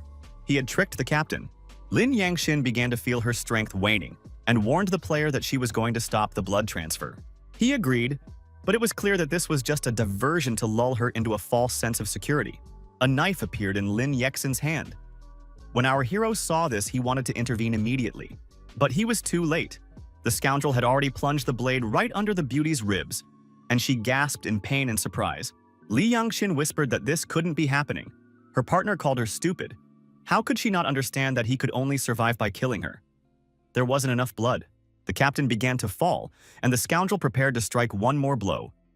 It seemed nothing could stop him now. Li Yangxin cursed, calling the hunter a heartless scumbag. It seemed the girl had no strength left to resist. She had lost a lot of blood. The player looked at her with contempt. The tough girl he'd tried to hit on earlier was about to meet her end. At least, that is, unless Lin Huang intervened, and the guy had just decided to act right here and now. He didn't attack personally, but entrusted this crucial task to Bai, so that the vampire could neutralize the villain, while the hero himself helped the captain. A battle ensued, and the young man helped Miss Lin to her feet. It seemed her condition was even better than it might have appeared. Lin Yehing flew into a rage, threatening that death would soon overtake anyone who dared to stand in his way. He teleported to settle the score with the young man, telling him he shouldn't have attacked a gold-rank hunter if he wasn't tired of living. The knife in his hand proved that the criminal's intentions were more than serious. He believed he had already won. But Lin Huang was far from that simple. He was prepared for such a turn of events and had taken precautions in time. The dragon attacked the player from behind. Without even looking back, he sensed the movement and the imminent mortal danger. Lin Yexing hadn't expected the guy to be able to summon two monsters at once now, and a dragon no less. The villain asked in surprise when the hero had managed to level up. The hero was already approaching with a gun in his hands and replied that it didn't matter. What mattered was that the enemy was wounded and had lost his strength. In the next instant, the young man fired a shot, simultaneously ordering the monsters to kill this man. Lin Huang himself also continued firing, shouting that the bastard was only polluting the world with his presence. The bullet hit his shoulder. The player winced in pain. He was already in bad shape, and now he was wounded by gunfire as well. Meanwhile, the vampire didn't waste any time either, and entangled him with streams of energy from his wings. This was necessary to make it easier for the dragon to attack with fire. His combat experience wasn't very extensive yet. The player still couldn't figure out why someone would dare to attack a gold-rank hunter and kept shouting about it almost non-stop. He managed to break free and even draw his sword, but Lin Yexin couldn't decide who to attack first. A few swings of his blade nearly grazed He Tan. The scoundrel raced toward Lin Huan at breakneck speed, declaring that the trash shouldn't even dream of defeating him. Our hero remained calm. He watched his enemy closely and simply reloaded his gun. Suddenly, the villain's resolve vanished into thin air. Now fear was evident in his eyes, while his opponent continued to advance confidently toward his goal. Declaring that he was the main character here, the young man activated his vampire ability and pierced the villain with streams of energy from his wings. Lin Yexin collapsed to the ground. He could only whisper in surprise that he hadn't expected the young man to be a vampire. Lin Huang asked what difference it made to him whether he was human or a monster. He was going to die today anyway. He activated his wing attack again, and a system notification appeared announcing his victory over a gold rank hunter. The guy received 2 skill cards at once, Shocking Lightning Sword and Cloud Stride, and he hadn't even known that killing a player would also earn him a reward. There was no time to figure out this unexpected win right now. First and foremost, he needed to help the captain. Our hero had almost forgotten that he had a mission and that he needed to save the girl, but now he returned to those duties. Saying that he couldn't let Li Yangxin die, he used one of the available cards. It was a healing card, though not the strongest one. Nevertheless, it was enough to bring the captain back to consciousness and heal her wounds. The girl opened her eyes and immediately asked what was going on. Lin Huang told her not to worry and assured her that she was fine now. The beauty was curious about who had saved her. She looked in surprise at the summoned creatures, and the guy explained that they'd had to kill the villain. They could have discussed what had happened for a long time, but then the jellyfish intervened, attacking with one of its tentacles. Our hero cursed. They needed to run, but Li Yangxin said that his dragon could help defeat the super monster. It was the dragon that had attracted the monster's attention. Then, Lin Huang ordered Bai to take the girl away, while he would lure the jellyfish into a trap and try to solve this problem. The young man told the captain not to worry. He wouldn't die so easily, everything would be fine. She shouldn't doubt it for a moment. Bai immediately picked up the girl and took off, but she continued to look at the young man in fear. The jellyfish's tentacles attacked the exact spot where Lin Huang was standing. He managed to jump out of the way at the last second, and, overcome with emotion, the young man cursed. Clearly, a super monster was a far stronger opponent than a gold rank hunter. One had to fight it more cunningly, without engaging in direct confrontation. Well, our hero had a skill perfectly suited for this. He took the form of a shadow phantom, which granted him immunity to poison. Another advantage was speed, which gave hope that the player would hold out until the vampire returned. What came as a surprise was that eyes appeared on some of the jellyfish's tentacles, and now it could aim its attacks, shattering the stone walls of the cave. The monster was simply enormous and found Lin Huang faster than he could find a new hiding spot. Then the young man decided to take a risk. He noticed an opening in the ceiling leading outside, so he could try to leave the cave, or at the very least climb to the upper level. The player immediately began taunting the tentacle, luring it after him. He rushed upstairs first. The super monster followed him and smashed through the ceiling with ease. The tentacles tried to grab Lin Huang, but to no avail. The hunter didn't let his guard down for a moment. Unfortunately, this didn't help much when faced with the huge maw the jellyfish revealed, hoping for a tasty lunch. The young man could think of nothing better than to order his assistant to immediately give him the transformation card. The jellyfish was gathering speed and rushing toward its prey. The young man had to put his plan into action immediately. He transformed into a white eagle with a crimson gaze and could now escape the threat using the power of his wings. The small patch of light in the ceiling was getting closer and closer. Who would reach the surface first was merely a matter of luck. Beneath the blue sky lay an ordinary mountain landscape, until something smashed through the rocks from underground with a terrifying blow. It was the tentacle of a super monster that had burst out, chasing after Lin Huang, who soared upward. The boy had merged the forms of a shadow ghost and a white eagle, so he could fly without returning to his physical body, just like a shadow. The jellyfish was too large to reach the sun, and besides, the light was damaging its delicate skin. Its tentacles began to thrash convulsively. Lin Huang flew at a fairly great distance. While it was dangerous to descend any lower, it was clear that it would all be over soon. The jellyfish was stuck in the rocks and there was no way for it to get out. For a while, the hero simply looked down. Then he decided to watch for a while longer to make sure the monster was incapable of destroying this mountain range. A multitude of the super monster's evil red eyes peered out from the crevice, but the jellyfish didn't even dare to expose its tentacles to the sun. Realizing there was nothing left to worry about, Lin Huang ran toward the waterfall. He had to find the others. The captain had diving gear. The vampire was supposed to bring it back the same way the team had entered the grotto, but there was no one on the shore. The young man began looking around anxiously when suddenly, a small pebble from the river flew right at the top of his head. It was Bai, and the man screamed viciously. Could it be that the summoned creature would die if it spoke? The vampire hadn't uttered a single word the entire time. The situation gave the player pause. He suddenly realized that he hadn't heard a single sound from Bai the entire time. Turning the corner, our hero spotted Li Yangxin behind a huge boulder. The girl was soaked to the skin and, by the looks of it, was about to dry off or change her clothes. When Lin Huang appeared, she let out a startled scream. The young man tried to apologize, or at least explain that he hadn't meant to be spying. Without listening to him, the beauty slapped him across the face and ran off into the bushes. Bai chuckled quietly at his master. Finally, Lin Yangxin came out onto the clearing and said that if the guy hadn't been asleep, she wouldn't have forgiven such rudeness and disrespect. He apologized once more. But it turned out the captain wasn't angry anymore. She stepped closer and knelt down to thank the hero.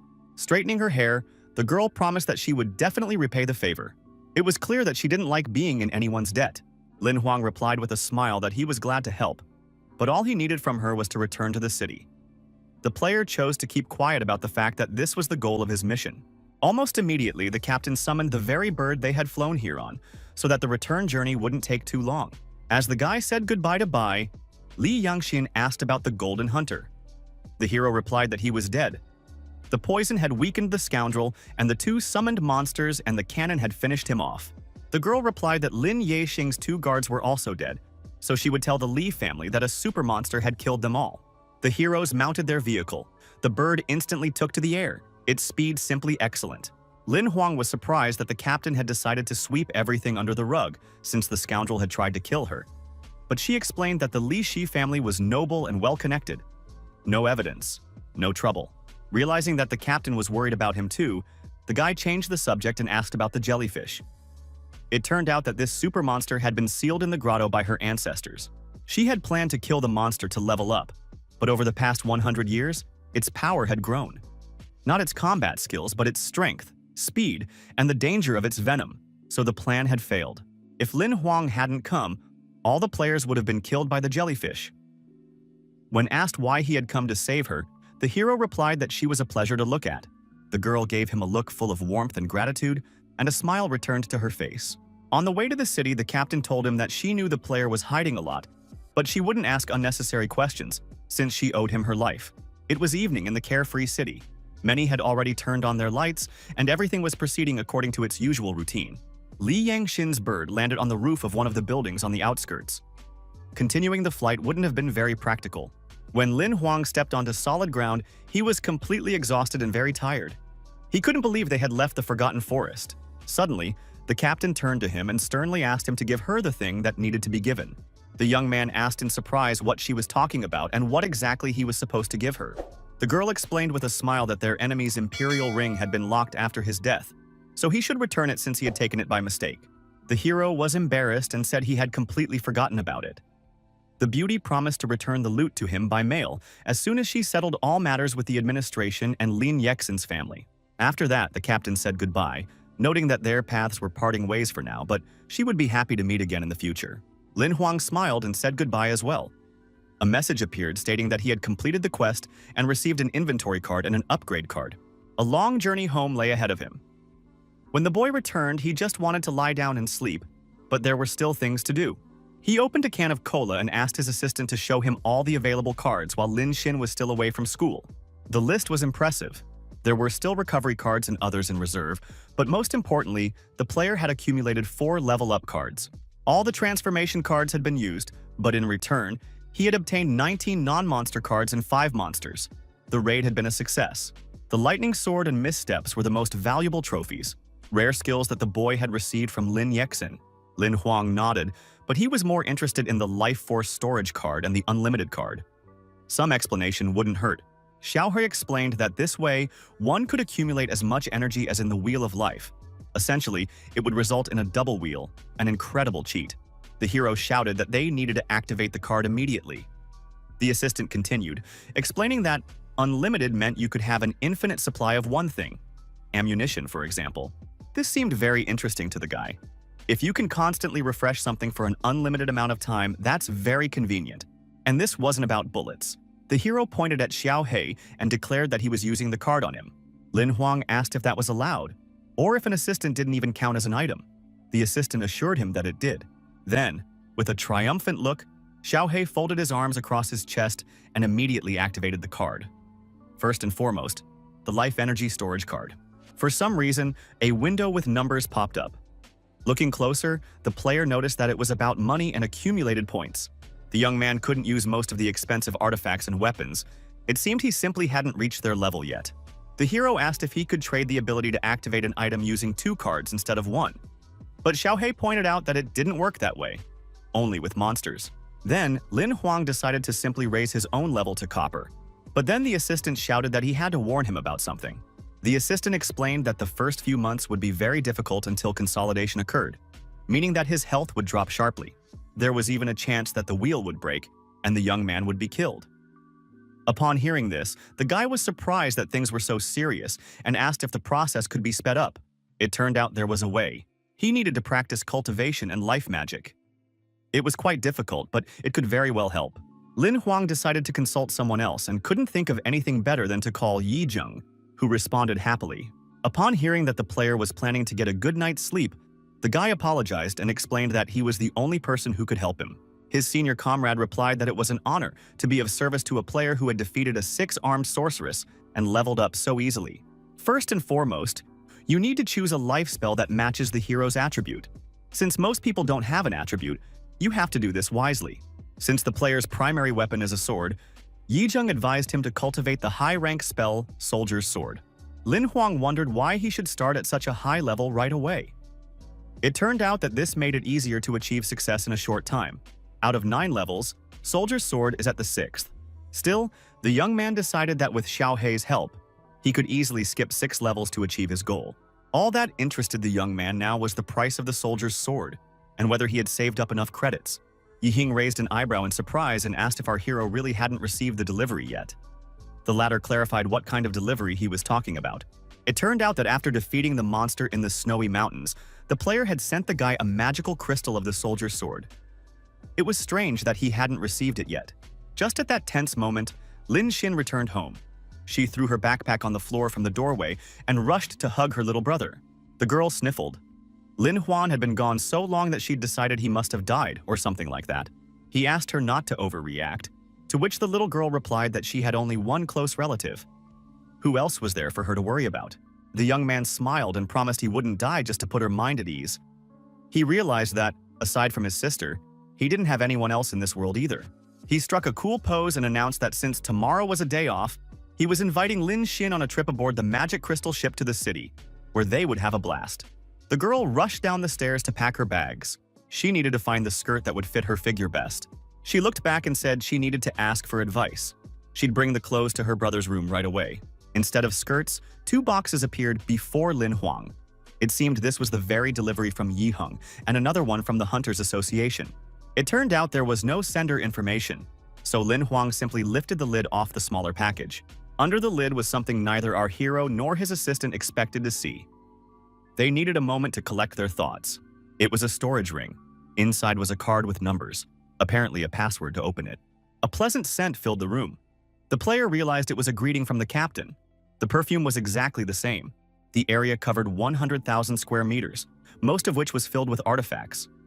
The young man was surprised that the Imperial ring could hold so much. Thousands of life crystals and gold rank equipment came in very handy. But then Xiaohei and his master spotted something even more interesting. It was Lin Yexin's incredible sword, as well as his equipment. Even if Lin Huang couldn't use them, these items were worth their weight in gold. At the thought of money, the young man immediately wanted to see how much the villain had in his account. The system had merged Lin Huang's account with that of the player he had defeated, and now the hero had over 300 billion. His eyes nearly popped out of his head. The assistant was very surprised that the captain hadn't taken anything from the loot for herself. Our hero remarked that nobility was a terrifying thing and even a little frightening.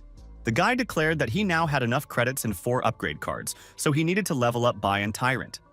Xiaohei replied that it would take some time. Lin Huang unpacked the box and listened, as he was told it was best to level up summoned creatures far away from the association and super monsters so that the energy surge wouldn't be noticed. The second package contained a bronze token from the association. Now the hero was officially a hunter. There was also that very magic crystal for cultivating combat techniques. Xiaohei advised him to activate it by infusing a little life force into it. Instantly, a beam of blue light, like from a projector, shot straight out of our hero's palm.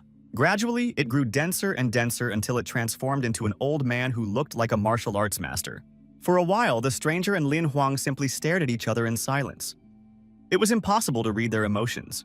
A minute later, the old man attempted a kick, but the young man managed to react in time. Nevertheless, after the jump, he landed right up against the wall and nearly fell backward. The assistant didn't have time to explain anything. The martial arts master tried to figure out where the person who had activated the magic crystal had gone. He had a hard time finding his way around unfamiliar living quarters. Lin Huang assessed the precision of the old man's movements. Each of his strikes could be critical, but it remained unclear exactly what combat technique the magic crystal was teaching. The easiest thing to do was to ask him directly, so the player coughed a few times to get his guest's attention and start a conversation. The old man explained that it was a deadly close combat technique, that was its name, and that this martial art was suitable for hunters up to the gold rank. Demonstrating the next move, the master explained that it would be a bit difficult for a beginner, but with each level, the range of possibilities would expand. Lin Huang began to mimic him, listening as he explained that he would first reach the second level of cultivation, then channel that life force into the third, and so on. The old man spoke of the 12th level, which grants incredible abilities, but our hero felt it was a waste to expend his life energy on combat skills. As one ascends higher and higher, one can obtain a lightning-fast vortex, comparable in power to an entire army. A small hurricane of energy appeared on the young man's arm, but he understood well that in the future its scale could become simply incredible. Only now did the young man understand why military technology had so many admirers. With its help, one could give energy absolutely any form. The idea occurred to him to work directly with 12th level energy, but doing so with his hands turned out to be no easy task. Suddenly, the stream began to take on a more concrete shape. It seemed the force had transformed into some kind of object. An excellent first-level battle axe formed at the center of the vortex. This was quite unexpected. Xiao Hui explained that it was now possible to create a map of cultivated techniques and embed a specific combat skill into it. This would allow one to develop and improve their mastery over time. Our hero clarified exactly how the level upgrade worked. The card was rare. If skill fragments were added, its uniqueness would gradually increase. The assistant explained that 200 fragments are needed to reach the second level, 400 for the third, and so on. The number constantly doubles, with 810,000 fragments required for the 9th level. At the same time, each level has its own capabilities. Many actions are simply unavailable to a player with average skill. Lin Huang decided to try to reach the 6th level. Xiao Hui noted that the hero was far from a genius and that there were people capable of doing it faster, but let him try. It took the guy a whole night to master the first level. He was exhausted, and realizing this didn't exactly lift his spirits. Just then, his sister appeared with a huge spoon in her hands and asked if our hero had slept well. Lin Huang replied that he had slept enough, but was far more surprised by the strange smell spreading through their apartment. The girl exclaimed that the weekend had begun, and since her brother was taking her out to have fun, she decided to do something nice for him too. On the table was a bowl of soup, apparently made with seafood, and that was the source of the strange aroma. Lin Xin was eagerly waiting for her brother to try the food she had cooked, but he just couldn't bring himself to do it. He had even scooped up a full spoonful and was now just staring at its contents, which, by the way, were quite interesting. It seemed the girl had begun to suspect something. Now her gaze was slightly offended, and the huge ladle began to rise menacingly. Lin Huang realized that until he tried her cooking, he wouldn't be leaving the house. He had to steel himself and do it. So he grabbed a spoon and began shoveling the food into his mouth as fast as he could, which sent Lin Xin into a frenzy of delight. She decided the guy liked it. The girl announced that there was still dessert, and if he wasn't in the mood for sweets, he could just have seconds. Her brother kept shoveling with his spoon, like an angel in the flesh. Morning was gradually turning into day, and if this kept up, they'd have to forget about the trip. Finally, our hero collapsed onto the table with a groan. The system offered a healing potion, suspecting the player had been poisoned, and his little sister noted that it was time to get going. Lin Huang asked in a weak voice not to rush. They wouldn't be using eagles to fly. He had a better suggestion. The girl was already packed and intrigued. Her brother reassured her, saying he had his own methods for a successful journey. The player activated one of his monster summoning cards, explaining that this way they would reach their destination much faster. A shadow eagle appeared. It looked very impressive and was indeed many times faster than a normal one. Lin Xin asked in surprise when her brother had become a spellcaster. He replied that it had happened while he was taking the exam. They flew over the city, and the girl couldn't stop marveling. The only thing that bothered her sister was that she hadn't found out about Lin Huang's abilities sooner. The girl immediately announced that she'd brought along a slice of the pie she'd baked and suggested they celebrate. The player barely managed to come up with an excuse. Soon, they arrived at the very city where the tower stood, serving as the launch site for spaceships, including the Magic Crystal. Lin Xing really loved the tourist district.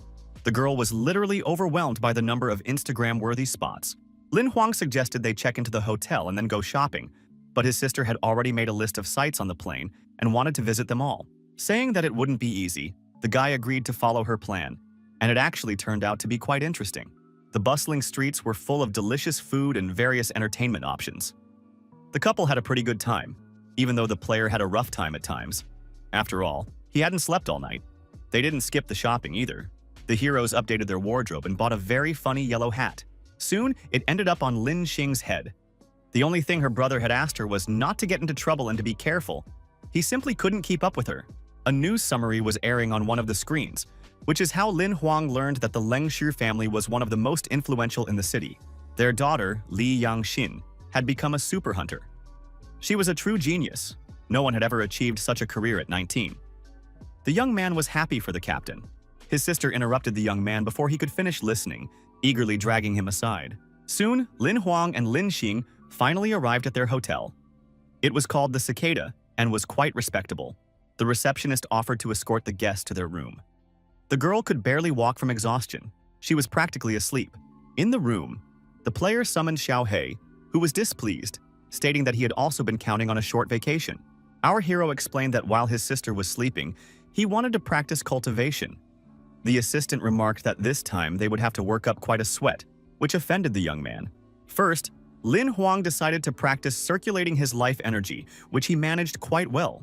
The young man intended to keep practicing for 7 hours, but Xiao He pointed out that, at this pace, it would take a week to reach the second level. A notification appeared about receiving a new piece of combat equipment, and the young man noticed that this was now happening faster. The assistant just sighed. Lin Huang had no idea that after taking a nap, Lin Xin had decided to go see what he was up to in his room. The girl knocked on the door and asked if our hero was asleep. There was no answer, so she knocked again. The beauty didn't know that the hero was busy circulating his energy and couldn't hear a thing, so she asked again if he was asleep. Deciding that the guy was already fast asleep, the sister walked away down the hallway. She was feeling a little bored. Thinking she definitely wouldn't be able to fall asleep now, Lin Xin decided to go shopping in town. The path led through the garden, and the girl was a little annoyed with her brother for making her go alone, since they had come to have fun, not to sleep. It was quite late, and she needed to return to the hotel soon, but suddenly the beauty heard a strange sound. It was quiet, like a twig snapping, and Lin Huan's sister couldn't shake the feeling that someone was following her. They decided to hurry back to the hotel as quickly as possible so they could go shopping together the next day. Lin Xin crumpled up the paper wrapper and tossed it in the trash can so she wouldn't have to carry any extra weight. What happened next made the girl jump in horror and scream. Trash cans don't usually behave like that. The bin grew several times larger and began to loom over the girl. The opening now resembled a toothy maw. Soon, Lin Xin was completely inside this strange contraption. It seemed its purpose was to kidnap people. Before she could even call for help, the beauty was flying feet first into the air. It all happened in the blink of an eye. Soon the police arrived in response to the call. The hotel management had noticed the guest's disappearance and called the cops. The night manager followed the sergeant and tried to explain that their establishment was completely safe and everything was under control. The sergeant stated that since the girl had gone missing, things weren't as wonderful as they were trying to portray, so he asked for the surveillance footage. The footage was provided, but as soon as the girl stepped into the garden, the signal became distorted. There were several blind spots in that area. The manager began explaining again that no guest at the Cicada Hotel had ever gone missing before. He suggested that Lin Xin had simply stood in the garden and then left the premises, but the police had their own take on the situation. Since the brother reported the girl missing at a time when the staff had no idea anything was wrong, the police concluded that she had been abducted in a blind spot within the garden. The sergeant asked where the kidnapped girl's brother was now, and the manager replied sheepishly that he had disappeared as well. When asked where, no answer followed. The massive skyscraper stood right in the center of the city and was one of its main architectural landmarks. Lin Xin fell with a thud right onto the floor. The girl groaned softly from the impact, but it was clear that she was only just beginning to regain consciousness. A girl with 2 ponytails crouched down beside her and assured her that her little sister would be fine, so she shouldn't worry. A monster caterpillar loomed behind the stranger. Lin Huan's sister began to ask in fear where she was and what kind of monster this was, and who had brought her to this place and why. The girl said her name was Lily, and that the caterpillar helped find new family members. Today, she and Lin Xing were her father's children. The heroine was outraged. It all sounded like nonsense. What did some father have to do with this? She needed to know where her brother, Lin Huang, was. Lily grabbed her by the neck and declared that if she didn't agree to play the role of a sister, she would become the monster's dinner. Lin Xing gasped. It was hard for her to speak, but she still tried to call for help. The girl didn't yet know that the brother she was mentally begging to save her was already standing at the entrance to the building. The guard asked him menacingly what he wanted. The young man knew his sister was inside. The information had been relayed to the Imperial Ring, but outsiders were forbidden from entering. He took a few steps forward. The guards immediately warned that they would shoot and sounded the alarm. They hadn't expected the intruder to be a hunter, and Bai's appearance behind him was an even bigger surprise. A couple of shots, a few blows, and a flap of his fiery wings effectively solved the problem of entering the building. It was clear that the vampire was desperate to find Lin Xing and was seriously angry about her abduction. Lin Huang sided with the monster and ordered that anyone who tried to stop them be killed without mercy. Looking back, Lin Huang added that it didn't matter who their enemies were, everyone must be punished. A new group of guards was waiting at the elevator exit. They had been ordered to prevent the intruder from reaching the boss. The elevator continued to rise. Someone had seen on the security cameras that Lin Huang was alone, so killing him would be a piece of cake. The doors were about to swing open, and all the bodyguards, as one, were watching the numbers on the display. For some reason, they didn't start shooting immediately. Perhaps the explosion, which had sent up clouds of smoke, was the reason. Lin Huang climbed the stairs and kicked the door open. He held a sword in his hand. A vampire was rising in the elevator. It was a diversion. The young man hissed viciously that they should have watched more movies. Maybe then they would have had a better chance of survival. The security guards realized they were facing a hunter. Their frightened cries echoed through the lobby. Our hero dealt with them all in a matter of seconds and announced that he had come here for his little sister. They shouldn't have hurt her. Even though the slain guards had little to do with Lin Xing's abduction, the young man felt genuine contempt for them. The elevator doors opened again. Two figures were visible in the flood of light, a man and a girl, and a voice asked which little sister he was talking about. Lin Huang looked at the strangers in surprise. He hadn't expected his enemy to be a child. The man said there had been a misunderstanding. There was no one here but him and his daughter. The girl whispered to her dad that she was scared. Introducing himself as Wei Shen, the man admitted his mistake and asked them not to scare his child with their loud shouting. Our hero frowned and replied that, regardless of whether he was mistaken or not, they should let him in so he could see for himself. The stranger blocked the entrance and shouted that this was private property. If he wanted to intrude, he'd have to deal with the sheriff. The player's sword drew close to his face. The guy simply ignored Wei Shen and his attempts to keep anyone from entering the room. He pointed the blade straight at the man, saying that his sister was inside, and if they didn't let her out immediately, they would pay for it. The girl started whimpering and announced in a trembling voice that she was scared. Her father asked her to behave more appropriately, or else appropriate measures would be taken. The man began threatening to contact the association. Didn't the kid know who he was messing with? Meanwhile, Lin Huang could clearly sense his sister's aura, though he couldn't see her. Pretending to comfort his daughter, the stranger tried to scan the player's data, and he succeeded. A malicious smirk twisted the scoundrel's face. Some black steel-level trash had grown so brazen that he'd barged into their sanctuary. Wei Shen held the card in his hands. He clearly didn't quite understand how to use it, but he wasn't bothered by that. The man flung it forward with the order to kill the insolent intruder who had entered the territory illegally.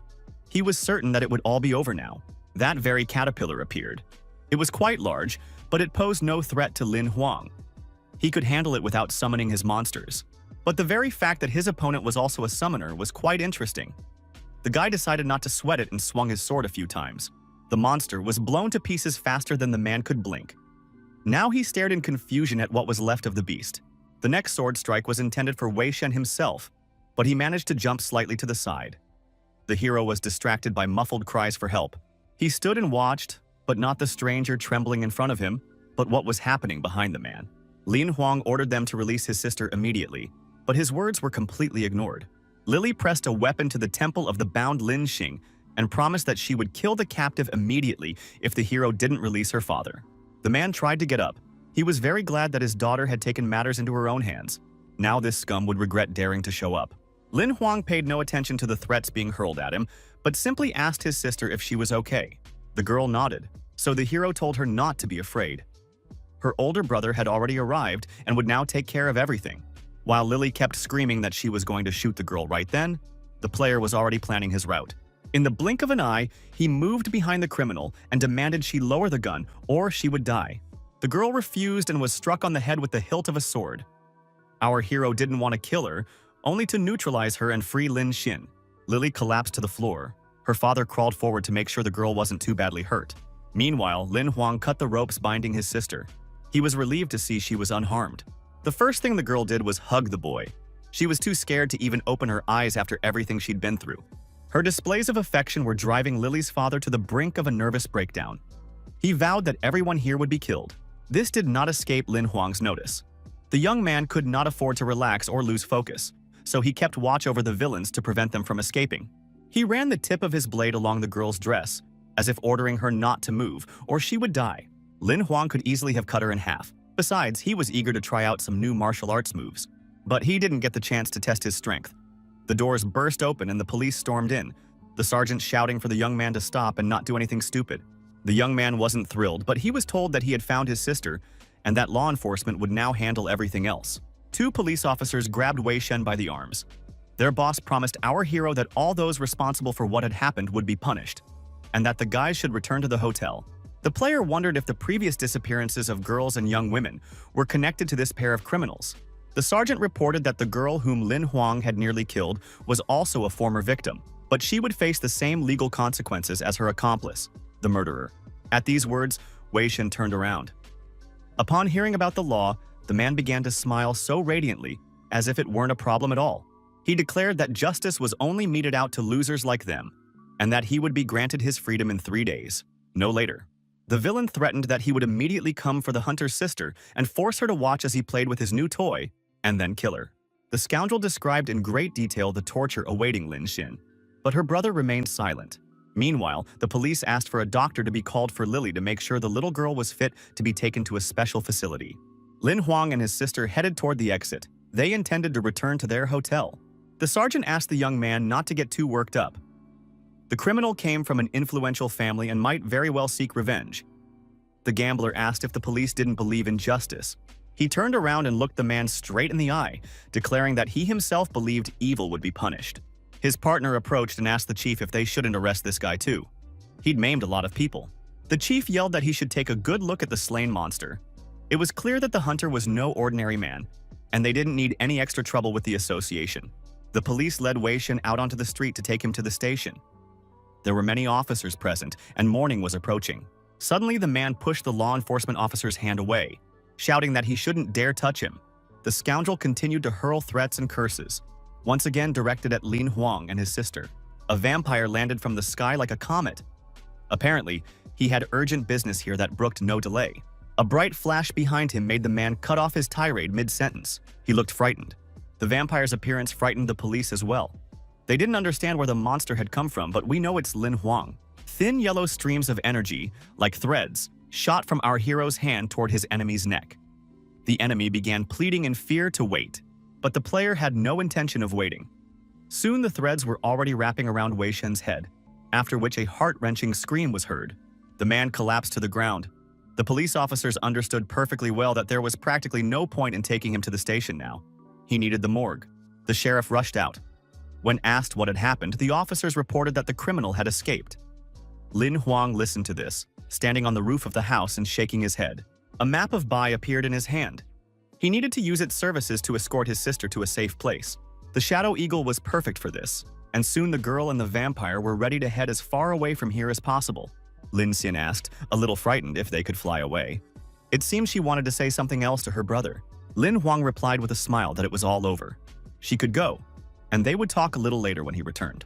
The young man promised that no one would dare threaten her safety again. He guaranteed it. The young man didn't know that a few floors above, a hooded stranger had received a message containing his image.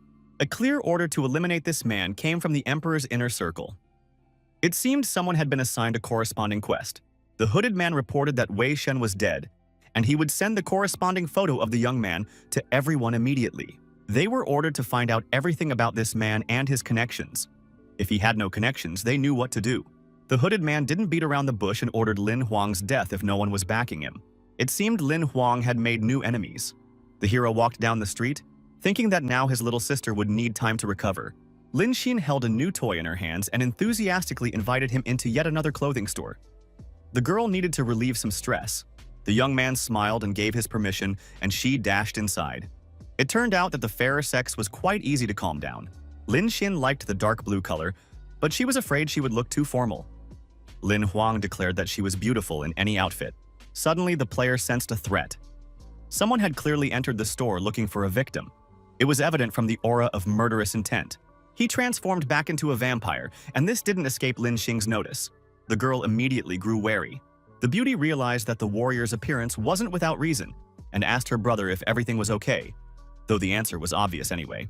Just then, from behind the clothing racks, a sales associate asked if the customers needed any help. She looked suspiciously familiar. Lin Huang pointed to Bai's cloak and asked how much the outfit cost. Lin Xing was interested in the price of the purple dress. Soon, the brother and sister continued their walk under the vampire's reliable protection. The situation no longer seemed so dangerous. Lin Xing remarked that it was rather strange that they had gone shopping first instead of to the hotel. The player replied that it had to be that way. They kept moving down the street, ignoring the stares of onlookers. Bai wasn't the only one in a hood here. It seemed as though Lin Xin was under the watchful gaze of his new enemies from above. He could feel it on his back. But the main threat wasn't in the distance. Someone intended to get as close to the guy as possible, and the thug's weapon was a dagger. A ghostly wolf suddenly appeared in the path of the hooded assassin. It bared its teeth, signaling that it wouldn't let the player be harmed. The monster was getting closer and closer. Only hunters and mages could see it, so there was no panic in the crowd. It was now clear that 3 silver-clad assassins were hunting Lin Huang. As the monster approached, they all became clearly visible and froze in place. Realizing that the plan had failed, the assassins simply vanished into thin air, as if they had never been there.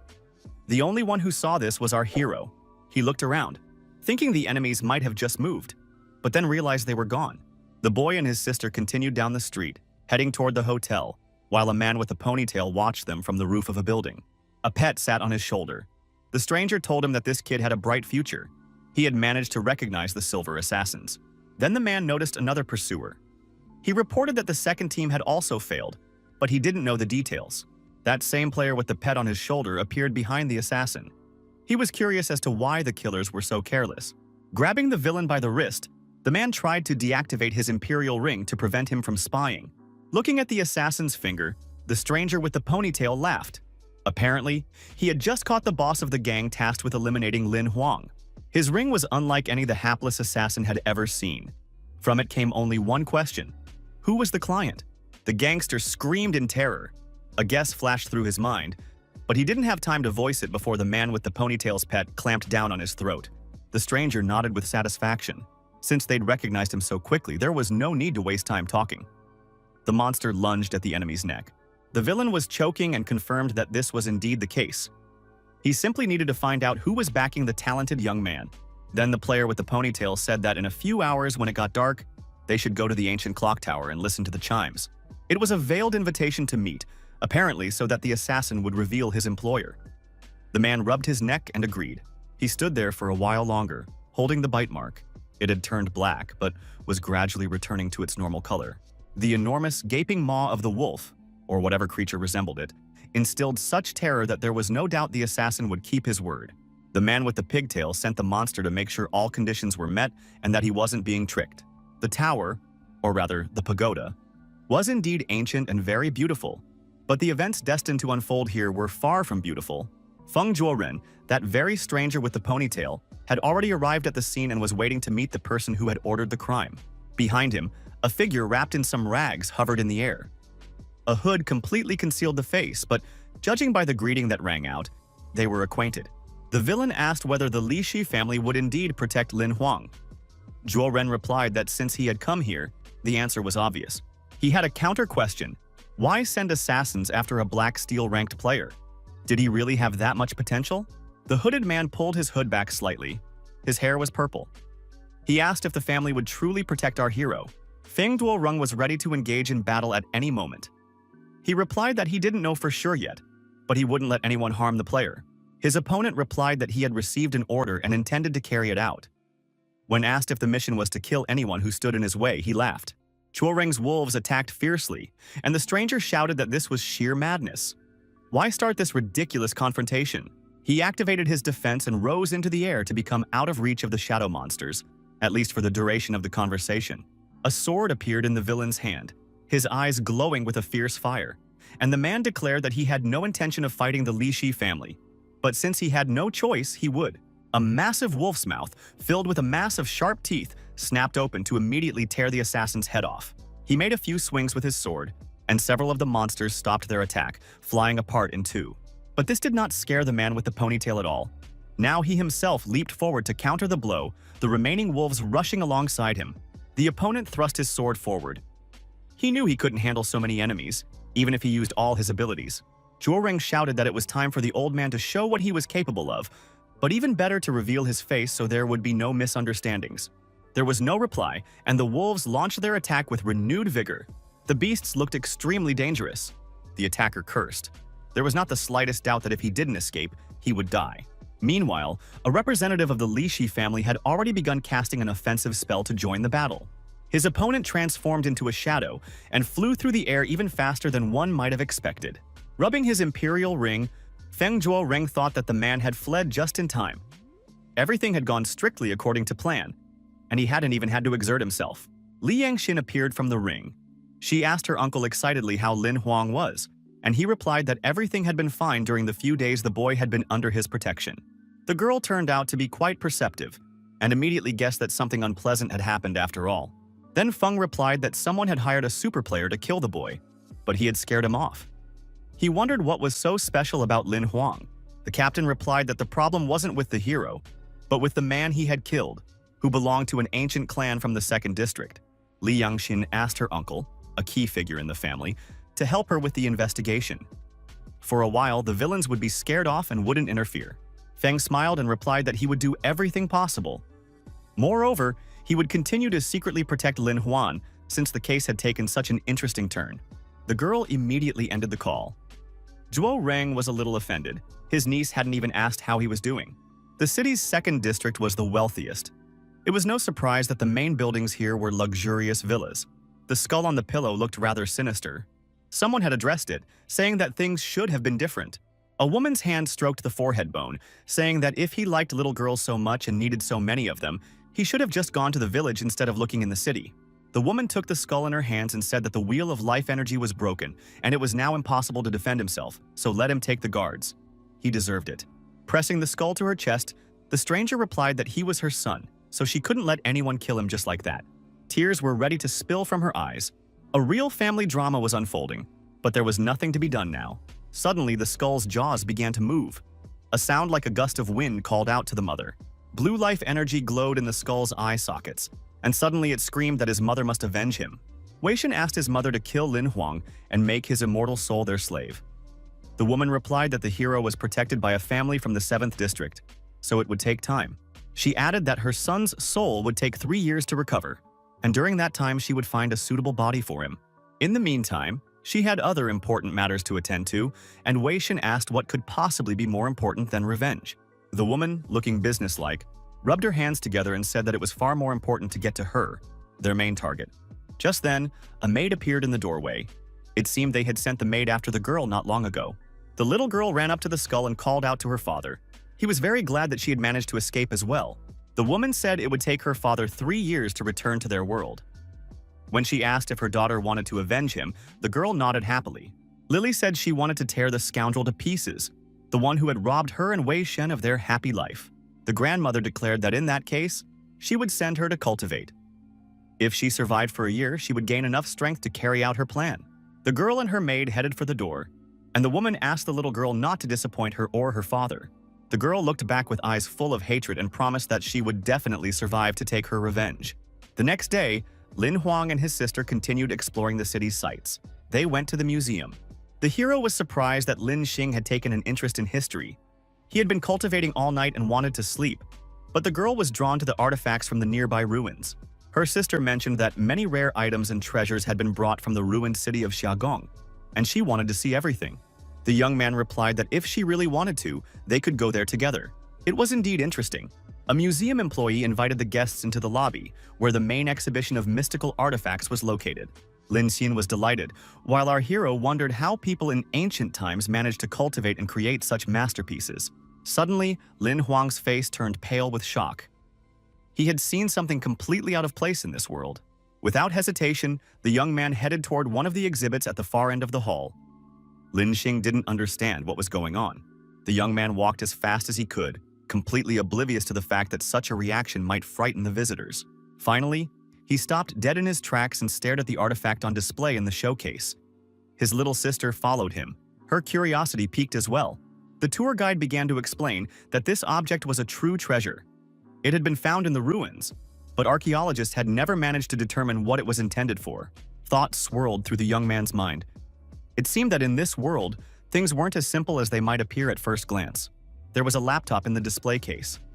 Lin Huang finally lost his nerve and shouted, asking if she was trying to say that it was an ancient artifact from the ruined city.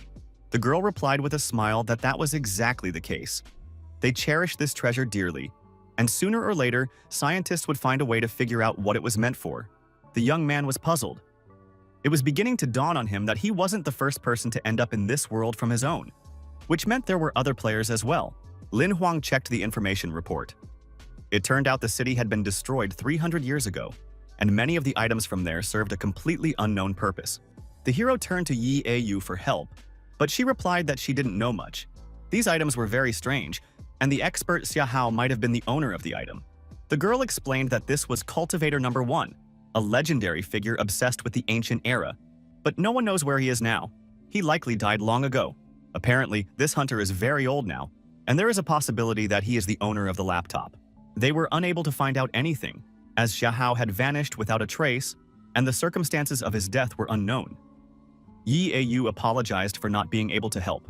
The guy replied with a smile that everything was fine and that she looked beautiful today. Flustered, the examiner hurried to say goodbye. This puzzled Lin Huang a bit. It seemed like his compliment had upset the girl, but he'd only meant to make her feel good. The player decided he simply had to go to the ruins of Xigong to find out what had happened to the cultivator and whether this demigod was truly from his world. When he told his sister about his plans that morning, she was very surprised. Lin Xin was wearing a new dress and was much more interested in shopping.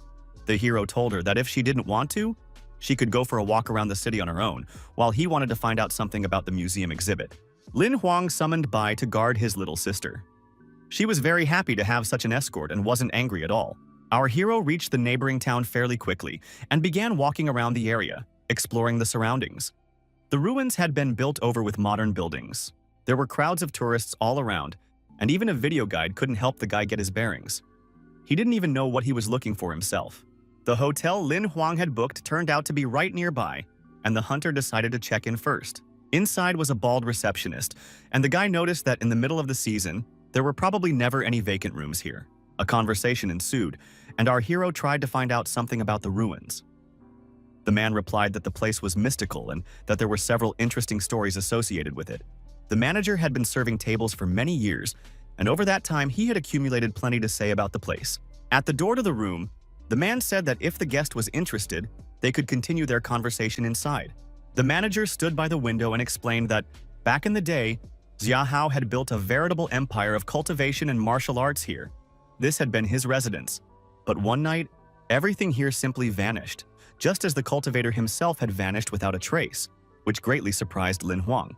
Only modest ruins remained, and now all tourists can see are the remnants of walls and a few towers. Our hero immediately headed to the specified location, but to explore it, he had to wait in line. There were so many people wanting to see it. Finally, the guy lost his patience and declared that there was nothing special here. Xiaohei objected, saying that everything here was special. It was a mystical place. The guy replied that all he cared about was the gamer with the computer. They needed to find out what had happened to him. The assistant didn't understand what he was talking about. Then it dawned on him, and Xiaohei dashed off to the side, shouting for the gentleman not to fall behind and to follow him. Soon, the assistant led the hero to a dent in the middle of the columns. Apparently, Xihao's personal belongings had been found right there. He explained that these marks in the stone were unique. Even super players couldn't leave a scratch on the material, but someone had managed to break through it. Suddenly, Xiaohei felt a surge of energy, ancient energy, which came as a complete surprise. If used, it could open up new possibilities for the player. Lin Huang asked if this was really the case. It would be nice. The young man asked if this was definitely the right place and was told that this was the center, with a radius of up to 3,000 meters. Our hero decided to come up with a plan and then return. At the hotel, Xiaohei asked what else was needed besides mastering this special energy. Perhaps the young man wanted something else. The assistant reported that he had sensed the presence of 2 mutated monster guards downstairs. Only Hei Tang could handle them. The player thought that even a dragon would have a hard time, and besides, he had already used all his transformation cards. He couldn't even use a phantom shadow here.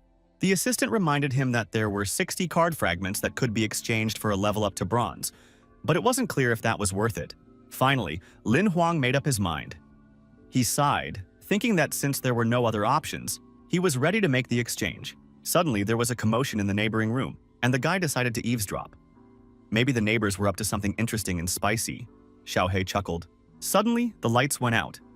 Standing in the darkness, our hero couldn't understand how such a blackout could have happened in a tourist town. The sound stopped too. Now the room was not only dark but also completely silent, and the hero began to feel uneasy. And for good reason. He sensed someone's presence behind the door and realized there was an intruder there. His anxiety grew. Finally, Lin Huang could think of nothing better than to grab his gun and approach the door, shouting, "Who's there?" There was a knock at the door, and someone who vaguely resembled the manager told the guest that everything was fine. It was him. The man added that there had been some electrical issues. Apparently, he was hinting that he wanted to come inside. Our hero replied that everything was fine. He was going to sleep anyway, so if that was all, the manager could go. The man wouldn't let it go and claimed he'd remembered another story about the ruins. The player realized he couldn't let him in and suggested they talk in the morning. The next second, the room's panoramic window was smashed, and a woman, clearly a hunter, jumped inside. Her eyes glowed with energy. Lin Huang was, to put it mildly, surprised by such an extravagant entrance, but he seemed to recognize the one who had come to him. She was a zombie, or something like that. The girl stood there with a completely vacant stare, a predatory smile frozen on her face. The whole scene was extremely unsettling. She attacked with lightning speed. The guy barely managed to dodge. Xiaohei shouted that she was a parasite, a controlled creature being manipulated by someone. The assistant shouted that if the control slipped, the woman could be saved, so they should try to keep her alive. Our hero had just aimed to fire a shot. This information came at just the right moment. The hero looked at the assistant and asked him to repeat what he had just said, but the moment wasn't exactly ideal for a debriefing. The manager continued to pound on the door, shouting that the guest apparently was still awake, so he should open the door as soon as possible. The guy asked if the man was also under control and received an affirmative answer. To break the spell, he needed to kill the one controlling these puppets. The manager entered, saying that the master had ordered him to kill Lin Huang and bring him the hero's body. He had something that belonged to the master. Lin Huang decided that since that was the case, he had every right to defend himself. If they planned to kill him, what made him any worse? A shot rang out. The bullet, and not just one, hit its mark, and the man's body jerked backward. He roared like a wounded beast. The doors swung open, and a whole crowd of people stood in the doorway. There was no doubt that they were all parasites. The zombies rushed inside, and Xiaohei advised the gentleman to simply run away. That was the most sensible thing to do in this situation. The window was already broken, so all our hero had to do was jump out of it onto the street. The city was also full of zombies, and every one of them was obsessed with the goal of destroying Lin Huang. It was complete madness. The guy had no choice but to use one of his mystical creature summoning cards. The Shadow Eagle turned out to be the perfect way to escape. The controlled creatures clearly couldn't fly. After flying to a safe distance, the heroes decided to discuss what had happened. Xiaohei guessed that the master who wanted something from Lin Huang was the monster beneath the ruins. The young man thought for a moment, then asked if, since the assistant had been able to sense the energy in the ruins, the monster could sense Xiaohei himself in the same way. Lin Huang asked if that meant that when the assistant decided to steal the creature's energy, it decided to steal theirs instead, but the idea wasn't confirmed. And although the assistant assured him that the creature wasn't that powerful, it was obvious that the monster had enough skill to send people to kill the young man. In fact, an entire city. The assistant asked why they didn't just leave the city, but the hero explained that he was the monster's target, so fleeing to a neighboring town would put everyone there at risk, including his sister. The player decided to call the association and consult them about the situation. He really hoped they would help him. The guy reported what was happening in the city and asked them to send hunters to cure the infected people.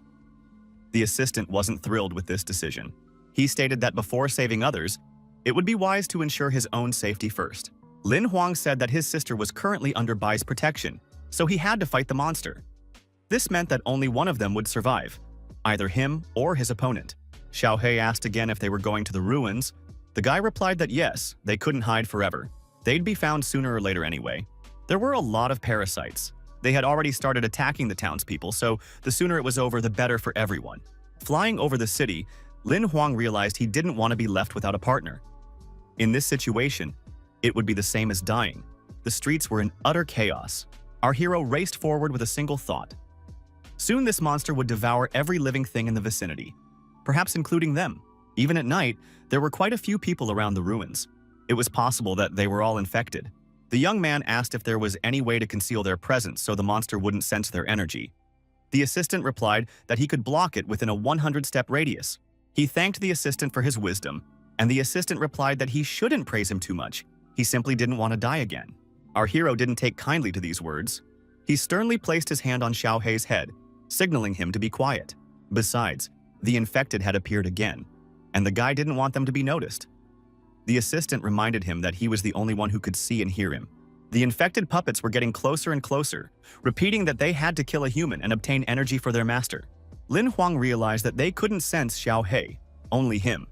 But there was a way out of this situation: the Shadow Ghost card.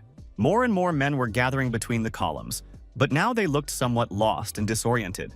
Our hero was very pleased with his shadow transformation and invited his assistant to follow him. They were approaching the energy source the master used to control his puppets. Ahead, a glowing core appeared, entwined, as if by blood vessels, with some sort of red branches bearing thorns. This was the monster they were looking for. Xiaohei noticed that the beast was bronze tier, but could already control tens of thousands of people and was on the verge of becoming a super monster. His assistant admitted he was scared, so the boy activated the dragon card, declaring he wouldn't let this creature live. Heitan appeared surrounded by a halo of warm, yellow energy. He wasn't yet experienced enough to adapt to the situation immediately. The dragon was also currently at the 3rd bronze level with several mutations and a bloodline. He had to deal with the enemy. His attack proved quite effective. Our heroes rejoiced. Their opponent was a mutated plant, and the flames dealt it significant damage. The effect didn't last long. The monster recovered in a matter of seconds. It possessed an incredible regenerative ability. Not only that, but the monster instantly attacked and plunged its spikes into Heitan's body. The dragon was knocked over by the blow. Xiaohei shouted that he wanted to help, but the guy reminded him that as soon as they were spotted, they would simply be eaten, devoured as a source of energy. The dragon was still effective against the parasites, but a human stood no chance against them. Heitan attacked again. He had to drive the monster away from the core from which it was drawing energy. The monster wasn't in a hurry to leave the orb. If he didn't force it to do so soon, everything would end very badly. Suddenly, Lin Huang regained his usual appearance. It seemed the transformation card's effect had worn off, and the boy cursed. The energy body sensed him instantly and released its tendrils. He had to run immediately. The hero realized there was no point in running. The monster had so many spikes that any movement would simply pierce him through or paralyze him. The attack followed in a flash, but the mountain of rocks behind which the young man was hiding took the full brunt of the damage. The tentacles seemed to detach from his body and began crawling chaotically across the ground. But the player was no longer there. Fortunately, he had another transformation card in reserve, and the guy took on the form of a shadow ghost again. But that didn't help him feel safe. A black spot appeared in the center of the energy core. It was evidence that the detected target had vanished, and the monster was puzzled. Obviously, some process had been triggered in its body. All he could do was hope it wasn't a transformation into a super monster. Lin Huang cursed under his breath. He realized that the monster was releasing all its parasitic spores outward in order to detect a target as quickly as possible.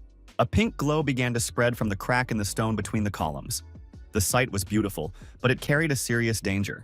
More and more people on the city streets were becoming infected, and each of them had a mission to find and kill Lin Huang. But these spores were killing the people themselves, causing them to choke so they could take over their bodies and bend them to their will. Men gasped for air, clutching their throats, and then were no longer in control of themselves, having lost control of their bodies. Now they were zombies, roaming the streets in search of our hero or any other source of energy. The life energy of the captured people left them, rushing first into the sky and then straight into the ground. These streams of energy rushed from the city toward the ruins to strengthen the monster and help it level up. They strengthened the energy core, and the number of sprouts was also constantly increasing. They were growing larger and stronger. Xiaohei informed the master that the monster was about to reach the silver rank. If they didn't hurry, the dragon would be completely powerless against it. While He Tang was immobilized but unharmed, the assistant reported that there was a card capable of killing such a monster. But to obtain it, 1 million fragments had to be gathered. They had to kill the monster now, and Lin Huang was the one who had to do it. No one else could handle it. Otherwise, a super monster with 3 mutations would appear within a couple of months. The guy noticed that there was a lot of energy here. Could this be Xiao Hao's legacy, which was far stronger than any of the existing ones? There are certain rules that cannot be circumvented. Energy cannot exist in isolation, and this parasite is direct proof of that. The guy remarked that he envied this parasitic plant. Xiao He replied that it was completely pointless. He would find a way to defeat it, but the rules must be followed. If they want to deprive the enemy of its ability to absorb energy and regenerate, they need to find a way. Then the dragon will easily destroy the parasite. Our hero didn't understand how to do this, but Xiao He seemed to have some ideas on the matter. He said the guy needed to approach the core and place his hand on it for about 3 minutes. Lin Huang pointed out that this would be enough time for the monster to kill him countless times. The young man rushed forward, asking if the core could be moved. It turned out it couldn't, and that was good news. His plan was to sneak up from underground and place his hand on it unnoticed from below. The assistant pointed out that it was too risky. They would be discovered. The young man replied that this must be a blind spot for the parasitic plant, so he had a chance to pull off this little trick. He successfully crept up to his target and placed his palm on the sphere. Now he had to hold it for 3 minutes, after which Lin Huang would become the master of the energy. Suddenly, the sphere grew larger, and the plant along with it. Thanks to the human life energy, the monster had reached the silver rank. Now 3 minutes wouldn't be enough. Xiao He's words were instantly confirmed. Strange shadows and streams of black energy appeared. Something completely new was happening. Now the monster's capabilities were far broader. It could attack shadow entities just as easily as physical objects. Lin Huang found himself in a trap from which it wasn't so easy to escape. But the most frustrating part was that he had driven himself into this trap. He Tanu was having a hard time too. Now the parasite was strong enough to pierce his skin with its spines. The dragon was squeezed so tightly that he began to suffocate. A little longer and he would simply perish in the vice-like grip. The plant-like enemy continued to solidify above him. Its shoots began to form a denser body, and the monster, now unable to move, was doomed. A message appeared stating that He Tan had taken critical damage and should be recalled immediately. There was no choice. If the hero didn't want to lose his dragon, he had to be removed from the danger zone immediately. Meanwhile, the monster had grown several hearts. They pulsed on its sprouts as if they were blood vessels. The beast had mutated. Xiao He realized that without He Tan, Lin Huang had absolutely no chance against such an opponent. The boy sighed. Despite everything, the hero kept his hand on the energy core, but now it was completely unclear how long he should keep doing so. It was getting harder and harder for the player. His shadow shell began to crumble again, and he warned his assistant that he simply couldn't hold out any longer. Suddenly, a system message appeared stating that the ability to absorb energy was finally activated, which greatly pleased the hero. He was pleased that he had absorbed the orb, but Xiao He replied that this was only a temporary ability. The hunter wasn't strong enough yet, and besides, the monster needed to be killed. Lin Huang asked him not to worry about it. He had come up with a plan. With those words, the young man summoned one of his mystical creatures. The assistant shouted that this was complete madness. In such a confrontation, the vampire was doomed to die. Instead of answering, the hero ordered the use of 2 level-up cards to immediately power up his monster and trigger its evolution. Now a dense aura surrounded by. Energy was literally surging around him, and he looked very determined. Xiao He praised the idea. A normal level-up can be stopped, but when it's done with a card, even the gods are powerless to influence the absorption process. When they both stopped laughing, the young man admitted that this was the first time he'd heard of it and received a well-deserved slap from the assistant. Sprouts almost identical to those that made up the monster appeared around the vampire. It seemed as though the 2 mystical beings were merging into a single entity. Soon it began to resemble an improvised egg. Cracks ran across it, and then the hand of the renewed vampire appeared. Lin Huang noted with admiration that Bai had changed quite a bit after his evolution. Xiao He confirmed that something amazing had happened. 4 bright pink wings appeared behind the vampire. He now possessed far more energy and power. The system congratulated the player on the fact that his summoned creature was now a 4-winged vampire of divine rank, and Bai rushed toward the enemy. He approached the monster's spawn, which was enormous but, without a source of energy, had lost its ability to regenerate. Lin Huang shouted that now was the perfect time to have some fun and activated another card. They had every chance of winning. The dragon attacked the monster immediately upon its appearance. Now that bastard was guaranteed to die. According to the original plan, everything was supposed to go exactly like that. But suddenly Xiaohei shouted that something strange was happening. The monster absorbed far more of the energy released by the dragon than it should have based on its level. Not only that, but spores continued to burst out and could soon infect the neighboring town. The more people gave up their life energy, the stronger the monster would become, and the faster it would level up. Somewhere nearby, Lin Xing slept peacefully.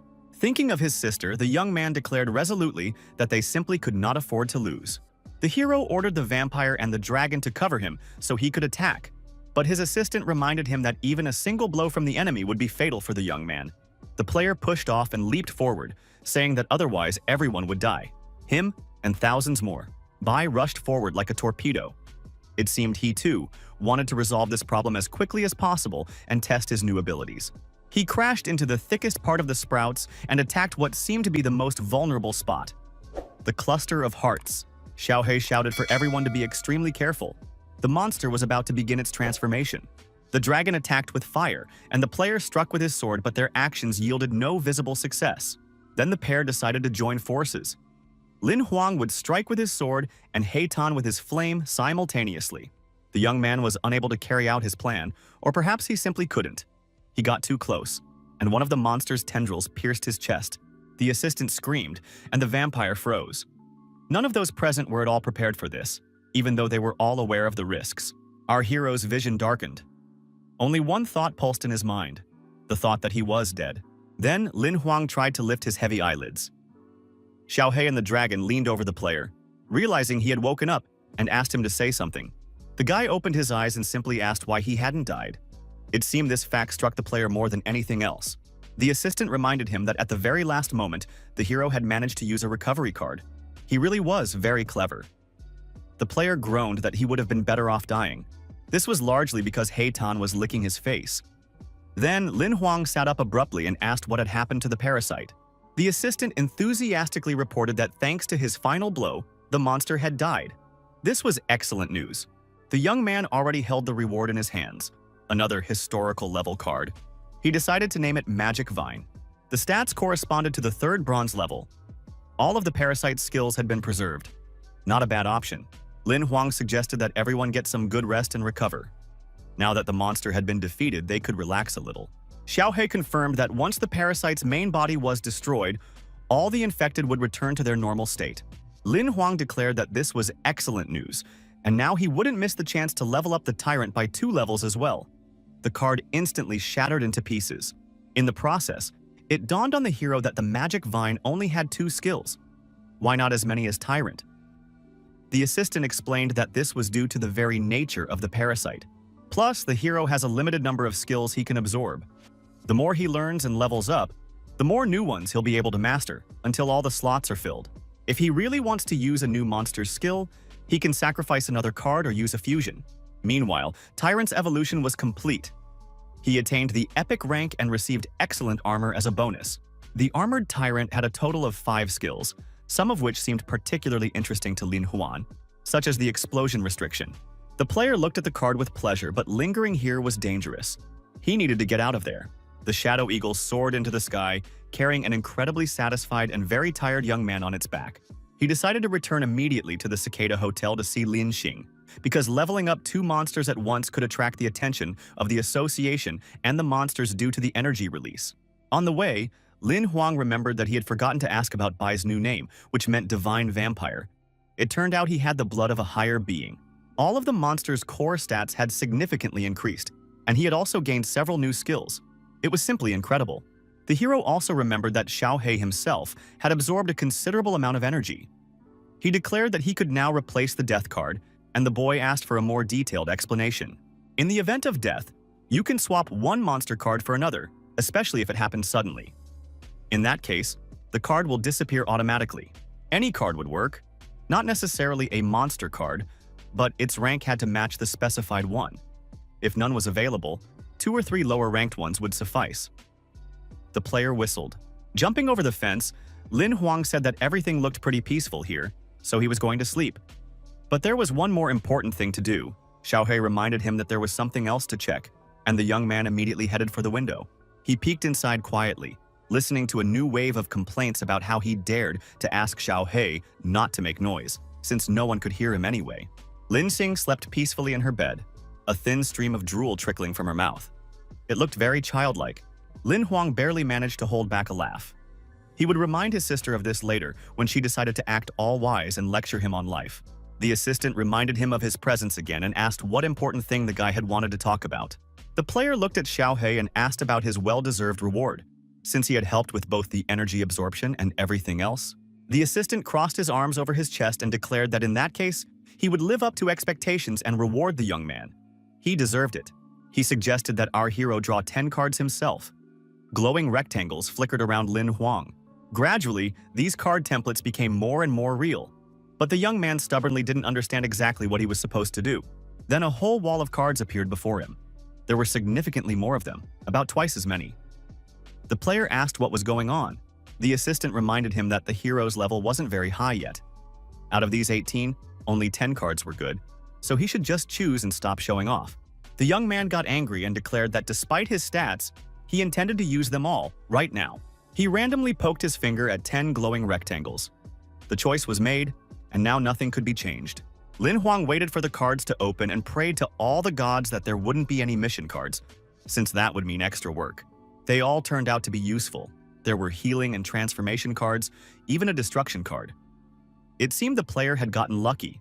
Now our hero stood there, trying to tally up the stats of his achievements and new abilities. He needed to organize the cards he had. One of the rectangles caught the guy's attention more than the others. It was an insight card, and he was seeing one for the first time. The picture showed something resembling a constellation against the backdrop of a human figure. I wonder what that could mean. The assistant explained that if one hits a wall during cultivation, one can use this card, but only once. It will help one see through and remove the obstacle. Lin Huang was very pleased and thanked Xiaohei for the great tip. He replied that it was nothing to do with him. The kid had just gotten lucky. The two began arguing about what had happened. Each thought he was right, and neither was willing to admit he had a crush on the other. The next morning, the young man woke up surprisingly well-rested, and his mood was excellent as well. Lin Xin was already up and had started her day by checking the latest news. She didn't know her brother had already returned. He knocked and walked in, telling her he'd brought breakfast and that she should get dressed and come eat. His little sister was a bit surprised. The girl began to scold the hero for not warning her about his return. Bai had suddenly disappeared, and she guessed that her brother had needed his help. She had been worried. Lin Xin read in the news that a super monster had appeared in the ruins where her brother had gone, but it had been defeated in time. Could this really be the work of Lin Huang? He claimed he had nothing to do with it. With his rank, he would have died the moment he got close. The little girl wouldn't let it go, noting that the timing coincided with Bai's disappearance. The player started to get annoyed and asked his little sister not to fill her head with nonsense. She'd be better off remembering that breakfast was getting cold. He advised Lin Xin not to linger and to get ready quickly after eating. They needed to go somewhere. The little girl said a bit sadly that she'd already played and rested enough, so she just wanted to go home. This surprised the young man. He asked what had happened. Maybe she wasn't feeling well or something like that. The girl simply explained that she had her graduation in September, and if she was going to play, it would have to be after that. Right now, she needed to prepare for her exams. She needed to improve her academic and combat skills to achieve the best results next year.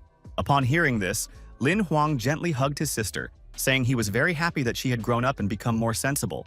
He said that in that case, he would go to his room to pack his things and then book a ticket for the ship. The girl readily agreed. Lin Xing continued watching the news. An interview was beginning with a young hunter who had reached the gold rank at 18 and was also an excellent mechanic. The beauty on the screen declared that if young people don't want to be a burden to their loved ones, they must study diligently and develop their skills.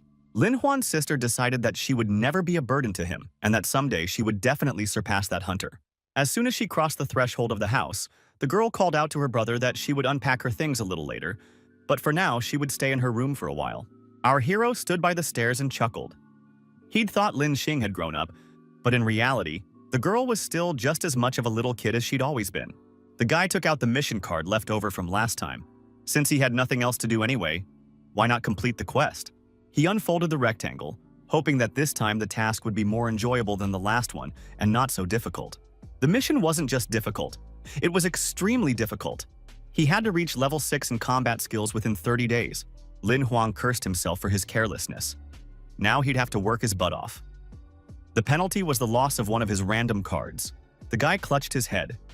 He was at level 3, and he had to collect 12,000 fragments in a month. It was simply impossible.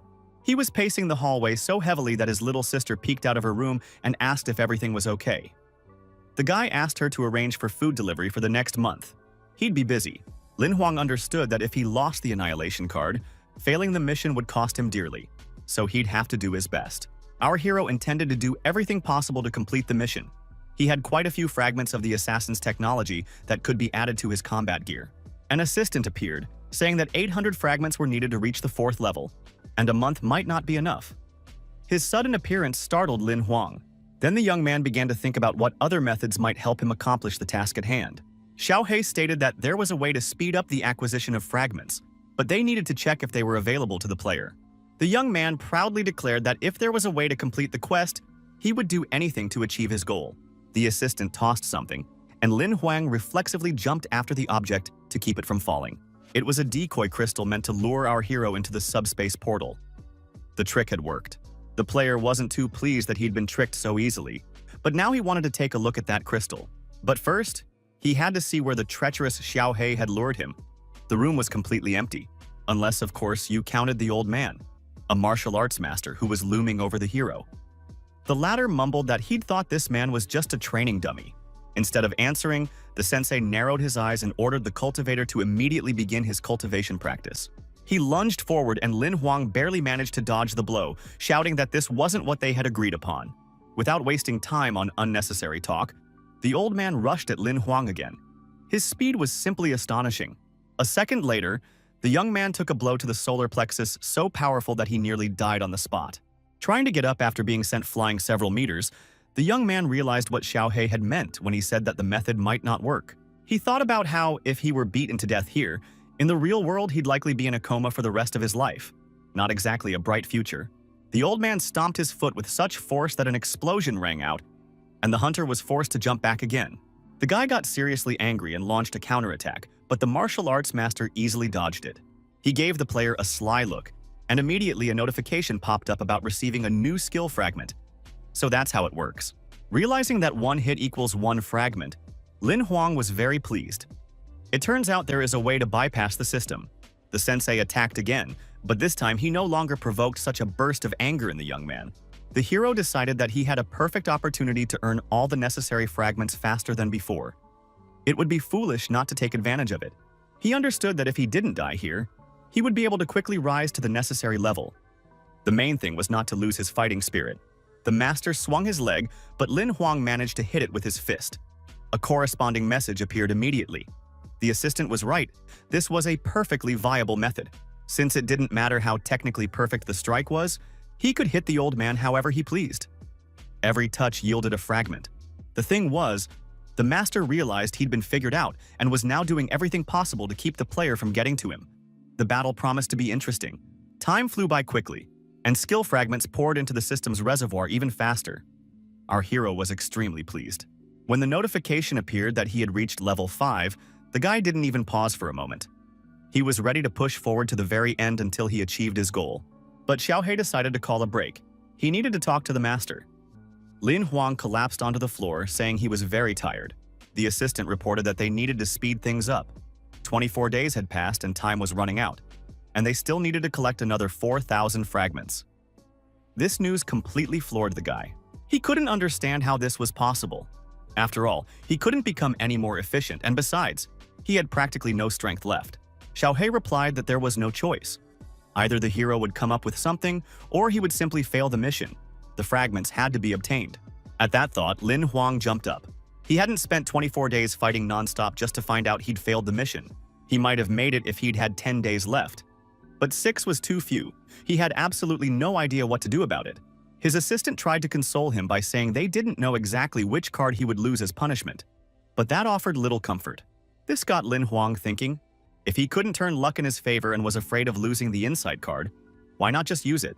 Xiaohei wasn't thrilled and reminded him that with the player's current abilities it could be dangerous, but the guy's decision was unshakable. He confidently confirmed to the system that he wanted to use the card, and the corresponding process was activated. Increasing cultivation speed would affect his body, his mind, and even his soul. But the assistant had already informed him of this too late. The young man let out strange gurgling sounds, and then his body arched backward. The changes didn't take long to manifest. Xiaohui clutched his head. The boy was too weak to control the card. Most likely, he would simply die. Lin Huang muttered through clenched teeth that he only needed to level up by 1 level. He just had to do it, and that was all. Suddenly, the black energy surrounding the player began to take on a clearer form. He even managed to sit up. The assistant replied that this wasn't what he'd meant by control, but in reality, things hadn't turned out so badly. And although Lin Huang's physical body wasn't moving, cultivation was taking place and working at full strength. At this rate, the hero would reach the 5th level in just a few hours, but how to endure that long was a mystery. When the notification came that the player had reached the 6th level, a surge of energy, more like a whirlwind, rushed through his body. For some reason, the process didn't stop, and Xiaohui began to worry. He tried to call out to the young man, but he couldn't hear him. A multitude of martial arts masters appeared around Lin Huang, each of them ready to attack. Our hero clutched his head, trying to stop what was happening or at least influence it in some way, but to no avail. The young man realized with horror that he couldn't stop the cultivation. This meant only one thing: the end was not near. The monks lined up in neat rows in front of and behind the young man. There was not the slightest chance to hide or escape, but the hero didn't even try. He was strong.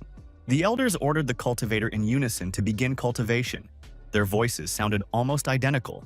Instantly, several senseis launched their attack. To avoid becoming a punching bag, the young man had to mobilize himself as much as possible. But first, he had to at least dodge the attack. Out of fear, the hero was ready to scream, but that wouldn't help him at all. Lin Huang lay motionless on the floor. His muscles were relaxed, but suddenly one finger on his hand began to move. Soon the boy stirred and even managed to sit up. He was exhausted, with scrapes and scratches visible on his skin, as well as numerous bruises. Xiaohui sighed. He stated that Lin Huang still hadn't been able to master the card. That was the hardest part, since it didn't take into account the player's physical condition or abilities. Our hero whispered that he wasn't ready to keep waking up beaten up, so he would return immediately. Before he could even open his eyes, the boy was struck by one of the old men, who shouted that he wouldn't be able to escape this time. Lin Huang stated again that he had no intention of running away. This time, he wasn't going to give up and would see it through to the end. To back up his words with action, the player immediately attacked one of the martial arts masters, landing a punch right in his face. The young man was furious that he couldn't control the map as he wanted to. The sounds of the blows were in another dimension, but Lin Xin constantly imagined that she could hear her brother's screams and the noise of the fight. One day, this background noise suddenly stopped, and the girl decided to go to Lin Huang's room to check if everything was all right. The sun was already sinking toward the horizon, bathing everything around in a calm, warm light. Our hero's house looked very picturesque in its rays. The blue crystal, which Xiaohui had used a month ago to lure the master into the subspace, rolled across the floor and began to shimmer. Lin Huang suddenly sighed loudly and opened his eyes. He was trying to figure out where he was and why he wasn't in pain.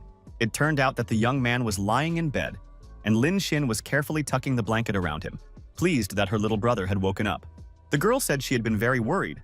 The doctor said that physically everything was fine, and he had no idea why the player was sleeping and wouldn't wake up. The guy asked how long he'd been asleep, and it turned out to be a week. His little sister immediately said she was heading to the kitchen to get him some food. She promised to bring him the most delicious food. The hero sat up in bed and thought that he had most likely failed the mission. Too much time had passed while he was asleep. A system message appeared stating that for reaching the 8th level in martial arts, he would receive a card.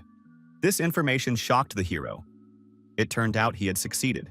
It was a rare quality military technology skill card. It stated that the player was at the 8th level and had greatly improved all his stats. The guy eagerly dug into his food, never stopping to praise the insight card. Xiaohui objected that the player's own potential had played the main role in this success. The young man laughed, saying he'd been saying he was a genius for a long time.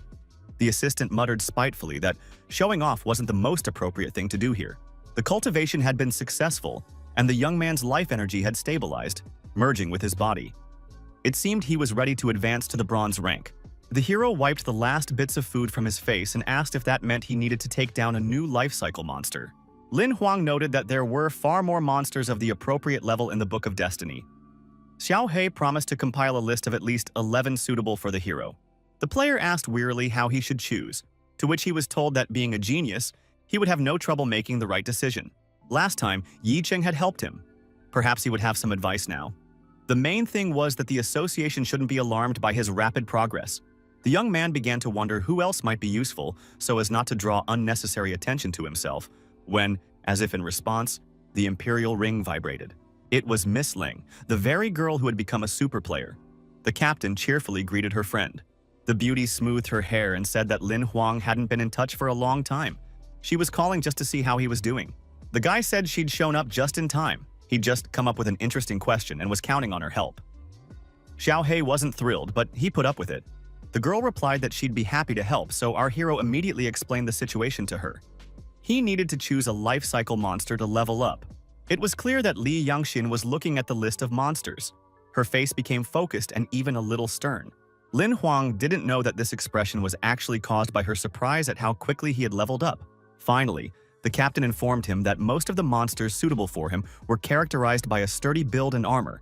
But once he became a super player, that wouldn't be necessary. The hero asked if he would need the sleight of hand skill. Li Yangxin replied that he certainly would. For a super player, it would become the demon-slaying hand skill. The guy tried to clarify which of the bronze demons, in her opinion, was best suited for these purposes. The captain took a sip of coffee and replied that she needed to think about it some more. With a satisfied look, Li Yangxin announced that it was the vile puppet. It wasn't very strong, but it was resilient and also possessed the ability to replace its physical body with an artificial one. Defeating the monster grants psychic abilities to your life cycle, which is very useful for a super player in the future. Few choose the puppet, and they're wrong to do so. If the ability can currently only be activated 3 times a day, it can later be leveled up into a skill that allows one to avoid death. The hero was puzzled. The girl promised to send him all the details so that Lin Huang could weigh the pros and cons before making a decision. He sincerely thanked her. At the end of the conversation, the young man declared that he was truly lucky to have such a girlfriend, which left Li Yangxin with mixed feelings. The beauty immediately ended the call, and the guy decided he was being too emotional. Xiao He called him an idiot. The hero decided that this was the perfect option. His assistant reported that the vile puppet was an undead creature living in groups in the Misty Canyon at the entrance to the Black Abyss. And while only super players would risk venturing into the Black Abyss, the unforgettable lands were much safer, so it would be better to plot a route through them. The assistant stated that in any case, Lin Huang had little chance of success, so he suggested not going to the Misty Canyon at all. The player's imperial ring vibrated again. He wondered who had decided to call this time. It was Yin Yi, who, instead of saying hello, shouted that he also wanted to go with our hero to Misty Canyon. Not only Lin Huang's face went blank with surprise, but his assistant's as well. Neither of them could figure out how the fat guy had found out about their plans. That morning, the guy had told his sister about the upcoming trip, and she'd reminded him that he'd slept through the week and was now planning to go hiking. Wasn't that a bit of a rash decision? The player smiled, saying that school would start soon, so she should take advantage of a couple of free days and hang out with her friends properly. Shouting that he'd set aside some money for her living expenses, our hero headed for the door, asking her one last time not to get into trouble. Lin Xin pouted. She was drinking water and angry at her brother for leaving for the trial without fully recovering. But then she saw the amount in her account. In shock, the girl spat out every last drop of liquid from her mouth. Life hadn't prepared her for this. Couldn't he have warned her? Lin Huang had transferred a whole million to his sister's account for pocket money. Her joyful scream was clearly heard by all the neighbors on the street. Meanwhile, the young man was already boarding a ship bound for the city of the Misty Spirit. He looked simply enormous. 11 days later, he and Yin Yi disembarked at the settlement closest to Misty Canyon. The journey had been quite exhausting and boring.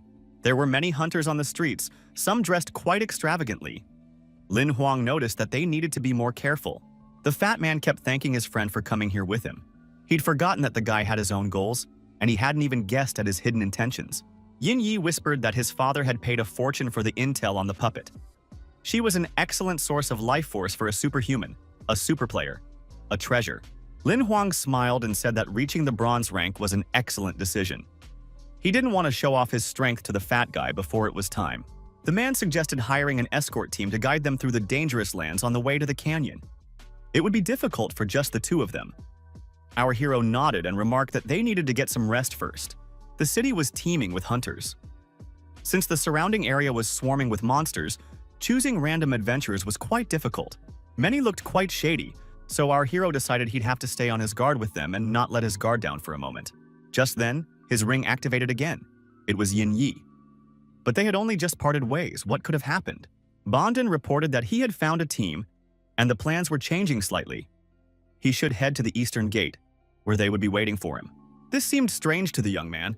Why rush and sacrifice rest when there were so many teams around heading in the right direction? But there was nothing else to do. The hero decided to go where his comrade had asked and see for himself what was going on. Yin Yi came out to meet him.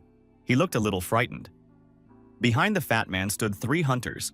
They were annoyed that they had to wait. Sensing something was wrong, Lin Huang asked his friend what had happened. He reported that these people were ready to take them to Misty Canyon right away. The hero gave the escorts a assessing look. They were all silver ranked and looked genuinely skilled. And yet something told them that these people would cause them no end of trouble in the future. They didn't inspire any trust. The dinosaur-like monsters the players were planning to ride were eager to take flight. The players started urging the guys to hurry up again. They'd already been waiting long enough. Yin Yi muttered that they needed to get moving. His partner decided there was no other option right now, but they had to stay alert. Soon the squad was already racing across the desert. The beast turned out to be capable of reaching excellent speeds. The hunters realized that Lin Huang was using the wolf Qinlin as a mount. This was uncharacteristic for a kid of the black steel rank. Replying that money could buy anything, the captain ordered them to speed up. They had to reach the canyon before dark. The journey went according to plan, and the riders reached their destination on time. A welcome relief. Jumping off the wolf, our hero noticed that the atmosphere in this misty canyon was rather unpleasant and strange. The players accompanying them also recalled their monsters, which spectacularly vanished before the astonished Yin Yi's eyes. The leader spread his arms wide, saying that they had done their job. It was time to pay, and the price was 30 life crystals. The blonde man with a face bandage stared intently at Lin Huang and thanked him for the payment, as if hinting that there was no way around it. The price was so high that the young man assumed it was some kind of joke, and Yin Yi began to get nervous. Our hero glanced back at his friend with a silent question. The latter was ready to sink into the ground out of shame. He was clearly having trouble speaking. The fat man blushed and clutched his throat, but still managed to whisper for his friend to be careful. Barely breathing, the guy whispered that these people could control what he said. The trio was approaching menacingly. The leader of the group stuck out his tongue. A pentagram was clearly visible on it. The hunter looked completely insane. He was clearly a psychic. The hunter reminded him of the payment. Lin Huang hadn't expected to encounter something like this. It was a rare profession. A single word could decide a matter of life and death. But the squad's affairs were clearly not going too well. Despite the leader's silver rank and qualifications, the hero declared he wouldn't let them rob him, and the fat man froze in fear. The criminals began to threaten him, declaring that it would cost them nothing to kill the men and take all their possessions for themselves. Wouldn't it be easier to just hand over the crystals? The young man held up 3 fingers, saying that there was another possible outcome he was proposing. They could pretend that no misunderstanding had occurred. They would go on their way, and he would pretend that nothing had happened. Yin Yi howled in terror. The squad leader declared that the player was acting as if he came from an influential family, but they knew his surname, so he'd better not show off if he didn't want to die. Lin Huang remained silent, so the psychic hissed that if that was the case, he had only himself to blame for what would happen next. He stuck out his tongue again and simply ordered our hero to paralyze himself by activating the corresponding skill. When the guy heard this, he immediately regretted deciding to confront the hunters. But it was too late. Nothing happened for a while. Then it became clear that everyone except the psychic and Lin Huang was paralyzed. As soon as this became clear, the thug stuck his tongue back in his mouth and canceled the effect, ordering the guards to kill the insolent man with their weapons. The guy raised a finger and declared that it was now his turn to attack. Bai was already right there. The hunters rushed at our hero, but he managed to move out of the way in time so as not to hinder the vampire's attack. He swept through like a hurricane, slicing through everything in his path with his glowing wings. His speed left no doubt as to who would emerge victorious from the confrontation. The enemies were finished in a split second. They didn't even have time to realize what had happened to them. The squad leader threw his hands up in confusion and asked, "Isn't that kid a black steel ranked? Where did such a powerful summoned monster come from?" Lin Huang smiled and said that he should have thought about that the moment his psychic ability failed him. But now it was too late. It was a shame to be a fool. He hadn't finished speaking when the criminal took off, kicking up clouds of dust and sand behind him. Suddenly, Yin Yi collapsed to his knees. When asked what was going on, the fat man explained that this was his way of expressing admiration for his friend and that his legs had gone weak. After a while, the young men walked along the gorge, and the fat man kept asking what rank our hero actually was. The blonde was curious how a 4-winged vampire of the gold rank could be subordinate to Lin Huang. He explained that Bai was of the silver rank but had mutated. As he continued to listen to the compliments, the guy suggested they talk about where they would spend the night. They needed to find a suitable spot. A cave appeared ahead, and since there was nothing better anyway, the players decided to wait there until morning. Watching Yin Yi sleep, exhausted by his ordeal, his partner sighed heavily. The fat man had truly been through a lot. Our hero told Bai that there was no need to guard them all night. The psychic had fled and wouldn't dare come near. Still, the canyon was a dangerous place, so certain precautions wouldn't hurt. In the morning, a deafening scream woke the player. It seemed as though even the rocks were beginning to tremble, so piercing was the sound. Lin Huang grumbled at the fat man to keep quiet, saying it would attract monsters. The man, eyes wide, declared that they were already surrounded and doomed to die. The guy explained that this monster had been summoned to keep them safe while they slept. Yijing asked how many monsters his partner could summon. Soon, the young people headed deeper into the canyon. The blonde couldn't stop admiring the summoners, while all he had access to were new ingredients. You don't choose your talents, and the fat guy just hoped he wouldn't have to fight often. Then Li Huang asked them to be quiet. Something strange was ahead. They arrived at the place where the marionettes lived, but someone had beaten the players to it. All the monsters were already dead. Yin Yig couldn't understand how that was even possible, so our hero suggested heading to the next location. According to the map, there was another puppet lair behind a rocky outcrop, but climbing up there wasn't so easy. It turned out that someone had gone to town with their swords there as well. Just as Lin Huang had expected, all the monsters were dead. The fat man was outraged. After all, he'd paid good money for the information.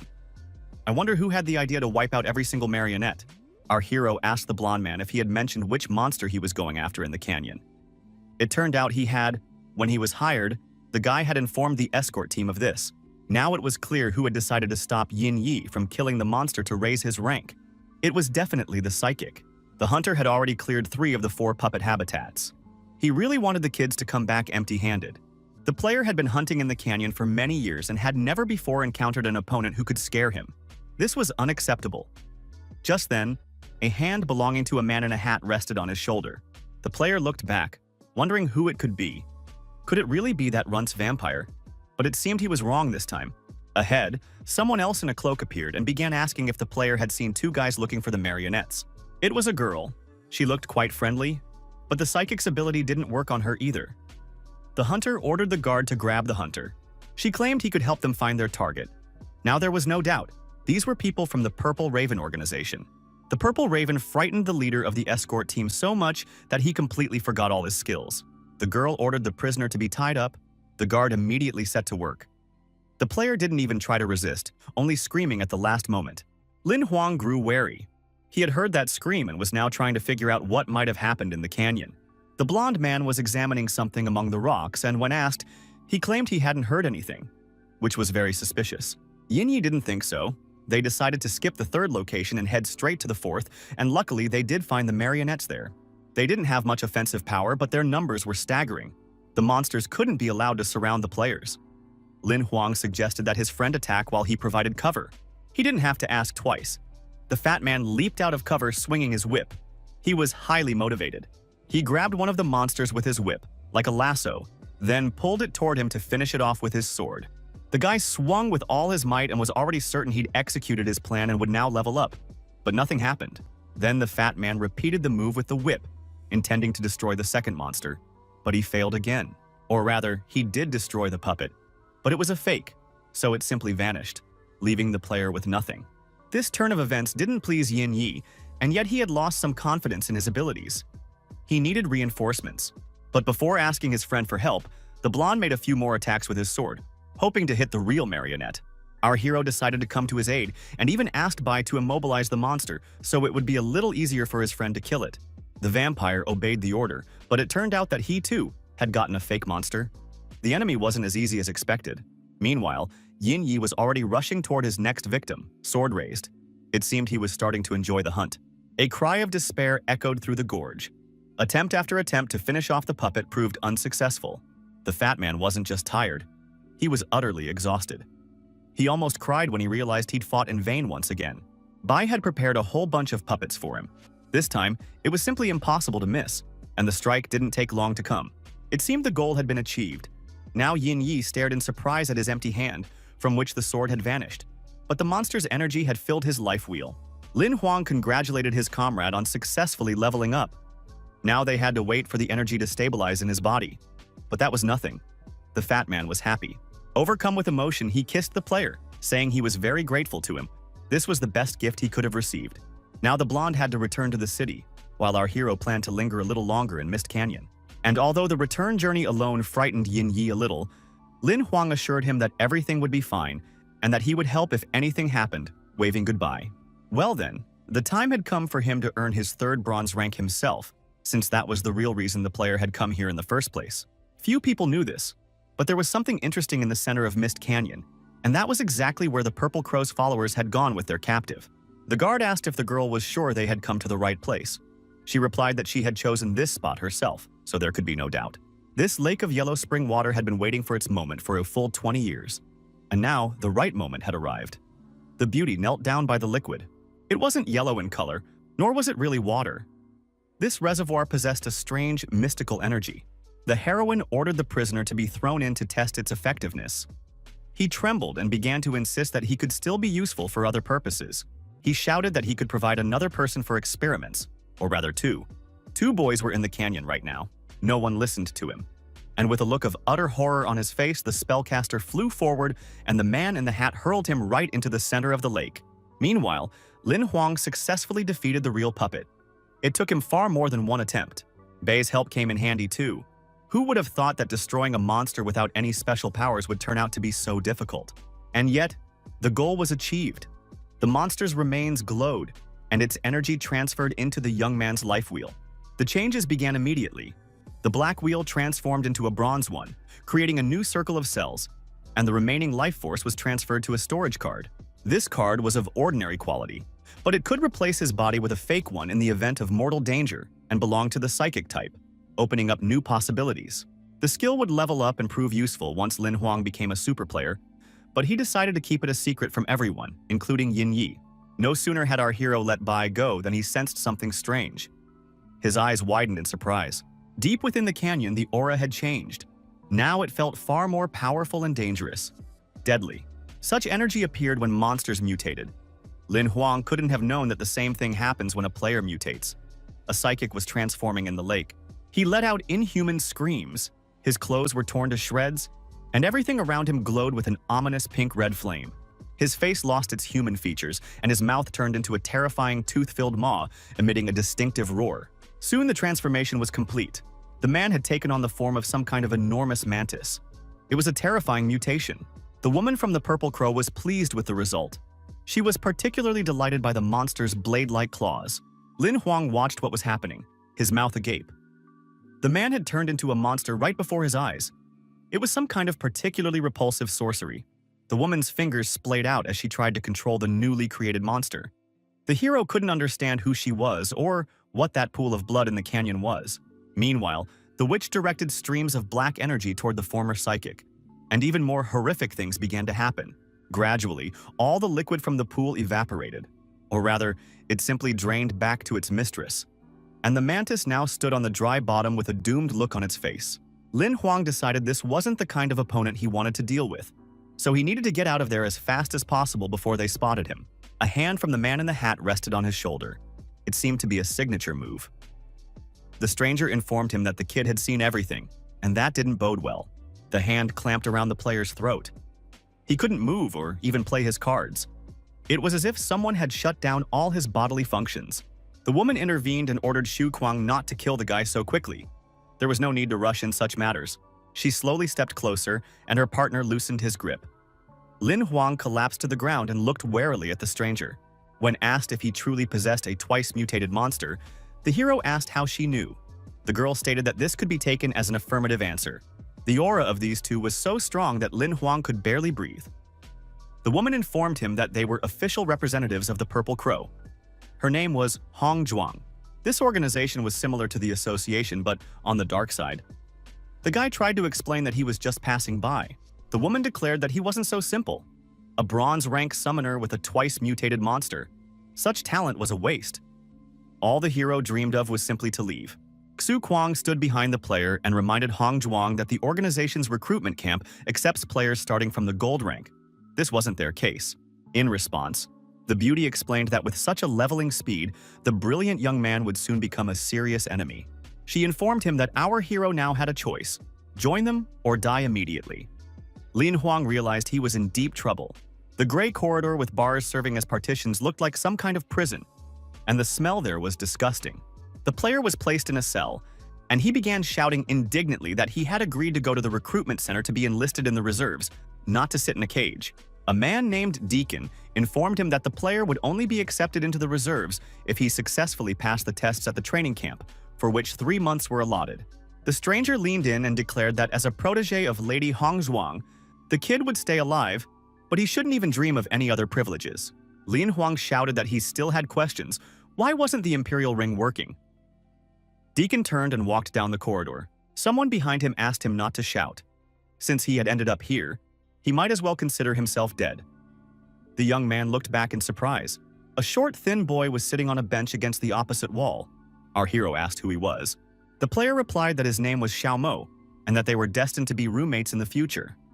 He looked a little embarrassed. Lin Huang sat down next to him and asked what he meant by, "might as well be dead."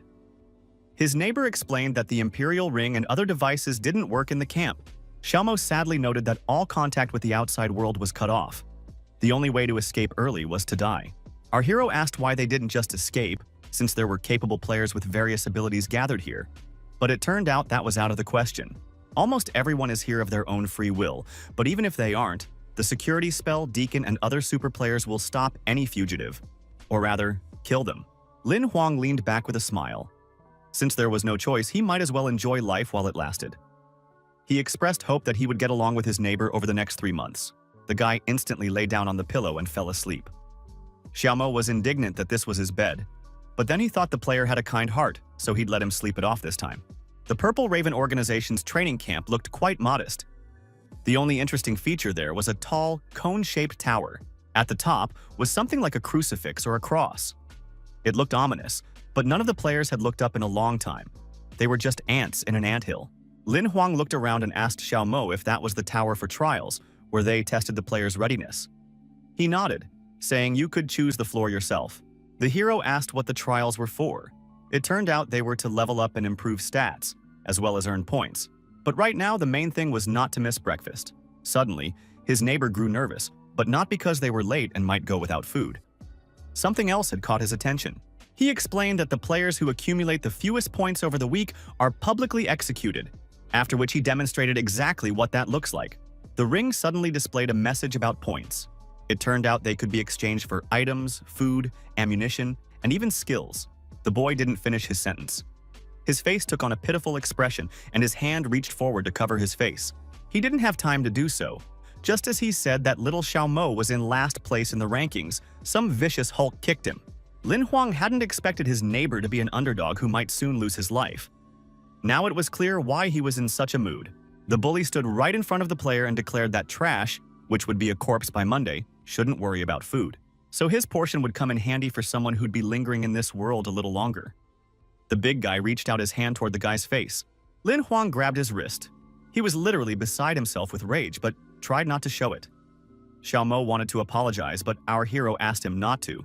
The giant leaned toward the newcomer and asked if he'd been looking for death for a long time, whereupon he was ordered to immediately apologize to the one he'd insulted. There was no reaction, and the young man squeezed the scoundrel's wrist so hard that the man let out a howl that didn't sound like his own voice. Then someone's commanding voice ordered him to let go. It was Gong Sanying. Everyone around them began whispering and instantly stepped aside. This player was ranked second on the leaderboard, which Lin Huang had managed to glance at just before the incident, and he was the boss of the muscle-bound guy. Gong Sanying looked down on the newcomer and asked why he had decided to set his own rules. Our hero replied that survival of the fittest was the law of the jungle, and he was a human. This piqued his opponent's interest. Deacon appeared with a whip and ordered them to move on. There was no point in standing around idly. The food was getting cold. Gong Sangyong went first, ordering the others to follow him. He looked as if he were plotting something.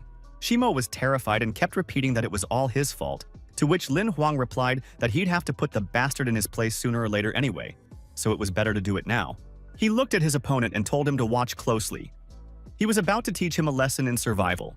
The young man decided to go straight to the 6th floor of the training tower. He did so intuitively, without any logical reasoning behind it. Upon entering the room that opened up, the young man declared that now was the time to get down to serious business. The rules were simple. The more monsters you defeated, the more points you earned, and there were monsters in abundance. Most of the monsters hadn't been created in this place, but had been transported here from their usual habitats, so they were very aggressive due to their fear of the unknown. Lin Huang told Bai that it was time to warm up a bit. The rules were simple. If he killed them, he'd gain some life energy. If they killed him, he'd die. Although the tower was nominally intended for training, it resembled a meat grinder more than anything else. The vampire had really outdone himself. He could have started on the 10th floor, but it was the master who needed to level up his skills, and Lin Huang was barely managing on the 6th. Third-rank bronze monsters were still a serious threat to the guy who had just leveled up. His energy hadn't had time to stabilize yet. But because his life wheel and vampire wheel had merged into a single entity, his life force had become practically endless. The player could easily devote up to 8 hours a day to hunting. No one else in the camp had that advantage. And yet, physically, the young man was getting very tired.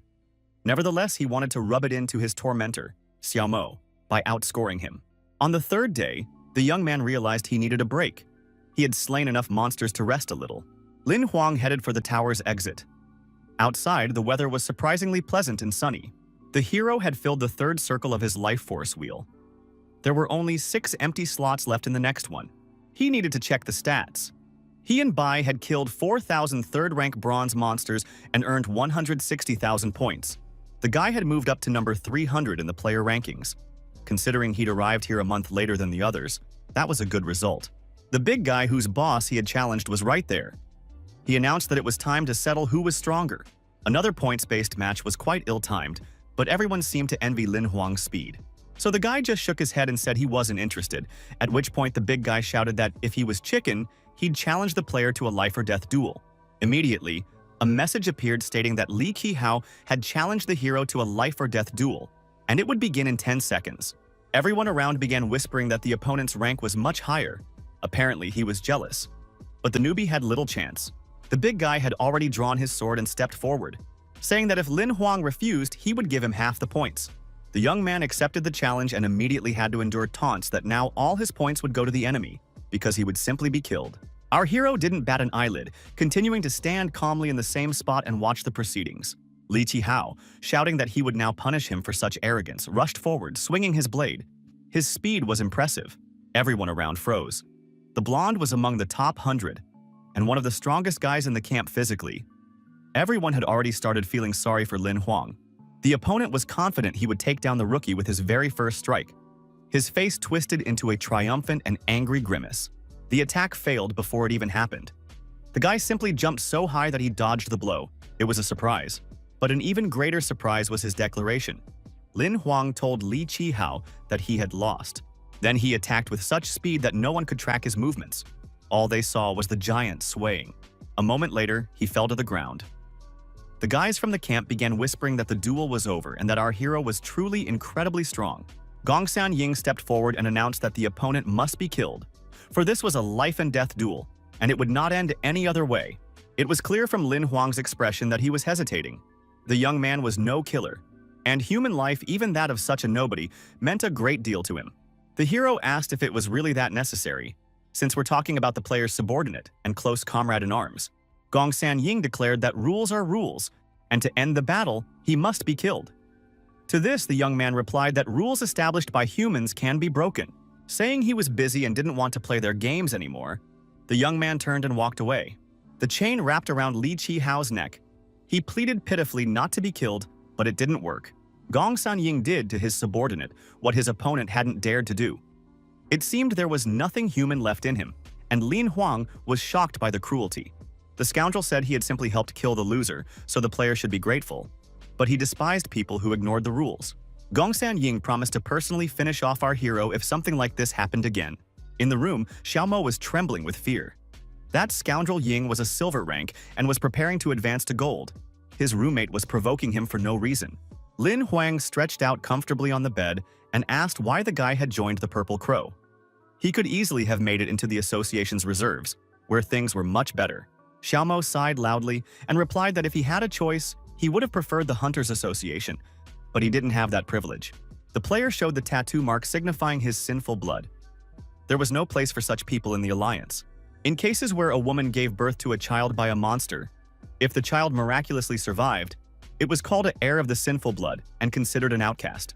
Xiao Mo, with tears in his eyes, apologized for not admitting this sooner. He didn't want to lose a friend. Lin Huang replied that one's origins are not a matter of choice. In this case, his tainted blood makes him a victim, not a villain. The young man knelt down and thanked the hero for his support and for all the crystals he had lent him.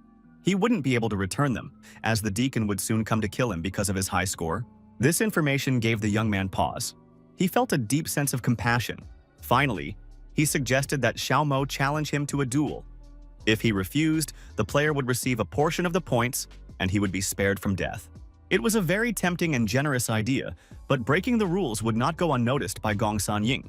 Lin Huang replied that he wasn't afraid of any problems that might arise because of this, especially since his neighbor surely didn't want to die here. The neighbor replied that no, of course not. He wanted to live and grow stronger so he wouldn't end up in similar situations in the future. Xiao Mo suddenly became serious and announced that he was challenging the hero to a duel. The hero replied with a smile that this was perfect, because he was forced to withdraw from the battle. The statistics updated almost immediately, and this did not go unnoticed by all the future reservists. Xiao Mo rose in the rankings. If he had previously been third from the bottom, that was no longer the case. The camp residents sensed that now anyone could suddenly find themselves at the bottom of the list. Now another guy had taken his place. He was horrified to see that Lin Huan's neighbor had somehow managed to score 5,000 points. Everyone was whispering that it looked very strange. No one understood how a loser had managed to climb up. The one who ended up in his place was ready to weep with horror and despair. He had paid a fortune to get the points, but it was all for nothing. Gongsan Ying didn't waste any time with the whiner and kicked him as hard as he could. The guy somersaulted headfirst. Declaring that cheaters must die, the villain set off in search of Lin Huang and his roommate. The guys were just discussing the need to go to the tower and hunt, so that Xiao Mo could also earn points through his own efforts. Gongsan Ying was bearing down on them with eyes burning with hatred, shouting that no one was allowed to transfer their points to others. Our hero pretended not to understand what was being said. Could the fellow repeat a little louder who had cheated here? The villain began talking about rule violations again, to which Lin Huang remarked that the guy was second in the rankings and had achieved that through hard work. There was a chance he was about to become a Purple Crow reserve hunter. Wasn't he afraid of losing everything over such nonsense? Everyone began whispering that this was audacious. Instead of answering, Gongsan Yong challenged the young man to a life-or-death duel. His face was deathly pale. Our hero agreed with a joyful smile. Everyone around was stunned that the young man didn't look scared at all. Deacon appeared and ordered the duel to be called off, as the camp residents had completely lost their fear. Gongsan Yong immediately reported that Lin Huang had violated the competition rules regarding the point count and that he had simply wanted to teach him a lesson. The deacon reminded the hero that the rules must not be broken and that he had been warned, but the player simply asked what his fault was if he had merely refused to participate in the duel. The mentor reminded everyone of Hong Zhuang's influence, and now everyone began whispering that Lin Huang's audacity was due to the fact that he was there under Hong Zhuang's protection and the deacon was covering for him. The conflict was smoothed over thanks to the man's efforts. Everyone understood and promised not to bring up the subject again. But Gongsan Ying thought he would find a way to teach Lin Huang a lesson anyway. He just needed to act more cunningly. He turned and walked away, mentally ordering our hero to just wait, and it would become clear who was really strong and cool. But the guy didn't just stand there silently watching his enemy walk away. He asked the villain to give him just one more minute. The villain slowly turned around. He didn't understand what there was left to discuss when Deacon had asked for the fighting to stop. Lin Huang firmly announced that he was now challenging Gongsan Ying to a life-or-death duel. Immediately, a corresponding message appeared from the system and a countdown began. Everyone froze in surprise. Not only that, but everything was happening right before the Deacon's eyes, and the man was also at a loss, not knowing how to react. The administrator asked if Lin Huang had truly decided to die, since when a bronze-ranked player challenges the second-ranked player to a fight, not even Hong Zhuang could help him. The opponent was delighted and had already begun to taunt him, saying that when he ended up in hell, he shouldn't blame him. Our hero summoned Bai and replied that he would return to this world straight from hell to get Gongsan Ying. But that wouldn't be necessary. The guy ordered Bai to act. The vampire lunged straight at the stunned enemy, whose eyes widened in surprise. He attacked with his chains, but Bai's blow shattered his own weapon into pieces, which then wrapped around the player's hands. The vampire pulled the chains toward himself. All four of his wings radiated an incredible amount of energy. Gongsan Ying couldn't believe his eyes. His gold rank weapon hadn't just failed to work, it had been destroyed. A surge of energy swept past. It happened so quickly that the villain didn't have time to react, barely even thinking about it. Bai raced far ahead. His wings had done their job, but no one besides the vampire knew it yet. These were the player's final thoughts. That the enemy's monster possessed incredible power and speed, and he hadn't been able to track its movements. Only then did the realization hit him.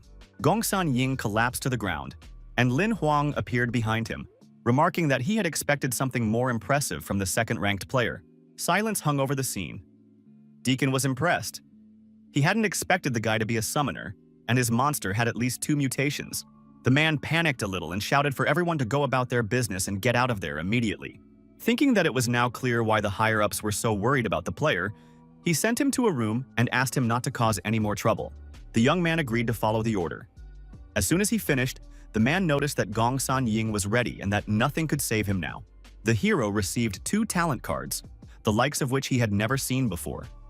The assistant explained that this was a genetic privilege reserved for only a select few. The first card was rare and granted superhuman strength. The second was called the Mountain Sword, a gold rank weapon. The enemy had gifted the hero an excellent trophy. The guy asked if this meant he'd received such valuable skills practically for free, and Xiaohei confirmed that was indeed the case. Now the list was so long that it required extra time to study. Not only that, but the player's stats, such as strength and stamina, had also increased. And although the assistant asked him not to show off, Lin Huang was still very weak. Xiao Mo had a completely different opinion and was wildly excited by the news. The young man insisted it was a fluke, though he knew Bai could wipe out the entire camp. His neighbor reminded him of the 2 million points he'd earned and suggested buying gear. The place where one could buy gear or other items resembled a prison even more than the rest of the camp. After looking at the prices, Lin Huang decided that this wasn't a trade but a robbery. Gold rank gear cost 1 million, and relics cost 1 billion. The man with the gray eagle asked 80,000 for a bronze rank pistol, and that price was already more reasonable. But it still shocked the player, since the price list listed 10,000 for bronze gear. The seller explained that the weapon was modified and 3 times more powerful than a standard one. There was also a silver cannon, also upgraded, for 980,000. Lin Huang was so eager he could have cried, but he still asked for both pistols. The total cost, including the gear, came to over 2 million, which was a huge amount. The young man walked down the hallway, thinking how unfortunate it would be to lose the points he'd just earned. But such weapons simply weren't available in the outside world. Just then, someone shouted that Lin Huang was coming back. This made the young man a little wary and he glanced to the side. There was Xiao Mo, surrounded by a few burly guys who complained that they'd been waiting too long. Our hero decided that these were the friends of the villain he had defeated, and they had come here to take revenge on him. And yet this wasn't quite the right guess, because the players' faces weren't twisted with anger or rage. They looked quite calm. The closer he got, the clearer it became that they were henchmen, an entourage. The guys were smiling and offering food and their services, each trying to please him. The number 1 ranked player, Fang Wen, was there, as was the number 3. They all now wanted to be on good terms with the newcomer. Lin Huang greeted his new friends with a smile, still pondering what to expect from them. One of the guys handed him a small gift as a token of their new acquaintance. After all, in the future they would all become members of the Purple Crow, so why be enemies? The young man explained that it was a swordsman's outfit he'd inherited from his father, but it didn't fit him, so he was offering it to the player along with his friendship. Lin Huang thanked him and offered to help if they ever needed anything. He understood that it wasn't so much about his own strength as it was about his powerful patron. He decided to say goodbye so he could think things over, so he wished them good night and promised to meet them tomorrow. Xiaomo literally couldn't believe his eyes. His neighbor had been sent more food than he'd ever seen in his life, mostly delicacies. Lin Huang decided to examine the storage ring given to him by Fang Wen. It contained crystals worth several billion points.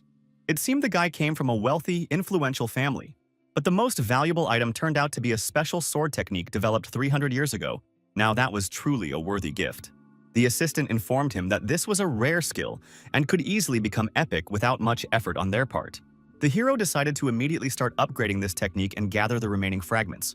But the assistant reminded him that his main task right now was to leave the camp. Lin Huang declared that he wouldn't wait 3 months to get out of here, and that he didn't want to be the Purple Crow.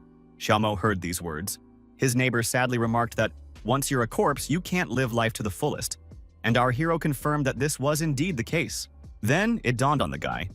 He asked where the corpses were taken in the camp since there were quite a few of them. The question frightened his friend. He explained that the bodies of the dead are simply thrown off a cliff. They either shatter on the rocks or fall prey to the monsters, of which there are countless here. Lin Huang asked what happened to the rich kids and was told that their bodies were returned to their families to confirm the cause of death. The hero fell deep in thought. Because of his patron, if he died, his body would be handed over to the Purple Crow.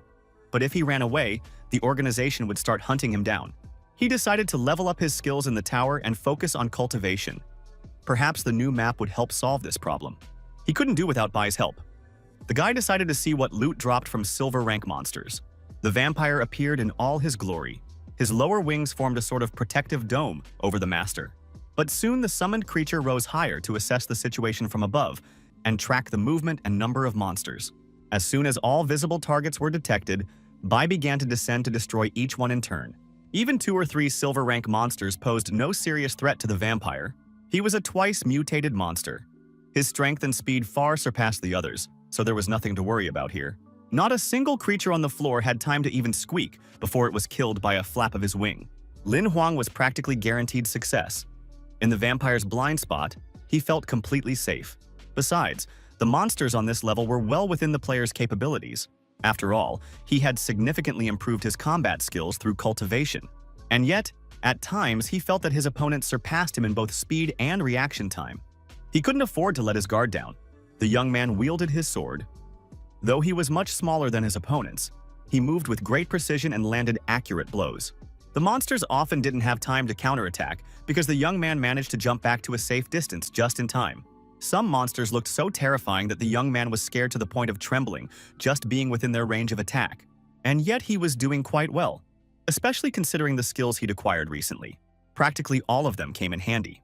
No sooner had our hero dealt with one enemy than the next was already closing in from behind. This level of the tower was much more difficult than all the previous ones. Lin Huang spotted the attack in time and fully appreciated the speed at which the enemy was flying toward him.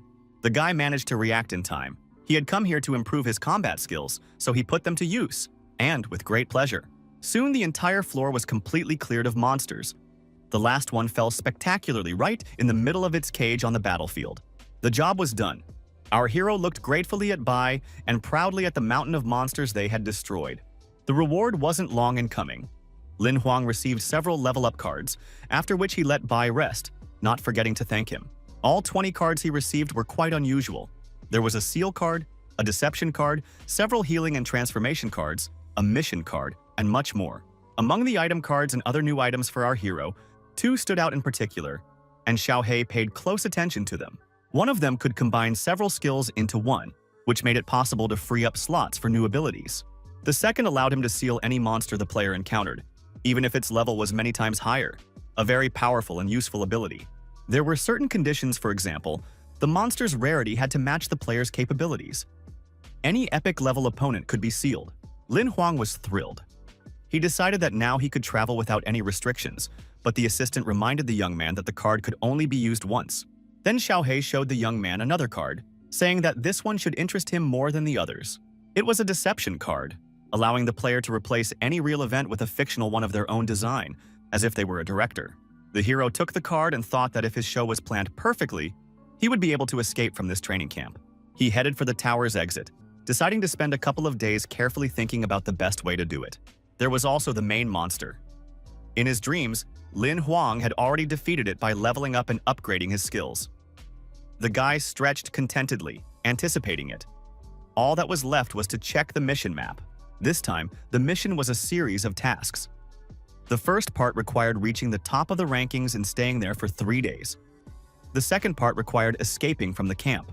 A total of 10 days was allotted for everything, and if any part failed, the task was considered uncompleted. The reward was a 3-fold increase in cards, and the penalty was the loss of a skill and a monster. The young man began to doubt that the tasks were random, but Xiaohei assured him it was just a coincidence. The hero wanted to howl in despair. Some time passed. Deacon was in the player observation room. Everything was as usual. Suddenly, the man tensed up. He saw Lin Huang heading toward the training tower, but the hero looked somehow too confident. Not only that, but the young man headed to the training area where gold-rank monsters roamed. Could the kid have decided to grow up? A colleague reported that the player had been training for 10 hours a day for 3 days straight. Deacon ordered them not to take their eyes off the player and to call him personally in case of critical situations. While the hero simply fought the monsters, the young man was determined. He knew that his every move was being monitored and acted according to plan. At the right moment, he asked his assistant to activate the skill fusion card. He had decided to begin his deception. The relevant skills were taken from two different monsters, and the process of merging them into a single entity began. The process didn't take long. Now the deception skill was much stronger and occupied one slot, which Xiaohei immediately reported to the master. The resulting card was called High-Level Camouflage. It was an excellent rare skill that completely concealed any entity. Not just a monster, but even a super player. The guy decided to test it out immediately. There happened to be a suitable, massive monster nearby. Lin Huang activated the skill and swung his sword. The monster didn't notice him at all, even though the enemy had closed in. Several strikes followed one after another. They were hard to track not only because of the camouflage, but also because of the speed. The player killed the monster by catching it off guard. He was simply delighted. This skill was exactly what would help him escape, but he still needed to reach first place in the rankings. Killing a monster of this level would be just in time to earn more points. In a few minutes, the hero cleared almost the entire gold rank floor. He felt more powerful than ever, and he hardly had to resort to Bai's help at all. He needed to consult with Xiaohei about the substitution card. It had also leveled up, but it still only allowed him to avoid death once, no more. Then the player told his assistant that he was going to max out this skill.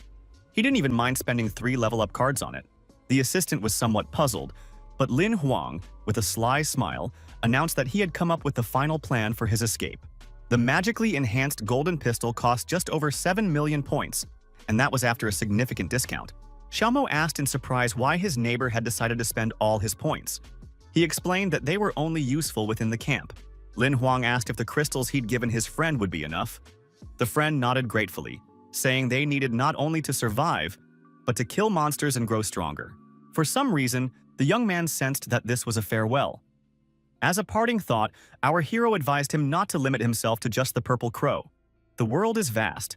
The young man asked Xiaomo to return to the dormitory alone. He wanted to train a little more before dinner.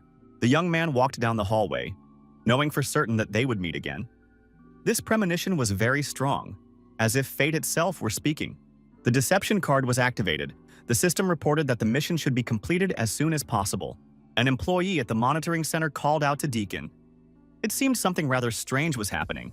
When asked what had happened, the observer replied that the kid he'd been ordered to watch had gone to the second gold rank floor. With only a silver rank, he wouldn't survive there. The monster inside was extremely dangerous and surprisingly huge. Lin Huang looked very pitiful. Deacon declared that he would head there immediately and really hoped he'd make it in time. Otherwise, Hong Zhuang would skin him alive. The blow sent the guy flying a good 10 meters into the air. The sword immediately slipped from his weakened fingers. A wolf attacked from behind instantly. It seemed everything was going according to plan, and the player smiled with satisfaction. The wolf's eyes glowed red, and it pretended to grab our hero by the throat, then shook its head for good measure. The gold rank monster raised its paw to trample both the man and its fellow wolf. It made no difference to it whom it killed. Down below, the wolf pretended to be trying to tear the hapless player to pieces. It seemed he had undergone special acting training from Xiaohei. Deacon kicked the door open and rushed into the training room, but it seemed too late. The man cursed. For a moment, he tried to figure out if there was truly no hope of saving the wretch. Rescue robots were activated and immediately began firing energy beams at the monster. The monster and everyone else on the floor were cut to pieces in a matter of seconds, and a terrifying roar filled the room.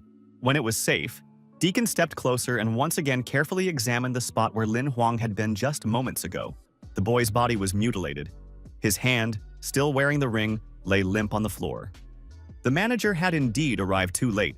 The man called Hong Zhuang and asked him to come to the training camp. The boy they had been asked to watch over was dead, and a smile flashed across the shadow ghost's face. The effect of the deception card was simply astonishing.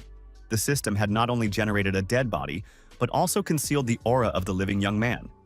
The card had been active for 1 month. Barely a few minutes had passed when a hideous female scream filled nearly the entire campus. Several blows to the face and stomach rained down on Deacon in a flash. He didn't even try to dodge and fell to the ground. When the man got up, Hong Zhuang asked how this trash had managed to let a genius player die. The manager explained that it had all happened very suddenly. He had tried to prevent the tragedy but hadn't been able to. The girl asked if the guy was really dead. The man bowed his head and replied that he was absolutely certain Lin Huang was dead. He had examined his body and equipment. Hong Zhuang ordered everything to be burned so that no trace remained. But she knew about the capabilities of the cheating card, so she didn't rush to conclusions.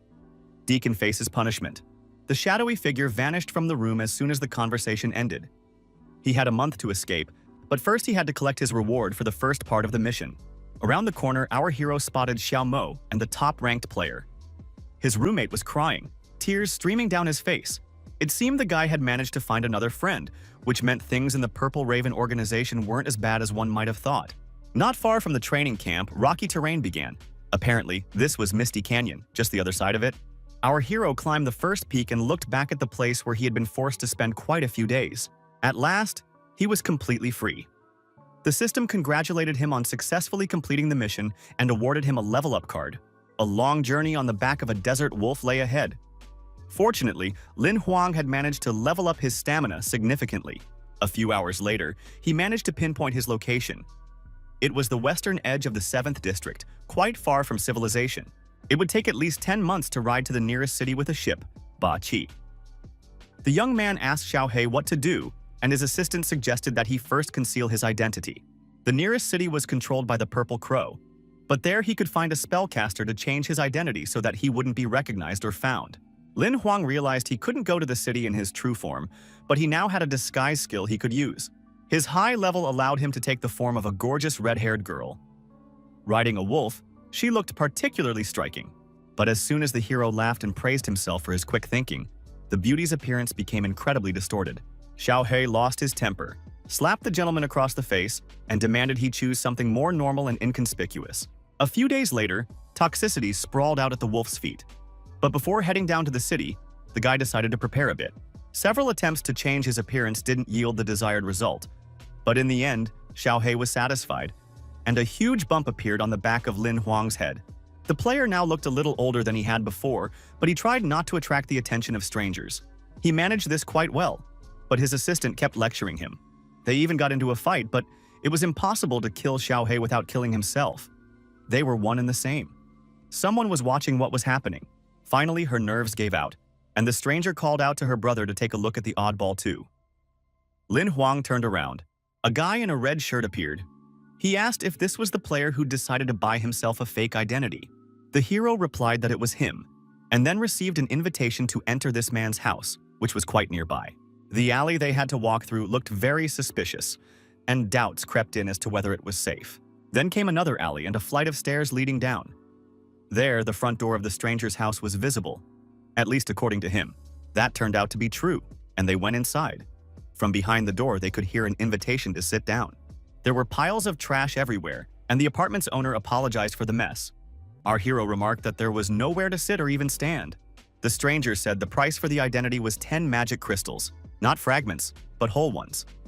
It would be cheaper, but if the buyer wanted to take the hunter's exam, it wouldn't work. Lin Huang stepped inside the machine and calculated that, converted to credits, that was 1 billion. The stranger assured him it was a good price. He had even cloned the identities of the Purple Crow's elite. You need to come up with a name yourself. The system will handle the rest based on the analysis of the initial data and the information received. Without hesitation, the young man said his name was Ye Shu. It was a perfect fit for his appearance and disguise. The stranger suddenly burst out laughing. Lin Huang asked what was wrong, and the man replied that the name wasn't bad. That wasn't the issue. Finally, everything was ready, and the young man was offered a ring so he could appreciate the effort and, at the same time, take a look at his new self. Everything looked perfect. The young man praised the work and liked his new identity. 100 crystals were transferred to the merchant's ring vault. The seller smiled and remarked that it had been a pleasant collaboration. If Lin Huang needed anything else, he should feel free to ask for help. Before leaving, our hero suddenly spotted something in the corner of the room that made his heart race wildly in his chest. It was a beautiful, practically new, and perfectly sewn soccer ball. It seemed this merchant, like himself, was from Earth.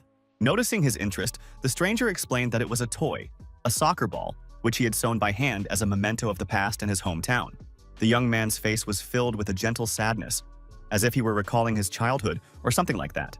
All that interested his customer now was the reality of the ball and the certainty that there was no equivalent to soccer in this world. The seller asked once more if everything was all right, and Lin Huang replied that he had simply never seen anything like it before. It turned out that the stranger was quite successful in business, and he offered to buy the remains of super monsters at a high price if he could get his hands on them. Our hero looked at this man and couldn't bring himself to ask a question. Besides, now wasn't exactly the right time for new acquaintances. He didn't know if the person in front of him was a friend or a foe, so he decided to watch and see what would happen next. He asked for contact information so they could get in touch. The man willingly shared his information and gave his name, Wang Ling, after which he reiterated how pleased he was to meet him. Our hero left the city and found himself in a completely wild area resembling an overgrown forest. He had to make his way through it. The monsters didn't take long to appear, but Lin Huang was more than happy to go hunting, for which he received a new fragment of sword technique. Bai also fought for his master's sake, covering him from behind. The monsters appeared one after another, but just as they appeared, they perished. This situation suited our hero just fine, and he looked absolutely satisfied. About 400 fragments of this new fiery sword skill had been collected. An excellent haul, and all in just a few days. Lin Huang sat down on a tree branch and asked Xiao He to combine all these skill fragments into one. The assistant replied that there weren't enough of them for that. New monsters appeared below, but the young man was in no hurry to come down. He couldn't understand what kind of technique this was that made it impossible to gather enough fragments. The young man declared that he wanted to master the technique at all costs. He could literally feel how well it suited him. His assistant was only interested in when they would get home. The hero decided that traveling by ship would take too long. He had spotted a space gate about a 10-day journey away. Teleportation was much more expensive, but also faster. Lin Huang began sharing the details of his journey, and Xiao He listened attentively, though it was clear that the assistant wasn't too pleased. Before the young man could finish speaking, they were engulfed by a powerful surge of energy, accompanied by a thunderous siren. Bai instantly shot upward to protect his master if necessary, but it wasn't clear what monsters he was supposed to protect him from. However, the question was resolved rather quickly. A giant Eye of the Void, a super monster, appeared in the sky. The city and the entire surrounding area were instantly covered by a special protective dome, which always activated in the face of such a threat. A veritable deluge of monsters began pouring out of the eye, and they were of completely different levels and sizes. Dragons alternated with worms. There were even vampires and mutants. In short, the hunters would have no shortage of enemies. The people in the city stared upward. They had never seen the Eye of the Void open before, and they had never seen so many monsters. Almost everyone was convinced they were doomed. Seeing the widespread panic, the couple at the table wanted to intervene, but the boss asked them not to do so on the Purple Crow's territory. That was the organization's problem. Lang Song pointed out that millions of innocent people could die, but the girl reminded him that if they helped, they'd fail the mission and be exposed, and that defeated the whole point of being there. The boss said the young man was absolutely right. People's lives were more important than the mission, and that Du King should rewrite the rules for hunters 100 times when they got home. Suddenly, the man's eyes widened and he began to tremble. He sensed an exceptionally powerful aura and shouted that a super monster had appeared. For the moment, only a hand resembling a clawed paw was visible, but it was larger than a dragon. Soon, the eye tore the limb completely free, and it became clear that it belonged to someone incredibly massive. The guy and the girl began speculating what kind of monster could have such a hand.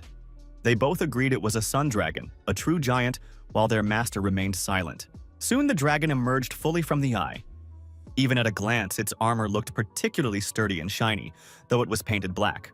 The monster looked down. There, hordes of its smaller kin were advancing on the hunters from the Purple Crow. The beasts were far from weak. Most were of bronze and silver rank. The humans had laser rifles for just such an occasion, capable of slicing the creatures into equal pieces in literally a fraction of a second.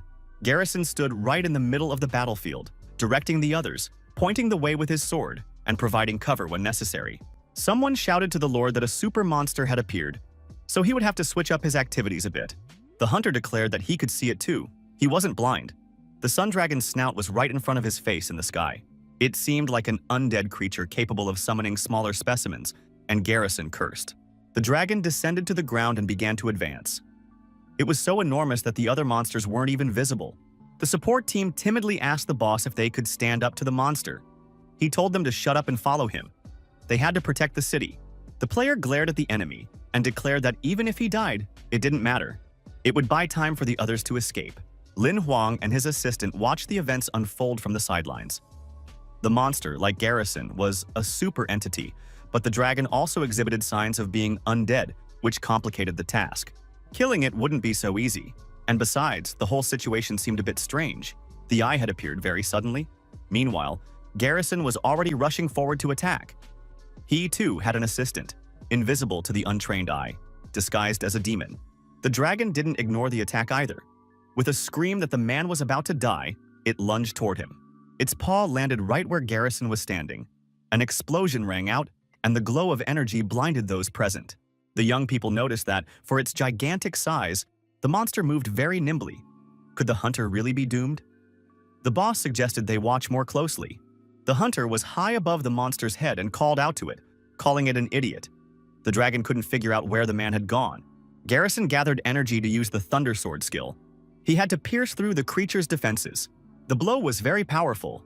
The dragon literally burned alive in the powerful surge of energy from the super player's sword. The guy, the girl, and our hero joyfully exclaimed that this was a victory. Who would have thought the Purple Raven was so strong? The player's boss didn't share their enthusiasm and suggested they watch on. The dragon suddenly began to dissolve into thin air, and Harrison's face betrayed his surprise. The hunter stood with his sword raised, watching as a massive amount of his energy literally vanished into thin air. Meanwhile, the real super monster was safe and sound. Not only that, but he had managed to distract the city's defenders and attack the dome. And not just the dome, but Harrison himself. It was a massive, devastating blow, and an incredibly powerful one at that. Explosions thundered one after another throughout the gorge. In the streams of flame, it was hard to make out even the city's protective shield dome. The hunters from the Purple Crow couldn't move a muscle from the shock. First, they didn't know if the super player had survived, and second, they couldn't understand what was happening. The shield withstood the monster's first attack, but all the city's buildings shook as if in an earthquake. Lin Huang asked how it was possible that the dragon had disappeared while the attack continued. Xiao He explained that it had been an illusion in the form of a dragon, and that the real super monster looked different. The captain told his team roughly the same thing. The guys wanted to intervene, but were warned that the super monster was either very powerful or there were several of them. The guy and the girl started arguing about what was really going on and whether they could fight a monster they couldn't even see. The mentor ordered them both to shut up and keep watching. The Purple Crow's super hunter wasn't dead yet. Harrison managed to get to his feet. He stood amid the rubble and tried to figure out what had just happened. He held a sword in his hands and didn't know who to attack. A hunter from the organization stood beside him, ready to fight shoulder to shoulder, but he couldn't see the enemy either. Harrison cursed and shouted at the super monster not to act like a coward and to come out and fight. He was going to die anyway. The sword was already raised for a strike. In the next instant, the player thrust it into the rocks and an incredible burst of energy erupted. The flames scattered the smaller monsters in all directions, but left no visible damage on the main one. Meanwhile, his comrades were dying in the fire. No protection could save them, and our hero had a rough time of it too. He had to hide behind a tree and hold on to it so he wouldn't get blown away. Xiao He noticed that the move was effective. The hunter had combined several sword techniques into one. Meanwhile, the super player watched the events unfold out of the corner of his eye, but he was still more interested in the dragon. He raised his sword again and shouted that he would get the enemy anyway. Sooner or later, the dragon would be forced to show itself. A torrent of offensive magic nearly knocked the man off his feet. Trying to steady himself, he began to move forward step by step. Another explosion rocked the area. There was no way to figure out who had triggered it. When two superheroes are fighting, it's hard enough for ordinary players to even keep track of the battle. And yet the explosion did clarify something. It revealed the presence of a true monster that had created a fake dragon as a cover. It was a shadow anaconda. When Garrison realized who he was dealing with, he froze in place. His comrades wanted nothing more than to just run away. The anaconda praised the super player, noting that he had done quite well, but now it was time for a new festival. The monster didn't have time to finish speaking. After another flash, it vanished, and Ju King and Lang Song began praising the boss for killing the super monster. The old man closed his eyes, saying it was just a coincidence. He had simply tried to act as quickly as possible. Harrison stepped forward, saying he hadn't expected 3 association experts to show up at once at the location entrusted to him for protection. The young men's boss asked them to continue the conversation later, after all the monsters had been completely destroyed. Anaconda listened to their conversation and watched closely. The vile little people filled him with disgust. But none of this made any sense.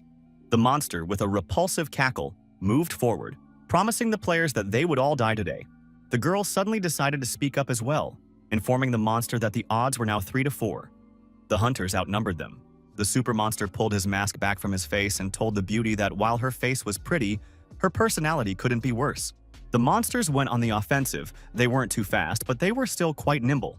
The hunters prepared to counterattack, hoping to settle this once and for all as soon as possible. The association team leader activated his flaming sword and ordered his students to attack simultaneously. The super monster looked closely at the girl. A look of contemplation froze on his face. The balance of power was completely lopsided.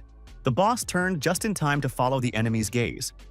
Ju King also sprang into action, but not as expected. The girl attacked her boss. An explosion erupted, and the old man barely managed to jump aside. Otherwise, he simply wouldn't have had a chance to survive. The players looked at each other in confusion. Garrison explained that their opponent could inflict possession on people. Now the teacher was forced to forget about the monsters. He had to fend off his own students' attacks. The man tried to reach the heroine's true consciousness, urging her to wake up, but it had no effect. The girl's lips answered him with the monster's voice. Until the mask was removed, the beauty would not return to her body. Lin Huang assessed the situation unfolding before his eyes and informed his assistant that things were looking very bad. The golem is resistant to physical attacks, so Garrison of the Purple Crow is powerless against it. The young man from the association wasn't in a better position either. The four-winged demons were very fast, so all he could do was hold them back, preventing them from getting close. Given all this, they can only rely on the old man's abilities, but he's alone and there are 3 opponents. Harrison shouted that if they didn't kill the Lord of Obsession, they were all doomed. They needed to come up with something fast. Her boss could fend off Ju King's blows without much trouble, but he understood that this was only the beginning. If the monster took control of his second apprentice and Harrison, there would be absolutely nothing they could do. Then the old man gathered his courage and took a step forward. He had to neutralize the girl immediately and deal with more serious problems. He leaped, calculating the most optimal trajectory, and then swung his sword several times. The blade swept over Ju King's head, and the monster's energy, which had been binding her mind, broke free. But the girl herself was wounded. The boss's sword strike hit her squarely in the solar plexus, and the beauty was sent flying backward with terrifying force. Lin Huang once again noted the hunter's strength.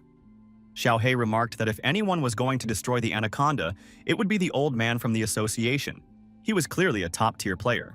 Meanwhile, the man made sure the apprentice was alive and reassured her that it would all be over soon, that it wasn't her fault, and that she should rest and recover. The enemy hovered behind him and praised the hero's generosity toward the girl, who had nearly killed them all.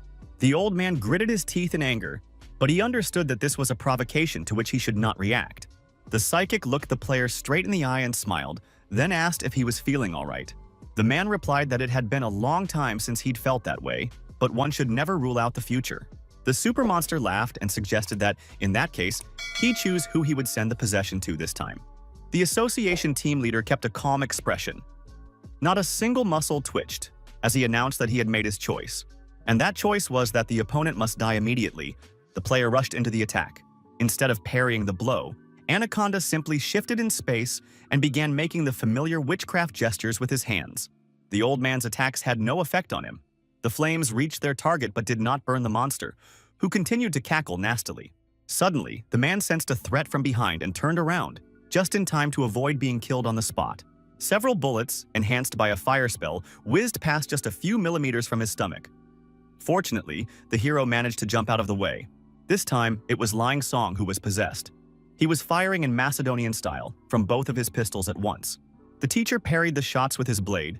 His face was no longer expressionless. Now it clearly showed sadness and a hint of regret, almost fear. He glanced to the side. Garrison of the Purple Raven had created a protective dome to shield himself from the monster's spells and avoid becoming possessed. But this did him absolutely no good in the fight against the golem and the other monsters. The hunter could not inflict physical damage on them. He tried using magic. An explosion thundered, but the result of this attack was still unclear. The dome vanished. Now he couldn't defend the treasure. The player retreated, trying to see through the clouds of smoke. Garrison shouted that the place guarded by the Knights of the Purple Raven was not subject to chaos. No one dared to sow madness here. Saying he would give his life but put an end to these atrocities, the hunter charged forward, using a new type of attack. Lin Huang was struck by the Purple Crow Man's courage, but Xiao He replied that his sacrifice might be in vain. The player could not defeat the super monster. The old man had only just recognized his enemy. It was Ziyu. And now he was trying to awaken memories in the heart of his old adversary. The cunning fox declared that he wanted to play, to which he received the reply that they would play only one game, called a deadly duel. The old man sensed a shift in his enemy's energy and decided to attack him immediately. A torrent of fire surged toward its target. The monster staggered. The blow struck his side, and though he had attempted to dodge slightly to the side, the attempt failed.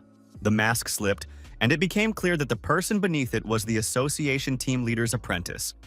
His eyes took on a thoughtful expression. The man was on the verge of tears. Lang Song had been seriously wounded, and by the very hands of his own mentor. The enemy began to taunt him, saying it was a great pity to make such a mistake and nearly kill his own men. The game was becoming dangerous. It was clear that he had managed to find the opponent's weak spot. The old man truly felt guilty, and yet rage and the desire to punish the guilty party took over. The hunter prepared a fire attack and declared that he would continue the game and he would set the rules himself. The super monster burst out laughing. He announced that things would be different. He would create two monsters of incredible power. If the old man managed to defeat both at the same time, he would win. If not, everyone within a 100-kilometer radius of the battle would perish. The Purple Crow players trembled with fear. Garrison had sacrificed himself, and now everything depended on the association's team leader. Lin Huang muttered doubtfully that no human could defeat 3 super monsters at once. Xiaohei suggested he get out of there before it was too late. But the hunter was confident. He assumed a fighting stance and announced that he accepted these terms, so it was time to begin. Smaller monsters immediately began spawning behind the man. It wasn't exactly fair on the opponent's part, but no one expected fairness from him anyway. The player used a stream of fire attack to protect himself and destroy the weak monsters, since a battle with 3 super entities awaited him. Then the same attack was launched against the golem. It proved far more effective than all of Garrison's efforts. The monster staggered but began to advance, preparing to simply crush the man who dared to stand in its way. A new fiery strike was not long in coming. The old man acted with confidence, as if he knew for certain that he would win this battle. His counterattack not only dealt damage to the enemy, but also managed to halt the movement of the enormous fist hurtling forward with terrifying force. A stream of fire, like that from Bai's wings, wrapped around the golem's wrist and bound it, preventing even the slightest movement. Then the flame transformed into a bird, which intended to finish the job with its fiery beak. The beak snapped shut right on the golem's head, and the monster shattered into pieces. The first of the 3 super monsters had been destroyed. Lin Huang and his assistant were impressed. The old man turned out to be incredibly powerful. Apparently, he was one of the best super players in the world. Meanwhile, a second super monster was approaching him from behind. All the player said about it was that the enemy had been delayed. He struck out with his hand. The wave of energy from the blow literally knocked the monster off course, severely wounding it, and the sword whistled past very close by. Now the hunter cast a fireball that was meant to finally end this confrontation. He hurled it at the monster before it had even recovered from the previous attack. The timing was simply perfect. An explosion rang out. Fiery spears flew in all directions, tracing arcs as they plunged into the ground. The old man whispered that the monster was finished. Everything around them was engulfed in smoke. It spread across the ground and hid what was happening there. No one dared to predict the outcome of the attack. A few minutes later, the hunter's figure appeared. Before him lay the defeated super monster. The old man had won. He looked at the enemy and sternly reminded him that now it was time to fulfill what he had promised for the victory. The opponent clapped his hands theatrically, saying that the holy fire expert had fully lived up to his expectations. He really was an interesting person. The super monster added that he wouldn't use his gift on him. That would be too boring. The player asked if the monster wasn't afraid of dying while chasing after fun. The monster gave another nasty little chuckle and offered to carry out his threat if the hunter was truly capable of it. Their gazes locked. The old man nodded. The sky split open as if the pupils of an eye had dilated, and a stream of radiance descended upon Zhu Nian, who assumed a prayerful posture. He rose into the air, bathed in light, and streams of rainbow-colored energy began to rain down around him, terrifying the super monster so much that it recoiled. The hunter was one step away from entering the heavenly realm of immortality. The heavens themselves were on his side. No one had ever seen such an aura. Lin Huang and Xiaohei were stunned. More than 3,000 strands of curses rained down on the enemy. Zhu Nian was so powerful that he could easily have dealt with the clown without resorting to close combat. Suddenly, the old man vanished, leaving only a powerful stream of light cascading from the heavens, striking toward the enemy. The monster managed to dodge. The threads didn't touch it. It seemed as though the beast had stopped being afraid, but had begun to grow angry. The second and third streams of energy also failed to reach their target. The super monster had somehow found a way to withstand them. Junian's disciples noticed their mentor's disappearance and began to panic. They realized that without him, everyone here was doomed. Another beam struck the monster. This time, the result was more noticeable. The monster seemed to have shrunk in size. The old man reappeared. He managed to attack with a spear that his sword had transformed into. The magic staff had done its job. The player saw through the deception. His opponent was much stronger than he had pretended to be, and even the sacred fire had failed to destroy him. Realizing that the deception had been exposed, the monster declared that they themselves had wanted to believe in his power and had believed it, getting what they deserved for underestimating their opponent. Lin Huang asked in confusion what that meant. The assistant sighed, saying that things were bad, for even a master as outstanding as Zhu Nian would be unable to kill the monster. The man realized his powerlessness. Only the head of the association was capable of confronting evil of this magnitude. The monster replied that the man was interesting, and therefore it would not kill him. Hearing that millions of innocent residents would perish but not him, the old man rushed into the attack. It was against his rules. Shouting that the monster would devour the city only after he had perished, Zhu Nian struck the enemy once more. The monster called him a fool, saying the odds were too lopsided, but the man repeated that if the hunter did not die, then the city would not die either. He attacked again with sacred fire, pouring all his strength into it, and an explosion of unimaginable magnitude erupted. Everyone gasped. For a moment, they couldn't even bring themselves to move, trying to make out what had become of the old man. Anaconda reappeared from the smoke. He hissed through his teeth that humans were incredibly stupid. The monster grabbed Junian's staff with his hand without much trouble and made just one move. That was enough to kill the hunter. He was already at his limit, having exhausted all his strength, so a simple shove proved fatal. The players gasped. They understood perfectly well that if the association's team leader fell victim to the monster, they had no chance. A massive black anaconda appeared behind the villain's back, embodying all his dark grandeur. He promised that it would all end now, and this end did not bode well for the people. Zhu Nian began to fall headfirst like a stone. Xiaohui told Lin Huan that the monster would now create an entire army of super monsters. They'd better get out of here as soon as possible. Our hero replied that he couldn't allow such civilian casualties, so he had to, indeed, he was duty-bound, to intervene. Xiaohui realized the young man had decided to take the risk. The young man carefully weighed his chances of success and asked to activate the seal card he had. The assistant reminded him that it could only be used once. Was the hero really ready to do this now? He nodded, confident in his decision. The young man activated the card, designating the monster as the target. A huge glowing arrow began to lock onto the target. Finally, the system reported that the anaconda met the seal card's parameters, as it had at least 2 mutations. The process began. Everything around them glowed pink, and the monster slowly began to crumble into pieces, its scream simply heart-wrenching. An incredible surge of pink energy blinded everyone. The monster's form became utterly tiny and pitiful. Junian's disciples began discussing what was happening. No one could understand what had happened or who had helped them. The system announced that the seal formation process was complete. The card in Lin Huang's fingers glowed with the same pink light several times. It was a card of an epic-level monster called the Ghost-Faced Clown. It had joined the player's collection of summoned creatures, and he was indescribably happy and proud of himself. Now the super monster had been defeated. The eye and all the creatures it had created glowed red and began to burn, turning to ash. The eye finally closed, and with it, all the monsters vanished. A red glow lit up half the sky. The association's hunters had managed to tend to the master.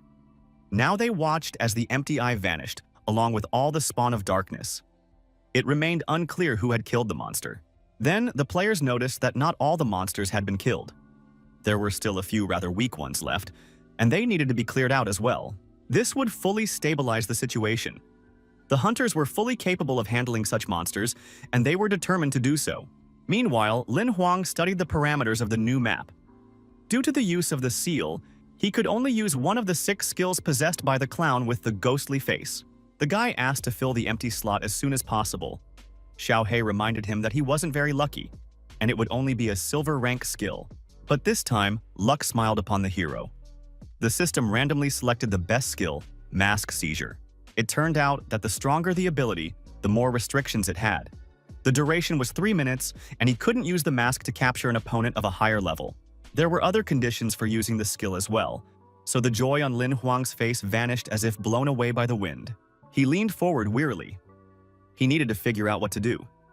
This place was now controlled by the Purple Crow and the Association. There was no point in staying. Our hero decided to wait it out in a nearby village until a teleport opened up. Xiaohei advised him to practice cultivation to match his rank. The young man was also curious about the classifications of super beings. He hadn't encountered anything like this before. It turned out these were all ranks of demigods and immortal beings. There were 3 of them. It turns out that for both humans and monsters, there are various classifications of super beings depending on their strength and abilities. The holy fire available to Junin is the highest mastery of life energy control. In 1,800 years, there have been only 5 such masters. Not only is this a rare ability, but the probability of success is only 10%. In all other cases, the cultivator simply burns himself to ashes. The old man's aura is blue, which is roughly midway along the path. But he is clearly stronger than all the super players our hero has seen. Then Lin Huang asked if there were any hunters who had reached the immortal level, since that was a slightly different story. Xiaohei explained that in this case, when a monster is killed, the player captures its soul and places it in the Lamp of Existence, which grants the ability to use it for 3,000 years. He began to describe the details, but caught himself in time, realizing that this information wouldn't be useful to our hero yet. It wasn't his level. But Lin Huang decided that since Zhu Nian was capable of killing millions of monsters with a single move, he would surely approach that level of power someday. Our hero shouted that he would definitely reach the highest level and become a demigod, to which Xiaohei remarked that he should just get out of here alive first. A few days later, as planned, the young man took his place in line for the teleport. He couldn't wait to leave the Purple Crow's territory. When it finally happened, the guy breathed a sigh of relief. It had been very oppressive for him to be in someone else's territory in the middle of nowhere. The small town in the association's sphere of influence, as expected, looked very cozy and promising. The architecture had even retained a certain charm of ancient times. The historic center had survived here, and it was just lovely overall. Lin Huang hadn't even had a chance to properly enjoy his walk when someone jabbed him hard in the back with an elbow, ordering him to hurry up. It was unexpected and very unpleasant. It turned out the insults weren't directed at him personally, but at a kid getting in the way of some man.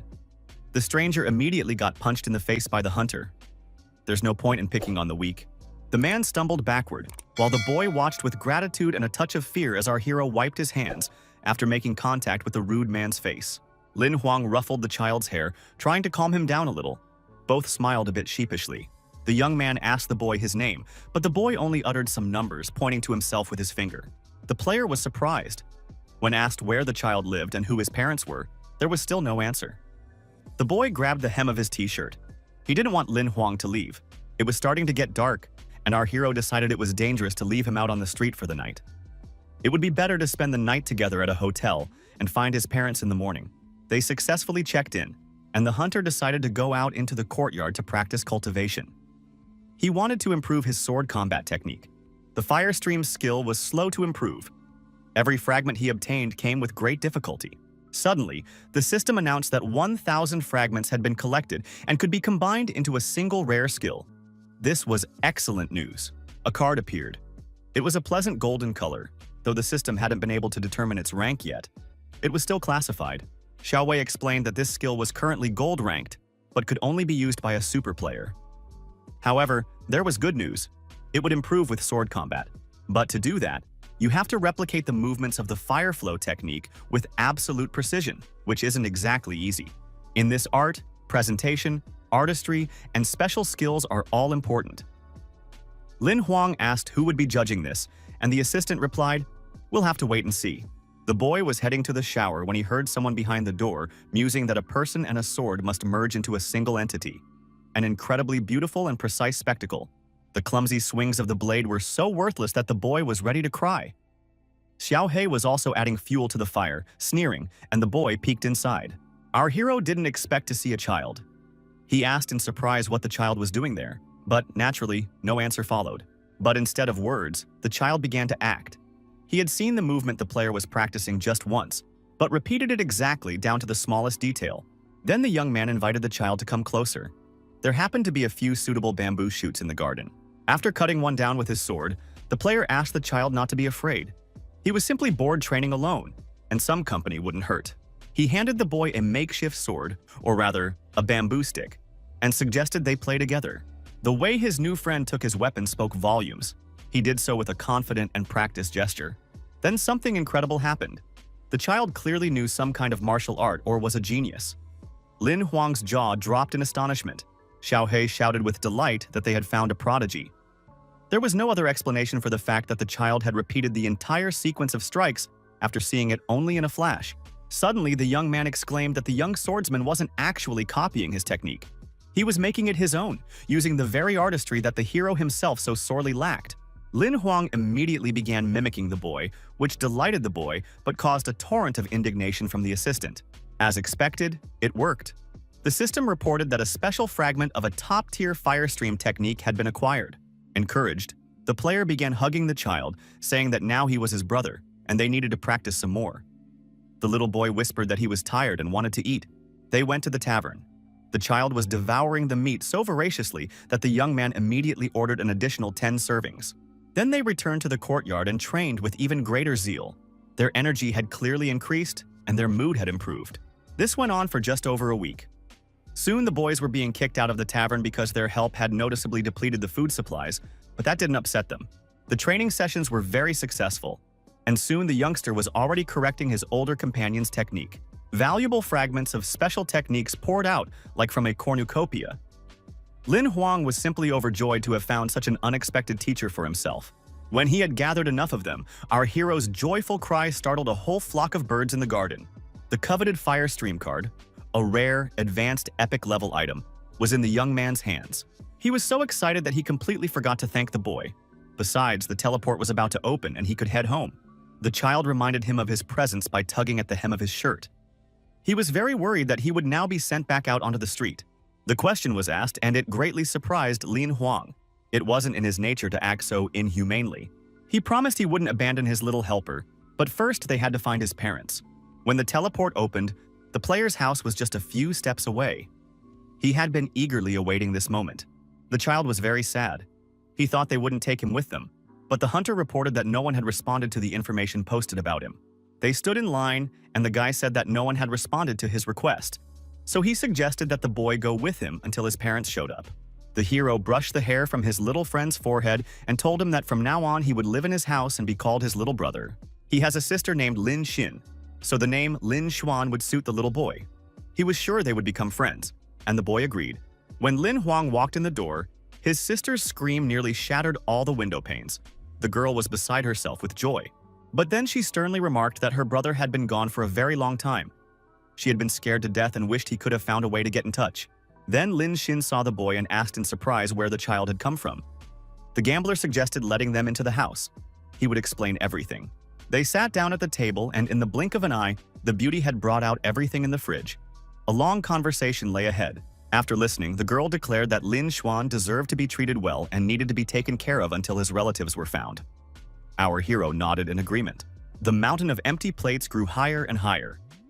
Lin Xin admired the boy's appetite, to which Lin Huang remarked that this was yet another of his talents. Lin Xuan was given a guest room and promised that clothes and other necessities would be bought for him the next day. But getting him to go to sleep turned out to be no easy task. Finally, the player managed to get to bed. His Imperial ring activated again, and a connection appeared. He had to read everything and review the call history. As expected, there was an overwhelming amount of information, so much so that the ring literally vibrated off his finger. His sister had called the most. Yin Yi had also tried to contact him 13 times. Yi Yu and her brother had tried to reach him twice. And there was a decent pile of messages as well. First thing he did, the guy called the fat guy. He needed to find out what had happened. The guy sounded terribly upset. When asked what was wrong, Yin Yi said there had been a lot of scary news about Misty Canyon and he was worried.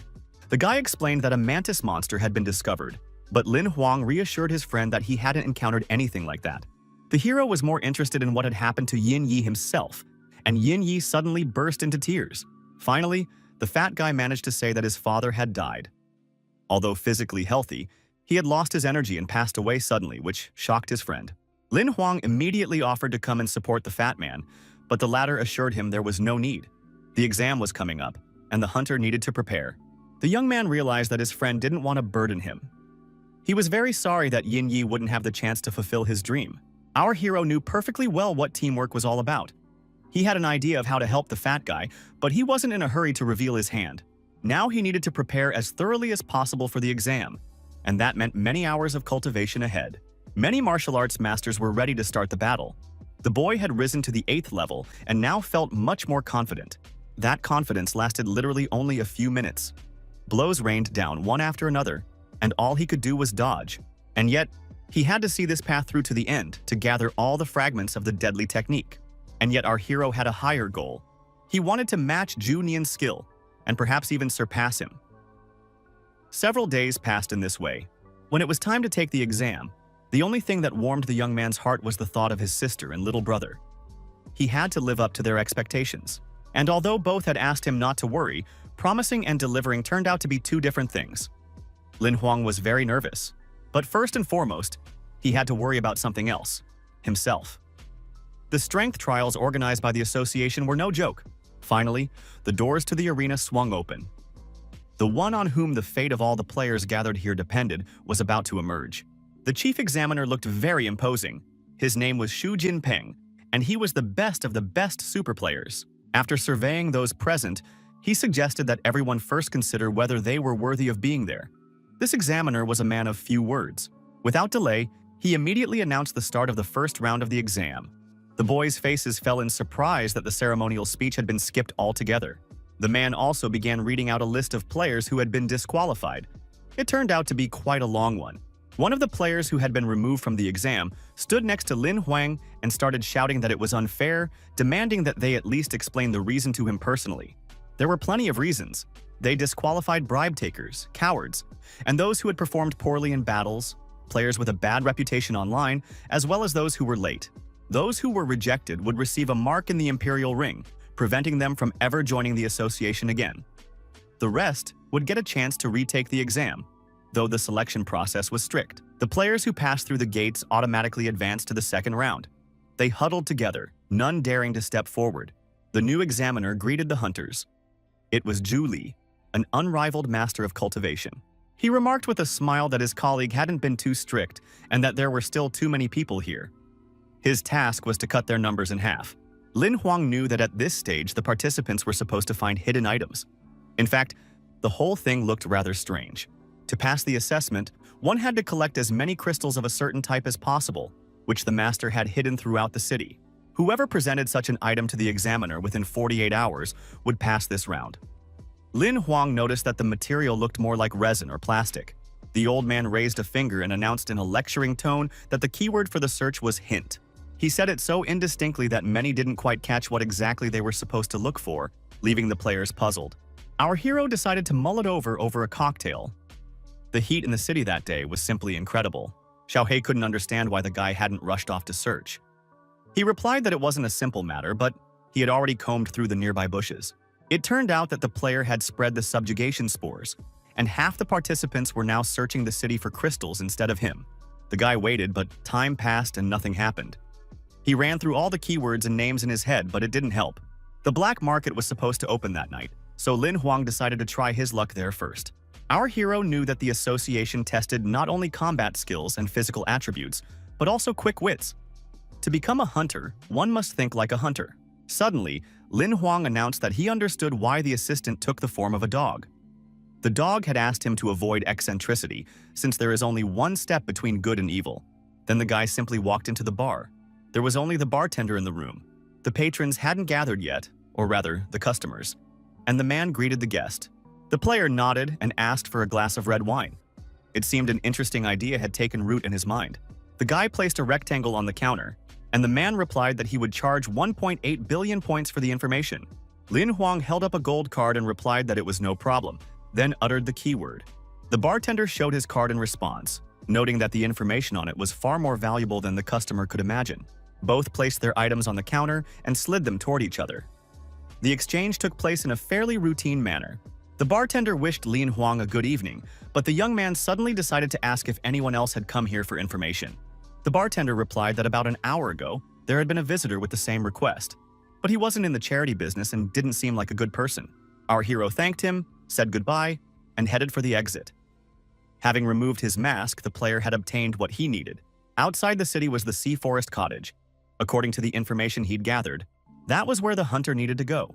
There was a production facility for that very material, whose name matched the keyword, but Xiaohu knew nothing about it. This substance could kill an unprepared person, but it had a different effect on players. The stronger the hunter, the broader the possibilities became. The substance was also addictive, and overall, the description didn't make for a very pleasant impression. It was a poison, dangerous and merciless. That was what he had to bring to the master. Lin Huang's eyes flashed with a malevolent fire. According to an informant from the black market, this substance had been developed by one of the association's employees, who had betrayed it by creating 3 super creatures. Lin Huang clutched his head. There were many gold rank hunters at this base and even more silver rank ones. It seemed the exam was indeed very serious. Our hero thought that Zhu Li wanted the test participants to join forces in completing the task. That was the point of it. Suddenly, the boy felt sick. He sensed someone's presence nearby, an aura glowing very close by. Under the tree from whose branch he had been watching the cottage, a girl appeared. When asked who she was, the beauty laughed. The hunter's name was Xiaoyu. She was also participating in the test and reported that she had been following the guy all the way from the black market. The hero guessed that she was the very same information buyer who had been turned down. Cooperating with her didn't seem too dangerous. The girl explained that the base wasn't just home to researchers and hunters, but also to plenty of bugs and various security systems.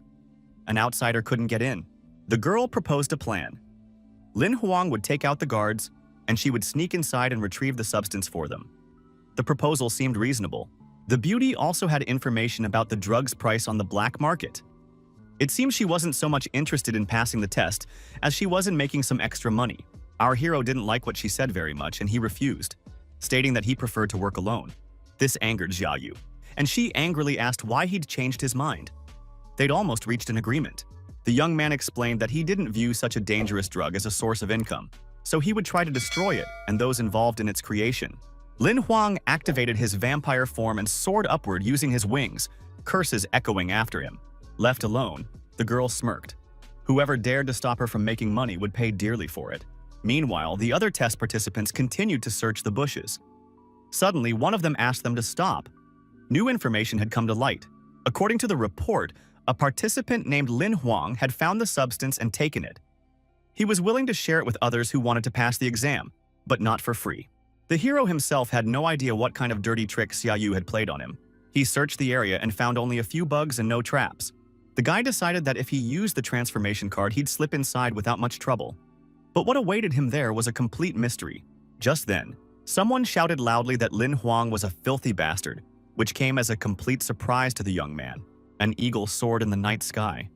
Bai Yang, whom we already know, swooped down from it, looking clearly displeased. The hunter landed on one knee. In mid-flight, he had managed to knock our hero out of the tree and onto the ground. He hadn't been ready for this sudden attack. The guy's eyes were completely wild. He joyfully announced that he had finally gotten his enemy. Only now did Lin Huang remember where he'd seen this player. It was that very scoundrel from Snowy Divine Mountain. Scratching the back of his head, the young man asked what was going on. Bai Yang shouted that it was beyond comprehension and that playing dumb wouldn't work. The villain accused the hero of ruining his reputation and now stealing the drug as well. He would make the cunning trickster beg for forgiveness, Lin Huang laughed. He asked how such a loser had even managed to get into the exam, and Bai Yang puffed himself up again. It seemed the remark had hit the nail on the head. The opponent attacked with lightning speed, shouting that even if he ended up on the association's blacklist, he would kill the insolent fool. Realizing that a battle was about to begin, our hero suggested moving straight to close combat so as not to waste time. Blows rained down one after another, just like the mutual accusations of treachery, meanness, and worthlessness. Lin Huang quickly dealt with his opponent. Holding a sword to his neck, he asked why Bai Yang ran away at the first sign of danger, and the man didn't know how to answer. This enraged his opponent. He gathered all his strength but still managed to wriggle out from under the blade, knocking the player back. Shouting that he would tell everyone about this liar and deceiver once he killed him, Bai Yang rushed into the attack. Lin Huang parried the blow, saying that the kid would never kill him. He landed his strike, and the enemy's expression changed. He grabbed his whip with both hands, realizing that now his opponent would bring his sword into play and it would end badly. That's exactly what happened. The whip was severed, so energy could no longer circulate properly, and the weapon became useless. Not only that, but it reverted to its original form, turning into a staff, a broken one, of course. Lin Huang remarked that instead of reveling in his power, he could have trained like he did, and then he wouldn't have lost. He added that he held no grudge against the guy and was ready to spare him if he decided to end the feud. There were few summoners, and Bai Yang thanked him for his generosity. He noted that his ability to summon monsters helped him not feel so pathetic. Our hero suggested joining forces to capture the base. The young man also talked about new possibilities and even showed how the old man killed monsters without touching them. After all, they could train together. Bai Yang summoned his blood eagle, saying that things must end differently, but it seemed he would fail the test. He advised Lin Huan to be on his guard. Someone had leaked information about the potion, and now a bunch of players were on their way here, ready to harm him. The summoner had already mounted the bird, but our hero decided to ask him one more thing, so he asked him to wait a moment. The young man thought that if a crowd of people arrived here now, they would definitely raise the alarm and his mission would be ruined. So he had to ask Bai Yang for a small favor. The latter looked at the hunter in surprise. Soon, the players began to gather around the cottage. Not finding Lin Huang there, they started discussing what to do, realizing that if they made too much noise, they might get into trouble. Just then, Bai Yang jumped down from a tree, scaring several people so badly that they started stuttering. The guy reported that there was nothing at the base and that Lin Huang had already fled, but he could share something interesting. He said that their only chance to get the substance was to catch up with the player before he returned to the city, and the guys started discussing how realistic that was. Then Bai Yang shouted that he would do it himself if no one joined him.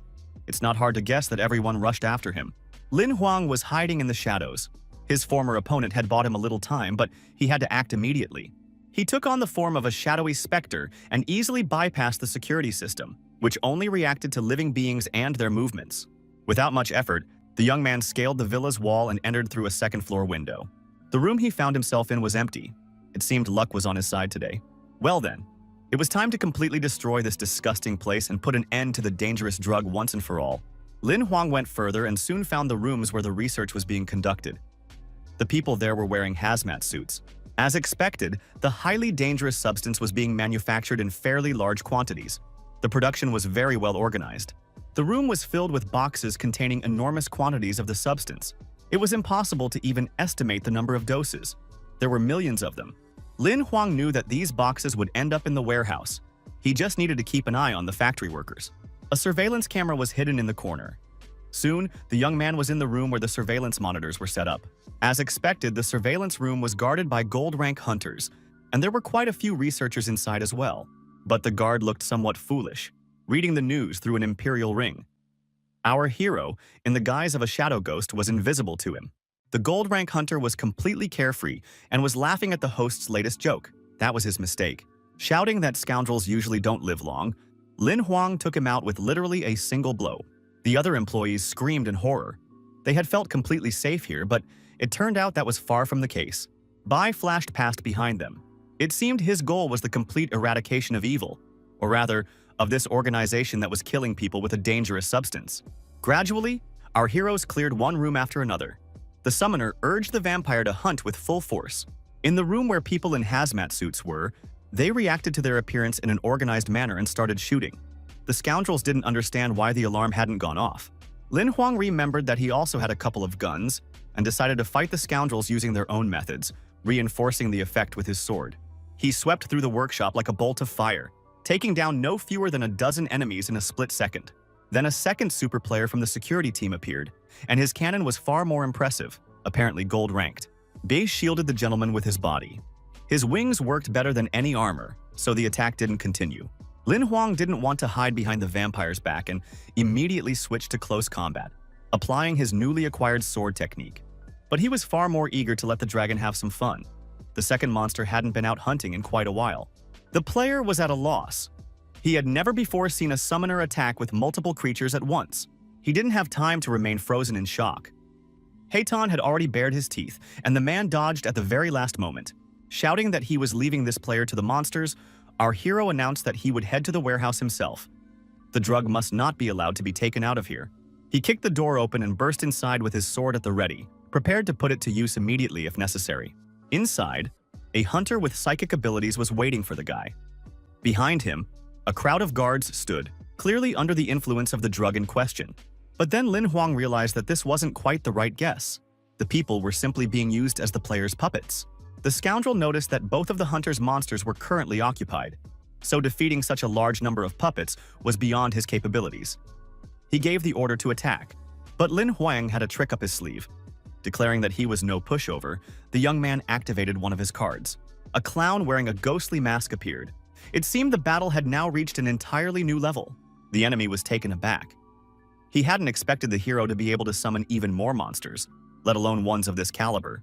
The monster snapped his fingers. Now a new game had begun, played by his own rules, and the enemies had no chance of survival. His psychic abilities activated, and something terrible began to happen. Now the super player was no longer even in control of his own will. His puppets were now carrying out someone else's orders, and they all intended to tear their own master to pieces. For some reason, the hunter couldn't resist them. His body wouldn't obey him.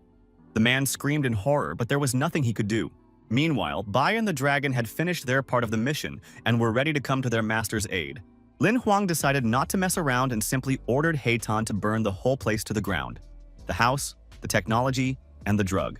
He didn't have to repeat himself twice. Flames instantly engulfed the entire villa. Our hero emerged just in time, and the players were running toward him. They shouted that Bai Yang had deceived them, but couldn't understand how our hero had managed to burn the base to the ground. The young man explained that he was only a bronze-ranked player, so he wouldn't even have been able to get inside. The fire wasn't burning of his own volition, and he had simply caught the crystal of the substance. He advised the others not to waste their time. Perhaps they could find samples of the substance for themselves among the flames to pass the exam, and a commotion arose. In the crowd, Lin Huang spotted Xia Yu. She had called him an idiot, and the guy thought, "Don't think I don't know about the false report." The next day, all test participants were to report to the location specified by the Hunters Association for the announcement of the results. Zhu Li and the other examiners told the players that they had wanted to assess their information handling and teamwork skills, but the goal had not been fully achieved. Still, 5,000 people managed to bring crystals of the substance here, so they would be considered to have passed this round. Then, the examiner asked them not to celebrate prematurely. The third test lay ahead, and a spaceship would pick up the participants that evening. The players began whispering among themselves that what lay ahead would be even harder. They needed to spend the remaining time on training and cultivation. Lin Huang thought that Zhu Li was a man of few words, but he looked like someone who had something to say, a very wise man. The old man was pleased with the result, unlike his colleague, who was indignant that all participants had passed the test. It turned out that Zhu Li was aware that only 2 people had actually succeeded in completing the black market mission. He asked who exactly had burned down the base. Zhu Jinping didn't know, but noted that, judging by the damage, this person was skilled in both close combat and other techniques. He noted that only a hunter of at least gold rank could do this, but there wasn't even a silver-ranked fighter among the test group. The old man immediately guessed that the summoner was behind it, and that his monster had at least 2 mutations. Our hero sensed that he had practically been figured out, but still hoped that the examiners weren't that perceptive. Xu Jiping called the old man a naive fool. There couldn't possibly be a player with such high abilities in this group. That evening, the spaceship arrived at the landing site right on schedule. The vessel looked very large. The test subjects gathered below. They were crowding together, not realizing they should line up. That's what it means to get too excited. Lin Huang hadn't expected the ship to look so authentic, like a real spaceship of cosmic proportions. Captain Bo descended the gangway. He looked just like a real pirate. With a smile, the man invited everyone on board. The examiners began thanking him for his kindness. Bo replied that it was no problem. He'd bought a new ship, and this was a great chance to test it out. Our hero climbed the gangway, thinking that Zhu Li's politeness toward the captain was justified. Judging by his aura, he was at least a super player. Soon, the command to fasten their seatbelts came. The ship was preparing for takeoff, and the passengers took their seats. The ship soared into the sky and soon left the city. None of the exam participants had any idea where they were flying. Lin Huang stood on the deck and thought about how this ship moved perfectly through the air and on land, and almost on the sea. It was simply incredible. Captain Bo also went out on deck. Sunset was approaching, and he decided to go fishing while everyone else had gone to their cabins. Suddenly, some creature got caught on the line, but it was clearly not a fish. Bo shouted that he was incredibly lucky today. Our hero didn't think so. He realized that a huge octopus monster had gotten hooked. This was no joke. Soon, a delicious octopus stew was bubbling in the pot. The captain had no trouble quickly subduing and cooking it. The man invited Lin Huang to share the meal with him, calling him a slacker since everyone else was cultivating while he was out wandering. But the young man replied that he was just lucky. He thanked him for the meal and asked if Bo had really cut up the octopus using an epic-level sword technique. Bo smiled under his mustache and remarked that since the player had noticed, He must be quite skilled with a blade himself. As he popped another bite into his mouth, Lin Huang noted that the food wasn't just delicious, but also boosted his energy and improved his stats. The captain laughed, saying that unlike most members of the association, he preferred cooking to slaying monsters. Our hero suddenly realized that standing before him was that very legendary hunter chef, the man who had inspired Yin Yi. This was followed by an extremely pleasant conversation about the peculiarities of cooking monsters and a fat friend. When the ship arrived at its destination, all passengers were asked to disembark immediately, and the players gathered on the pier. Lin Huang waved goodbye to the captain. He was already dreaming of introducing his friend to him. Bo turned out to be a very pleasant person. He also said goodbye to the guy and wished the hero luck in the third round. He would definitely need it. All the players gathered in the middle of some rocky clearing. The examiner was already waiting at the far end. He folded his arms across his chest in a businesslike manner and ordered everyone to stop fooling around and get down to business. First and foremost, to shut up and listen. The hunter's name was Huan Sen, and he would be overseeing this task. In reality, it was all quite simple. Everyone would need to go through the portal. Inside, there would be 3 iron cages containing silver-level monsters, and they could bring 3 items no higher than bronze rank. Once the monsters are defeated, the stage will be considered complete. In case of an emergency, you can call for help, but don't expect it to arrive instantly. Everyone was given 1 minute to pass through the door. Inside, you had to hold out against the monster for at least 1 hour, and everyone was very nervous. There were a lot of portals, and each participant was assigned a specific number, so the process didn't drag on too long, but the wait was agonizing. The examiner called out the numbers of those entering and those exiting. One of the participants died immediately, but this elicited no reaction from the organizer, unlike the players. They immediately announced that Xiaoyu had passed the exam. Lin Huang smiled. He hadn't doubted the little vixen's abilities for a second. Then another announcement came about someone's death and a call for help. And the participants were overwhelmed with mixed emotions. The organizer reported that there was a problem with Portal 66, so the next person should enter through the other door. Lin Huang raised his hand and said he wanted to enter that cell. He looked quite confident. The examiner asked if the guy was sure he wanted to do this and received the reply that he was tired of waiting. There were still 27 players ahead of him in line. Well then, if that's the case, there's no reason to deny a test of strength to someone who's confident in their abilities. Saying it was time to see what the problem was, the young man stepped into the portal, still smiling. Inside was some kind of winged creature bound by a silver chain. It was the very monster that had already killed 2 participants. Suddenly, the links snapped open and the wings spread wide, revealing who was hiding beneath them. The monster asked what the man wanted. A pleasant voice asked who was seeking death this time. Usually, silver-level monsters couldn't speak, so the young man was surprised. The girl stood up to her full height, and the hero recognized her. He had read in books about a birdman monster named Phoenix. It was undoubtedly her. This creature had learned to speak after living among humans for some time. But worst of all, it was deadly dangerous and possessed incredible speed. Resting her chin on her hand with its deadly claws, Phoenix looked at Lin Huang. The most interesting part was about to begin.